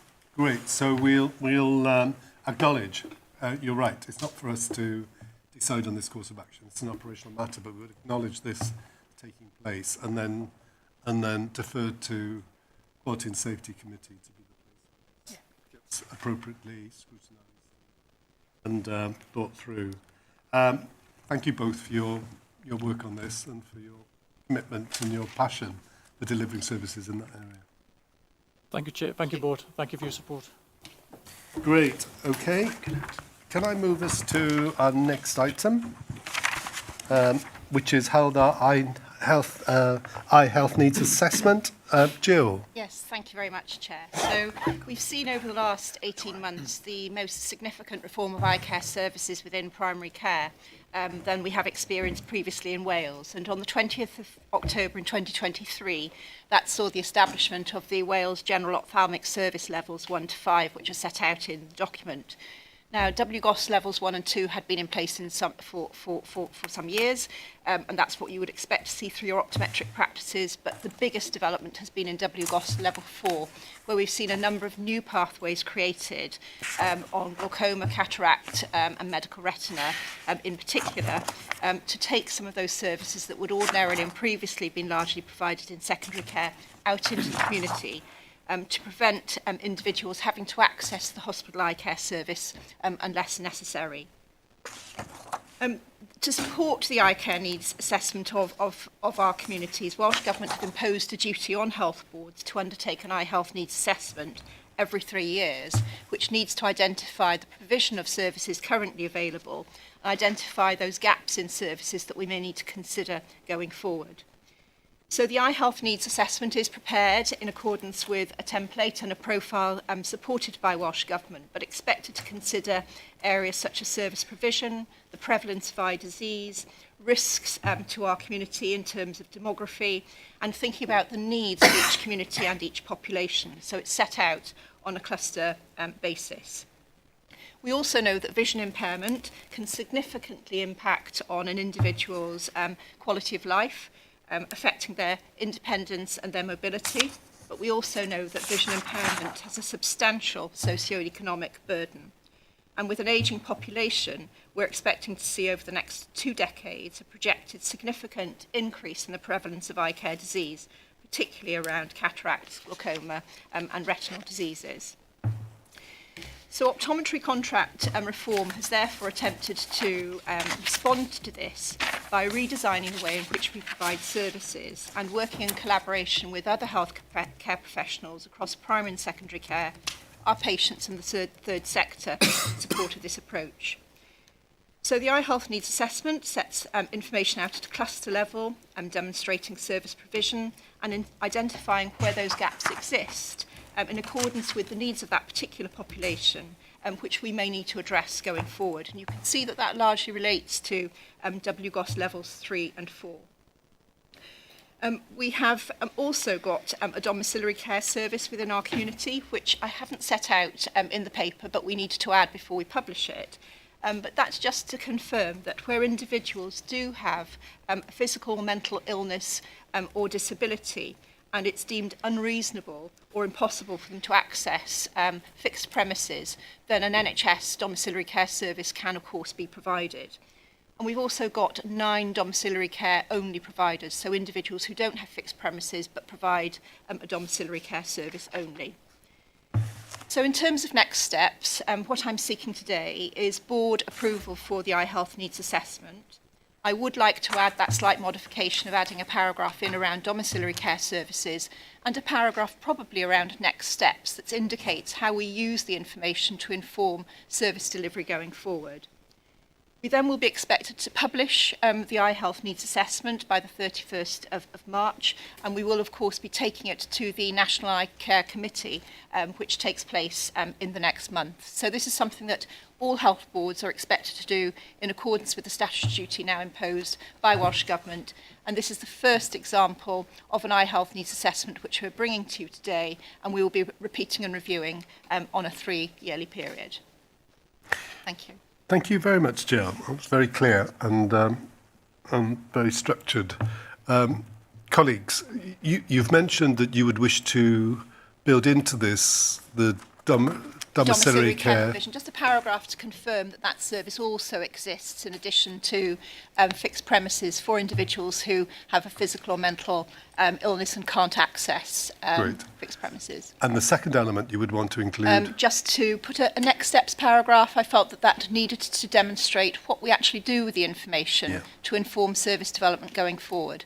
And at this point, we're still in that process of developing the skills and working with our optometrists to provide an increased level of provision. So you'll note from the paper that we don't have all of our optometric practices providing some of those higher level qualifications. So there's an education programme going on which will seek to increase that provision across the whole of our health board area.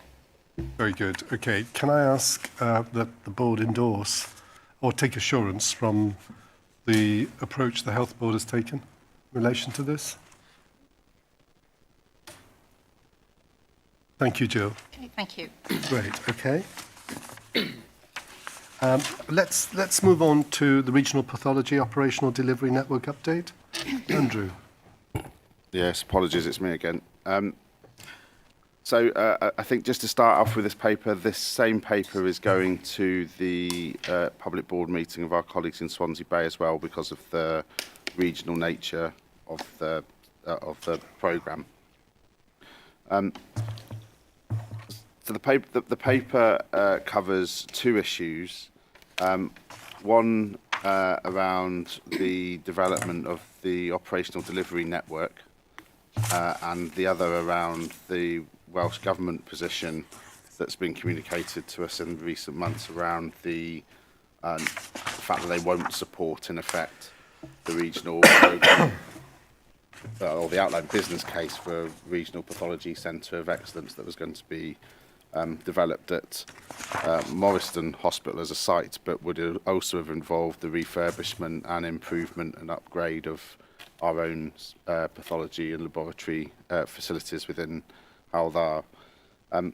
There is some, I'll be honest, there is some personal disappointment in bringing this paper today, in particular in relation to the ability to translate the agreement we made in May to sign a transitional memorandum of understanding to establish an operational delivery network, and the lack of progress we've been able to make in getting to a point where we've got a full ODN board in place and leadership team. There are a number of, I think there are a number of reasons for that, and not insignificantly the work that, given the ODN project is, or programme is a subgroup or work stream of the wider regional pathology business case work, a lot of the focus on the overarching programme was on the work that was being done to try and secure Welsh Government support for the outline business case. As such, the project support for the ODN development also was supporting that.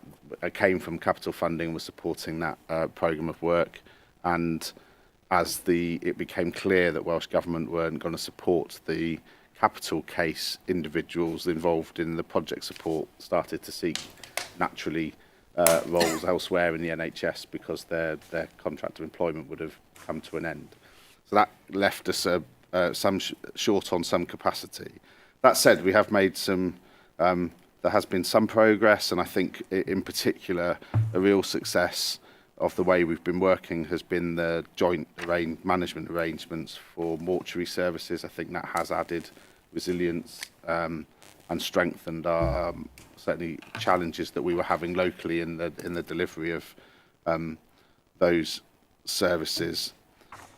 So in terms of the paper today, there's a number of recommendations by, in particular I'm asking the board to support an extension of the Memorandum of Understanding for a further 12 months to enable us to progress to establishing that operational delivery network. Because I think one of the key messages that has come out from the service through this time is that the workforce challenges and the service fragilities that both organisations have indicate that, notwithstanding the desire to improve our facilities and the necessity to improve our facilities, as the Vice Chair alluded to earlier on in an earlier conversation around capital and service development, there is that the service risks and fragilities are reason alone for us want to adopt a regional approach to the management and delivery of this service in South West Wales. Okay, thank you, Andrew. Colleagues, Eleanor. Thank you very much, Andrew, for the paper. I thought I got the hang of the microphone today. Thank you very much for the paper. There are several bits I want to comment on. One is, okay to see the history, but it could have been shorter for me.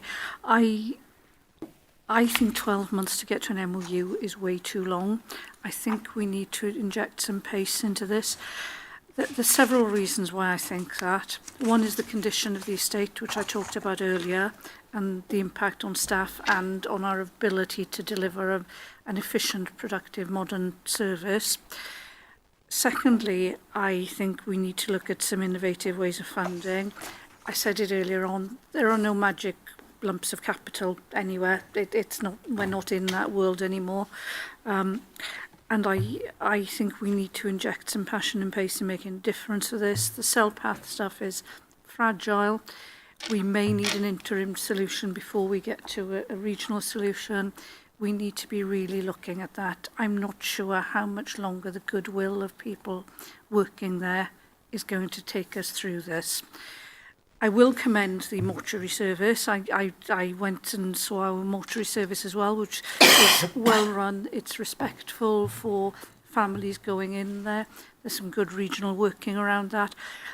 It's not that there isn't good working going on. There is. I just feel it needs a push and some pace in it. So I think my questions are, one, can we make sure, please, that we are working towards an interim solution and with our partners and with Welsh Government? Secondly, can we put some more pace into developing this? It's really important. And three, please, can we get the MOU done in under 12 months? It seems an awful long time. Okay. I mean, I would agree with what you've said, Eleanor. I suppose my concern is that I'm trying to square the fact that we have a service which, by any stretch of the imagination, is on a pretty smoky platform. Yes. You know, it is poor. I've been there, and the conditions are absolutely they're conditions I wouldn't want to work in, frankly. And to add to that point, we are failing to recruit any new graduates because they come out of top-notch courses at good universities and will not work in our estate. No, and I understand how we've got to this situation. It's not for anybody's fault individually. We've arrived at this situation, but it does feel to me there's a disconnect between trying to find a solution to those circumstances and what we see in this paper. They don't seem to be connected, particularly to me. Now, that's notwithstanding the fact I can see that some work has been undertaken, so there's lots of background work to cement and blend this connection between the two services at Swansea and Haldar. I can see that, and actually it's important work as well. But it does feel to me this needs to manifest in terms of a physical change to the circumstances in which people are working in, certainly in Glangwili, and I imagine similarly in Swansea. So I would want on the agreement to receive an update of the development of options to provide fit-for-purpose cellular pathology services. I don't want an update on the development of options. I want the options. And even if the options are relatively undeveloped at that stage, I want something that kind of gives assurance to everybody that we are on the case and we're doing something in this case. And Eleanor, working with Steve Spill at Swansea, I've kind of asked her, and Jan's asked Steve, to start to kind of drive some of this work, because we have to. It feels to me we're not taking full responsibility of this unless we come up with something that's an improvement on where we currently are. All we're doing is talking about all the other things that could change but are not changing. And these poor individuals are working in an environment that shames us, frankly, as a health board. I am worried that the perfect is the enemy of the good here. We need to move on. It's never going to be perfect, but we need to get it done. Great. Following that telling off, you have our support in this, Andrew. It's not an easy thing to get to a good place on this. We haven't arrived there by accident.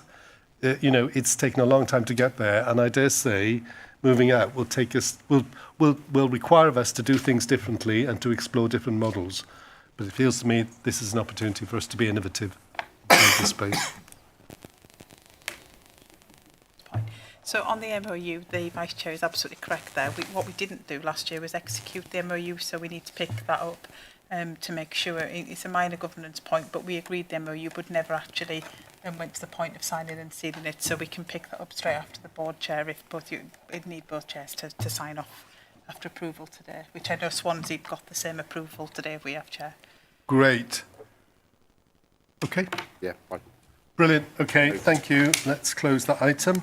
I'm conscious we are way behind time, so let's move swiftly through our good governance items and our committee report backs. Rodri, beginning with you. Okay, thank you. So this is a report from the 11th of Feb, just to advise the board regarding the revised operational governance arrangements. It was agreed that concerns around the capacity of operational managers to implement these fully alongside all of the requirements would be highlighted to the board. Merits of the new operational structure are clear, however, it brings with it a great deal of expectations, as we've heard earlier on today. In relation to the management of bed capacity, internal audit, due to the findings and significant concerns highlighted, given the limited assurance, a follow-up audit will be required in the 25-26 audit plan. In relation to the mortuary services, limited assurance again. Operationally, the service does work and is in much more robust position today as a result of joint working. It is the governance arena where more work is probably required. Quickly then, regarding health and safety, that was a limited assurance, and there was concern raised there that it was expressed that it had taken an internal audit to identify some of these areas, and it was suggested that there be a review to ensure the health and safety data informs the HSC work plan. Data quality, I think, Maynard, you've picked up on that earlier on. I'm not going to go on into that. Regarding financial assurance report, whilst assurance was taken in most respects, the committee agreed to advise the board in relation to the breaches of standing financial instructions, SFIs, noting the work being undertaken with the operational team to mitigate and avoid recurrence. And finally then, if you go to the final page, you can see we've got 13 internal audit reports and 2 audit Wales reports scheduled for April 25, and I don't think it's fair for anybody to take all those in one committee meeting. Therefore, we're either going to have an extended meeting or another meeting, extraordinary meeting, so we'll see what happens. So that's and the board is asked to note the items committee is advising them to of and take assurance from the items that the committee is providing assurance on. Thank you, Rodri. I think that's a good call to think about either extending the meeting or having a second meeting. I think it's too much to cover off, too much scrutiny in a single item. I'm not going to really ask for comments on this. You've worried us sufficiently for us to just continue to think about some of those things. But I'm pleased it's discharged through the audit and risk committee. It feels to me there's lots of things you're on top of in relation to that. So thank you very much. Chair, just to give you some assurance, all of those that are limited are now being followed up by the year end or very early in the new year, because this could have an impact on our overall head of internal audit opinion, just for the board to be aware. So we are following all those up. Good. Yeah. Now that's just opened up a question in my head. Sorry. It was there already, and I wasn't going to. No, I'm not going to ask it. I'll talk to Rodri separately. Okay, great. Thank you very much, Rodri. Let's move on to Quality, Safety and Experience Committee. Thank you, Chair. The report is as it is, stands as it is.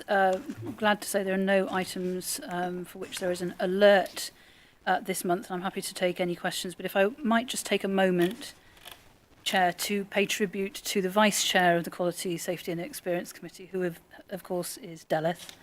Deleth has been my Vice Chair throughout my time, which is coming up, I think, for 5 years in the seat in QSEC, and has always been a hugely supportive and consistent presence in my journey through chairing what is an immensely difficult and challenging committee. And we've heard earlier on today of Deleth's care and kindness and compassion, and we'd all be delighted to have a legacy like that. But let that not overshadow Deleth's exceptional talent for cutting through nonsense, getting to the heart of the matter, and really nailing some very difficult issues.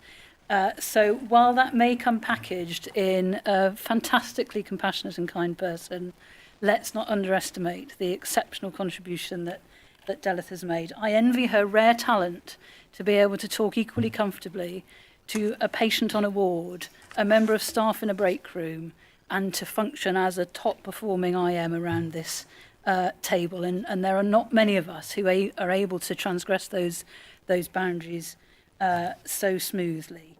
And finally, I'd like to say that Deleth has been a fantastic role model for nurses and nursing, and for women in leadership. You know that saying about to be it, you've got to be able to see it. Well, Delyth, we've seen you, and we are all the better for it. Thank you very much indeed. Diolch yn fawr. I'm not going to say anything. Well said. Well said. Thank you very much, Anna. I think we would all endorse that. Well said. Great. We'll move forward to report to the Sustainable Resources Committee. Winston can't be with us today, so I've asked Maynard to pick this up. Final meeting of SRC was held on the 25th of February, and Winston and I would both just like to thank everybody who's contributed to that committee over the nearly 4 years that it's been running. Microphones are my thing. There are 2 points the committee wished to alert the board to. One was the recurrent savings gap, and the other one was the number of directorates escalated to level 3 for 5 of the last 6 months, with no real assurance of an improving trajectory. Both of these have already been discussed on the agenda today in other items. Finally, the committee also recommends to the board the award of the 2 contracts detailed in the procurement report attached, and the approval of the digital recovery business case, including the financial consequences. And I know that Hugh would be only too glad to take any questions on those 2 items. Yeah, on procurement, nothing to say. Sometimes the board needs to be strategic. Sometimes it needs to approve a pulp product contract. And I think we need to approve the pulp product contract and the CHP award for unit at Prince Philip and Wheatley-Bush, Chair. Okay. Is the board happy to approve those contracts, those procurements? Great. Okay. And then, Chair, the paper on the digital maternity case, we heard obviously from Dana earlier. I don't propose to go through the case in any detail, but if there are any questions that would stop us from approving, I'd be grateful to hear them. I thought it was a pretty good case, in my view. It seemed to be adding some value. Everybody happy to approve that? Great. Okay. Yep. Great. I don't think there's anything else we need to approve. No, you've done both of those, Chair. Great. Thank you, Maynard. Thank you, Hugh. Let us move to the Strategic Development and Operational Delivery Committee. Maynard, I think we're back to you. Certainly is. Again, the final meeting of the Strategic Development and Operational Delivery Committee took place on the 27th of February, and I want to thank all the IMs who've given me their support when I've been chairing that since August 21. It's been a pleasure working with all of them, and all the directors have had the pleasure of dealing with during that time. Committee wishes to alert the board to the continuing concerns over child developmental waiting lists, but this has already been discussed today with the pilot that we've already approved. The committee also recommends the approval of the discretionary capital programme for 2025-26 as detailed in the attached paper, and the requests approval to submit the PBC for letter of safety matters, that's fire letter of safety at Bronglais, and we need to submit that to the Welsh Government. Great. Thank you, Maynard. Colleagues, are you happy to approve as a board the proposed allocation of discretionary capital programme for 25-26? Yep. Approve the programme business case for letters of fire safety matters. Bronglais? Yep. And then respond to any items, I'm presuming you might want to, that we're being alerted to. But I think we've discussed both of those items this morning. So I think we're okay.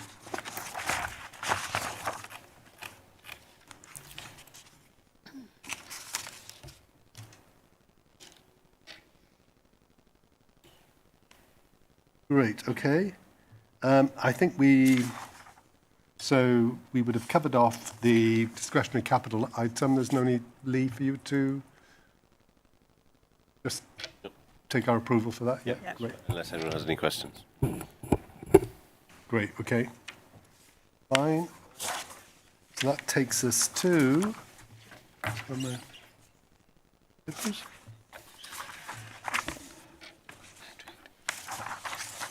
Sorry, I'm just... People Committee. People and Organisational Development Committee, Culture Committee. Anna. So I'm here in my Vice Chair capacity of this committee on Chantal's behalf. As you see, it's a sea of assurance, nothing to alert, nothing to advise. I think perhaps in light of our earlier conversation around staff engagement, I would just underline that we took an initial verbal report around the staff survey results for this year. It was so hot off the press that it was not yet compiled into a full analysis, but that I think Lisa is coming to our next committee and will allow us, I think, to triangulate some of the other data that we considered earlier in today's meeting. Great. Colleagues, anything you want to add? Happy to. Just one point, Chair. Noted the research and innovation strategy was attached to it for the coming years. Just wanted to flag that research and innovation is also within the remit of the Regional Joint Committee. And I think it's passing to me, isn't it, as chair of the Digital and Data Committee for taking that forward. So we need to pick it up in both those forums. Great, okay. Thank you. Which I think is probably a better place forward in Strange. It'll sit more comfortably in that space. Great, thank you, Maynard. So we're largely being asked to approve the strategy for 25 to 30. Mark? If I just say a few words, I think it's quite important that we as a board recognise the work that's been done in the... Sorry, I've done it now. that we recognise the work and the improvement that the organisation has seen in research and innovation over the last few years. The tenure of the current strategic plan does come to an end this month. And I think it's really important that we as a board recognise and celebrate the progress that has been made. In the last 4 years, we've seen a doubling in the numbers of staff we as a health board employ in research and innovation. I'm sure we all agree that research and innovation in this health board now has a much higher profile. We have research facilities in every county. For a long time, that was only in one place. We have more clinical researchers than ever before. We've developed the TriTech Institute, which is nationally and internationally renowned. We have very mature university partnerships. We are undertaking research in women's health, respiratory disease, orthopedics, stroke, cardiovascular disease, and ophthalmology. Over the period of 2024, the Research and Innovation Directorate has undertaken a very considered and significant piece of work to develop a new strategic plan. And the paper describes all the various aspects of that, which is, I think, indicates what a thorough process that has been. The plan that we present as part of the papers has received support from the Research and Innovation Subcommittee, the Executive Team, and the People Organisational Development Culture Committee. There has been a lot of useful feedback, and that's all been noted, and amendments have been appropriately made. So the strategic plan itself describes the background, research, and the broader strategy planning and delivery context at which against the strategic plan is set.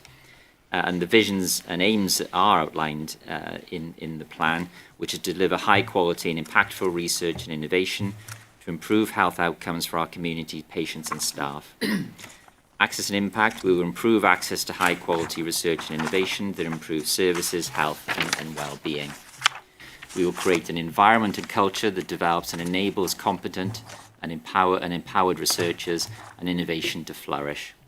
We wish to develop and sustain partnerships that maximise and accelerate research and innovation, access and impact. The plan, as you'll see, is dynamic as opposed to being prescriptive. And also we describe the governance arrangements that will be refreshed to enable progress and to ensure that we have continued oversight of that.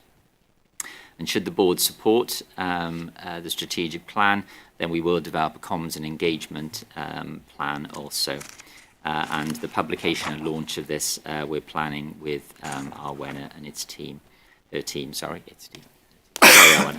And I wish to personally thank Professor Leighton Phillips and the whole R&I team They're a truly excellent team and worked incredibly hard to develop the strategic plan and also to improve, as I've said, research and innovation within our health board. We can't underestimate what a strong research and innovation directorate does for us as a health board in terms of how people look at us as an organisation. And for many years we didn't have that, and I think it indicates further our ambition and confidence as an organisation. Very much so. I think it's the thing that drives our university status, frankly, our ability to research and innovate and work in that space. Yeah, very much so. Thank you, Mark. Colleagues, any thoughts or questions? No? Just very quickly to say that was a great report. Sorry, Adiana. No, go ahead. Just a great report, and I'm really glad you talked us through it. It is something we should celebrate more. Yeah. Yeah, definitely. Adiana. Thank you. I just wanted to thank actually Mark and Leighton for quite late in the day, because we weren't involved in the Research and Innovation Subcommittee as Public Health, and we've been able to work very closely and embed some really important aspects of research into public health that will be driven forward through the RI subgroup. Great. Then accept our unanimous approval. Thank you very much. Research and Innovation Strategic Plan. Actually, it would be great for us to hear more about that, Mark, as well. Eleanor's point in the future. So perhaps we could think, Joe, about how we might facilitate that. And what we have done as well is we've raised it, as Maynard's already said, to the Digital Data Innovation Committee to give it much more space in there as well to have the conversation, but we can then work how you want to link it to the board as well, Chair, absolutely. Great, okay. Thanks very much. Can I move us on to the report of the Health and Safety Committee? Anne. Thank you very much. I'll be very quick. There was no alerts. There was 3 issues for advice, and one of them came out of a staff story, which we were able to get into our committee, which was great. What we're asking for is to approve the health and safety terms of reference, note the items the committee has advised them of, and take assurance from the items that the committee is providing assurance on. Are we happy to approve the... I just want to thank the Chair for an action plan was in place, so what we raised regarding the health and safety internal audit, it's good the way the committees feed to each other. Good. And it's important that we do that. Thank you. Good, okay. Thank you, Rodri. Let's note that. Great, and the board approves the HSC terms of reference. Thank you, Chair. Great, okay. Can I move us to report of the Charitable Funds Committee? Delith. Thank you, Cadeirydd. As you know, and as we've mentioned previously, it's my last meeting, but there is only a verbal report to the board today because the Charitable Funds Committee only met late last week. There is only one item that we'd like to advise the board of, and that is the difficult and challenging external financial environment as we've been advised by our investment partners, CCLA. But that is being watched very, very carefully under the agreement with our investment partners and has scrutiny within the committee. So that is the only one that we need to advise you of. There will be a more detailed report, obviously, in the May board, which I won't be there, obviously. But there will be a request that will come through to the trustee section of our board meeting later on this afternoon. So thank you. Can I take this opportunity, though, to thank our public and our donors for all the fundraising activities, all the charitable donations for the Hywel charities. We couldn't do it on our own. Our public support the charity, and it's been a wonderful committee to be chair of, and I thank Sharon and I thank the fundraising charity team for all their hard work for the last few years. But thank you. I'd like to acknowledge that publicly. Thank you. Thank you, Delith. For those of us who attended the charitable briefing session last month, fantastic opportunity to understand more about how charitable organisations support the NHS. It was humbling, you know, in terms of the work that people put into that and the money that's raised. Thank you, Delith. Very helpful. Can I move us then to the programme business case for letters of fire safety matters at Bronglais? No, we've covered that, haven't we? We've covered that, yeah. Regional Joint Committee update. Yeah. Lee. It's our regional joint committee with Swansea Chair. Is it? No, I know. Fine. Okay, Yeah. it's my committee. My committee. Fine. No, I'm conscious we were having a conversation with It's the later one. Yeah. with Phil earlier about the committees. Yes. Just to receive. Paper is red, Chair. Just to receive we're busy planning the next meeting, so I think that's probably why it's in our heads. So I'm asking the board to receive assurance from the governance arrangements to be implemented to establish the Health Board Regional Joint Committee from the 7th of May 2025 is when we next come together. Acknowledge the report, the establishment and inaugural meeting, which took place on the 15th of January, and which was a great meeting. Full of energy and full of support. We're now at that stage of working out what we think our programme of work is going to be and how we're going to come together.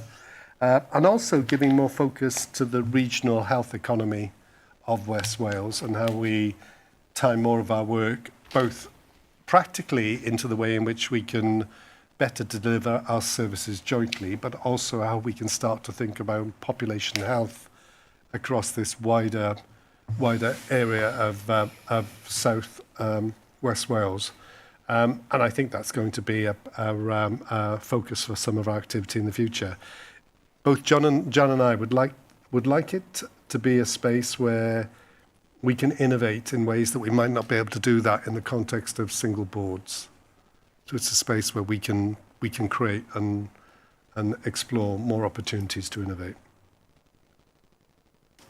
I think that's probably all I want to say.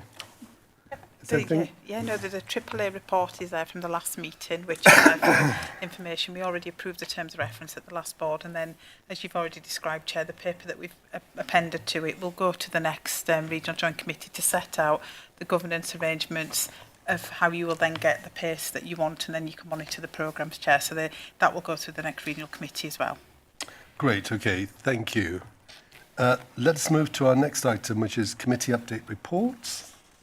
Yes, Chair. So this covers the remaining committees that haven't been discussed already, Chair. So it covers our ethics panel, mental health legislation assurance committee, our remuneration terms of service committee, in-committee board and stakeholder reference group.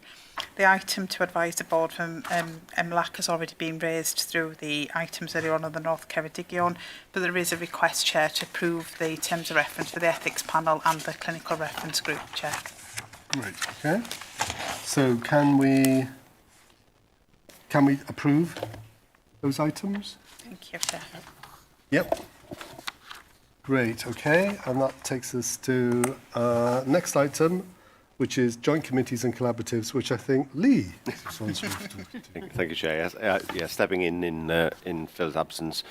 So the two updates provided within the report, the Joint Commissioning Committee and NHS Wales Shared Services Partnership Committee. I think they're self-explanatory, but I'm happy to take any questions or comments on those.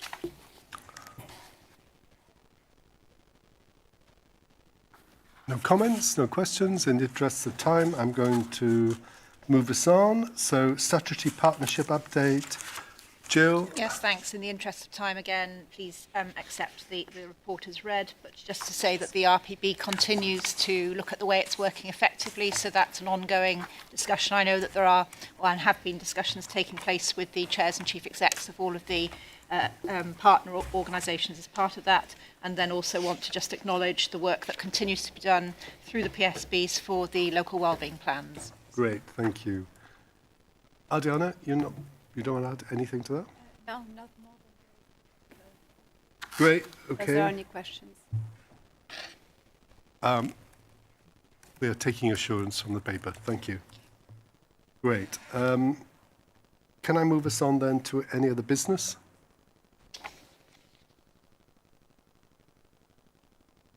No?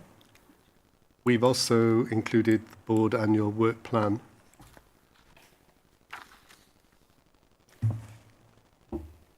Great, okay. Date and time of the next meeting is 9:30, Thursday, the 29th of May. Spring will be well and truly with us at that point. Great, okay. I close the meeting. What I would suggest is we'll move straight into, because of time, we'll move straight into our trustee, corporate trustee meeting, if people are happy to do that.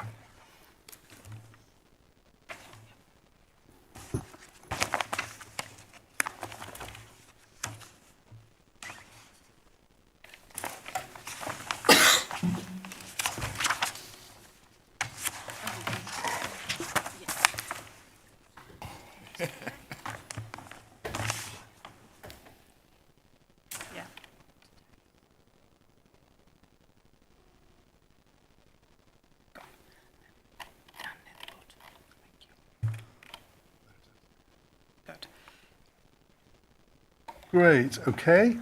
So if we move to the agenda, welcome and apologies. So we note Winston and Chantal, and I think we ought to note Phil is not sure at the moment either. And Ewan. We've lost Ewan as well. Great, okay. Declarations of interest. Are there any declarations of interest? No? Okay, ratification of charitable fund requests. Lee's going to take the first one. So should we take the first one, which is the hydrotherapy pool collaboration at Pentra Howell? Lee. Thank you, Chair. So I think people are aware of the background to this, but just a brief summary. Obviously, we've been working with Pentra Howell, with Conservative Council over the recent years to develop the Pentra Howell facility in Llelly, major development for the town, and obviously we've got a range of facilities that we'll be providing from there. In addition to our facilities, there's a hydrotherapy pool being provided within the leisure area of the Pentra Howell development, which will be primarily run by Carmarthenshire County Council, but we will have access to that hydrotherapy pool for our patients and our services, and that is on the back of us contributing from the charitable funds that the sum of money that's set out in the paper from the existing charitable fund donations that we've got, and there's a detailed breakdown of the background to all of that in the paper, which is quite protracted and complex, so I won't go through it, but I think that it is there for everyone's understanding.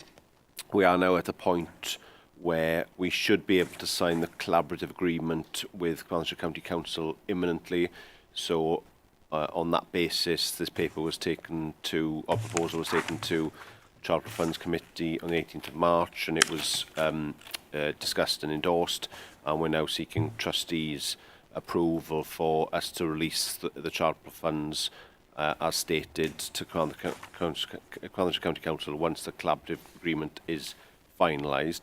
The one point I will just add in relation to that is that the exact terms of that agreement, there are still a few components that are being negotiated and amended with Carmarthenshire Council. As far as recently as Monday, there were some additional alterations proposed by Carmarthenshire County Council's lawyers. So what we would suggest that obviously once we as a health board are content with those amendments and our lawyers are content with it, only then would we release the funds subject to trustees' approval today. Thank you. Great, okay, thank you, Lee. Any questions or observations? There's one other governance point, Chair, because this is a really difficult fund that we have been managing, and there was a requirement originally to have an administration committee because it's pre-health board, is this legacy that we've been given. So if we could approve it subject to the administration committee is literally just to assure the legacy owners in the United States that we followed all due process and their procedures as well. So it would require CHC, yourself and Phil. So we may need that. So that if we could have the caveat, we'd release it subject to need an administration committee, but also to the amendments that Lee said, because they're still work in progress with the Carmarthenshire Council about the collaboration agreement, Chair. Great, okay. If that's okay with Thank you, Joe. I think you've spelt it out much better than I could. However, we have to be aware of the legalese involved in this fund, and there were some very strict stipulations in regards to the fund. So I'm more than content as chair of charitable funds to go with the caveat that Joe has suggested under governance, and I would expect that our lawyers will be in discussion with Carmarthenshire County Council's lawyers in detail to ensure that the true governance is upheld. Upheld. Thank you. Great, okay. Thank you, Chair. Notwithstanding your point, let's agree to that, Yeah. and we'll approve it on that basis. Great, okay. Can we move to the integrated performance review? Hugh. Chair, I don't propose to speak through the report in many ways. The reports come here just as part of the requirement to set the budget for next year.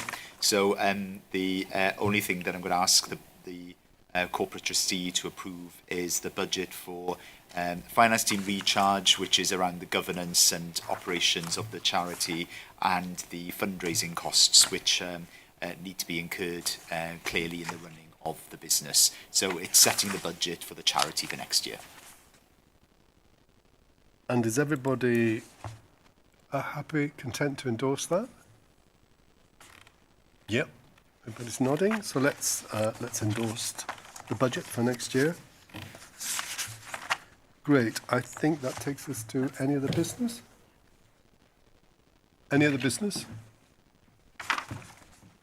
In that case, I'll close the corporate trustee meeting. Thank you very much.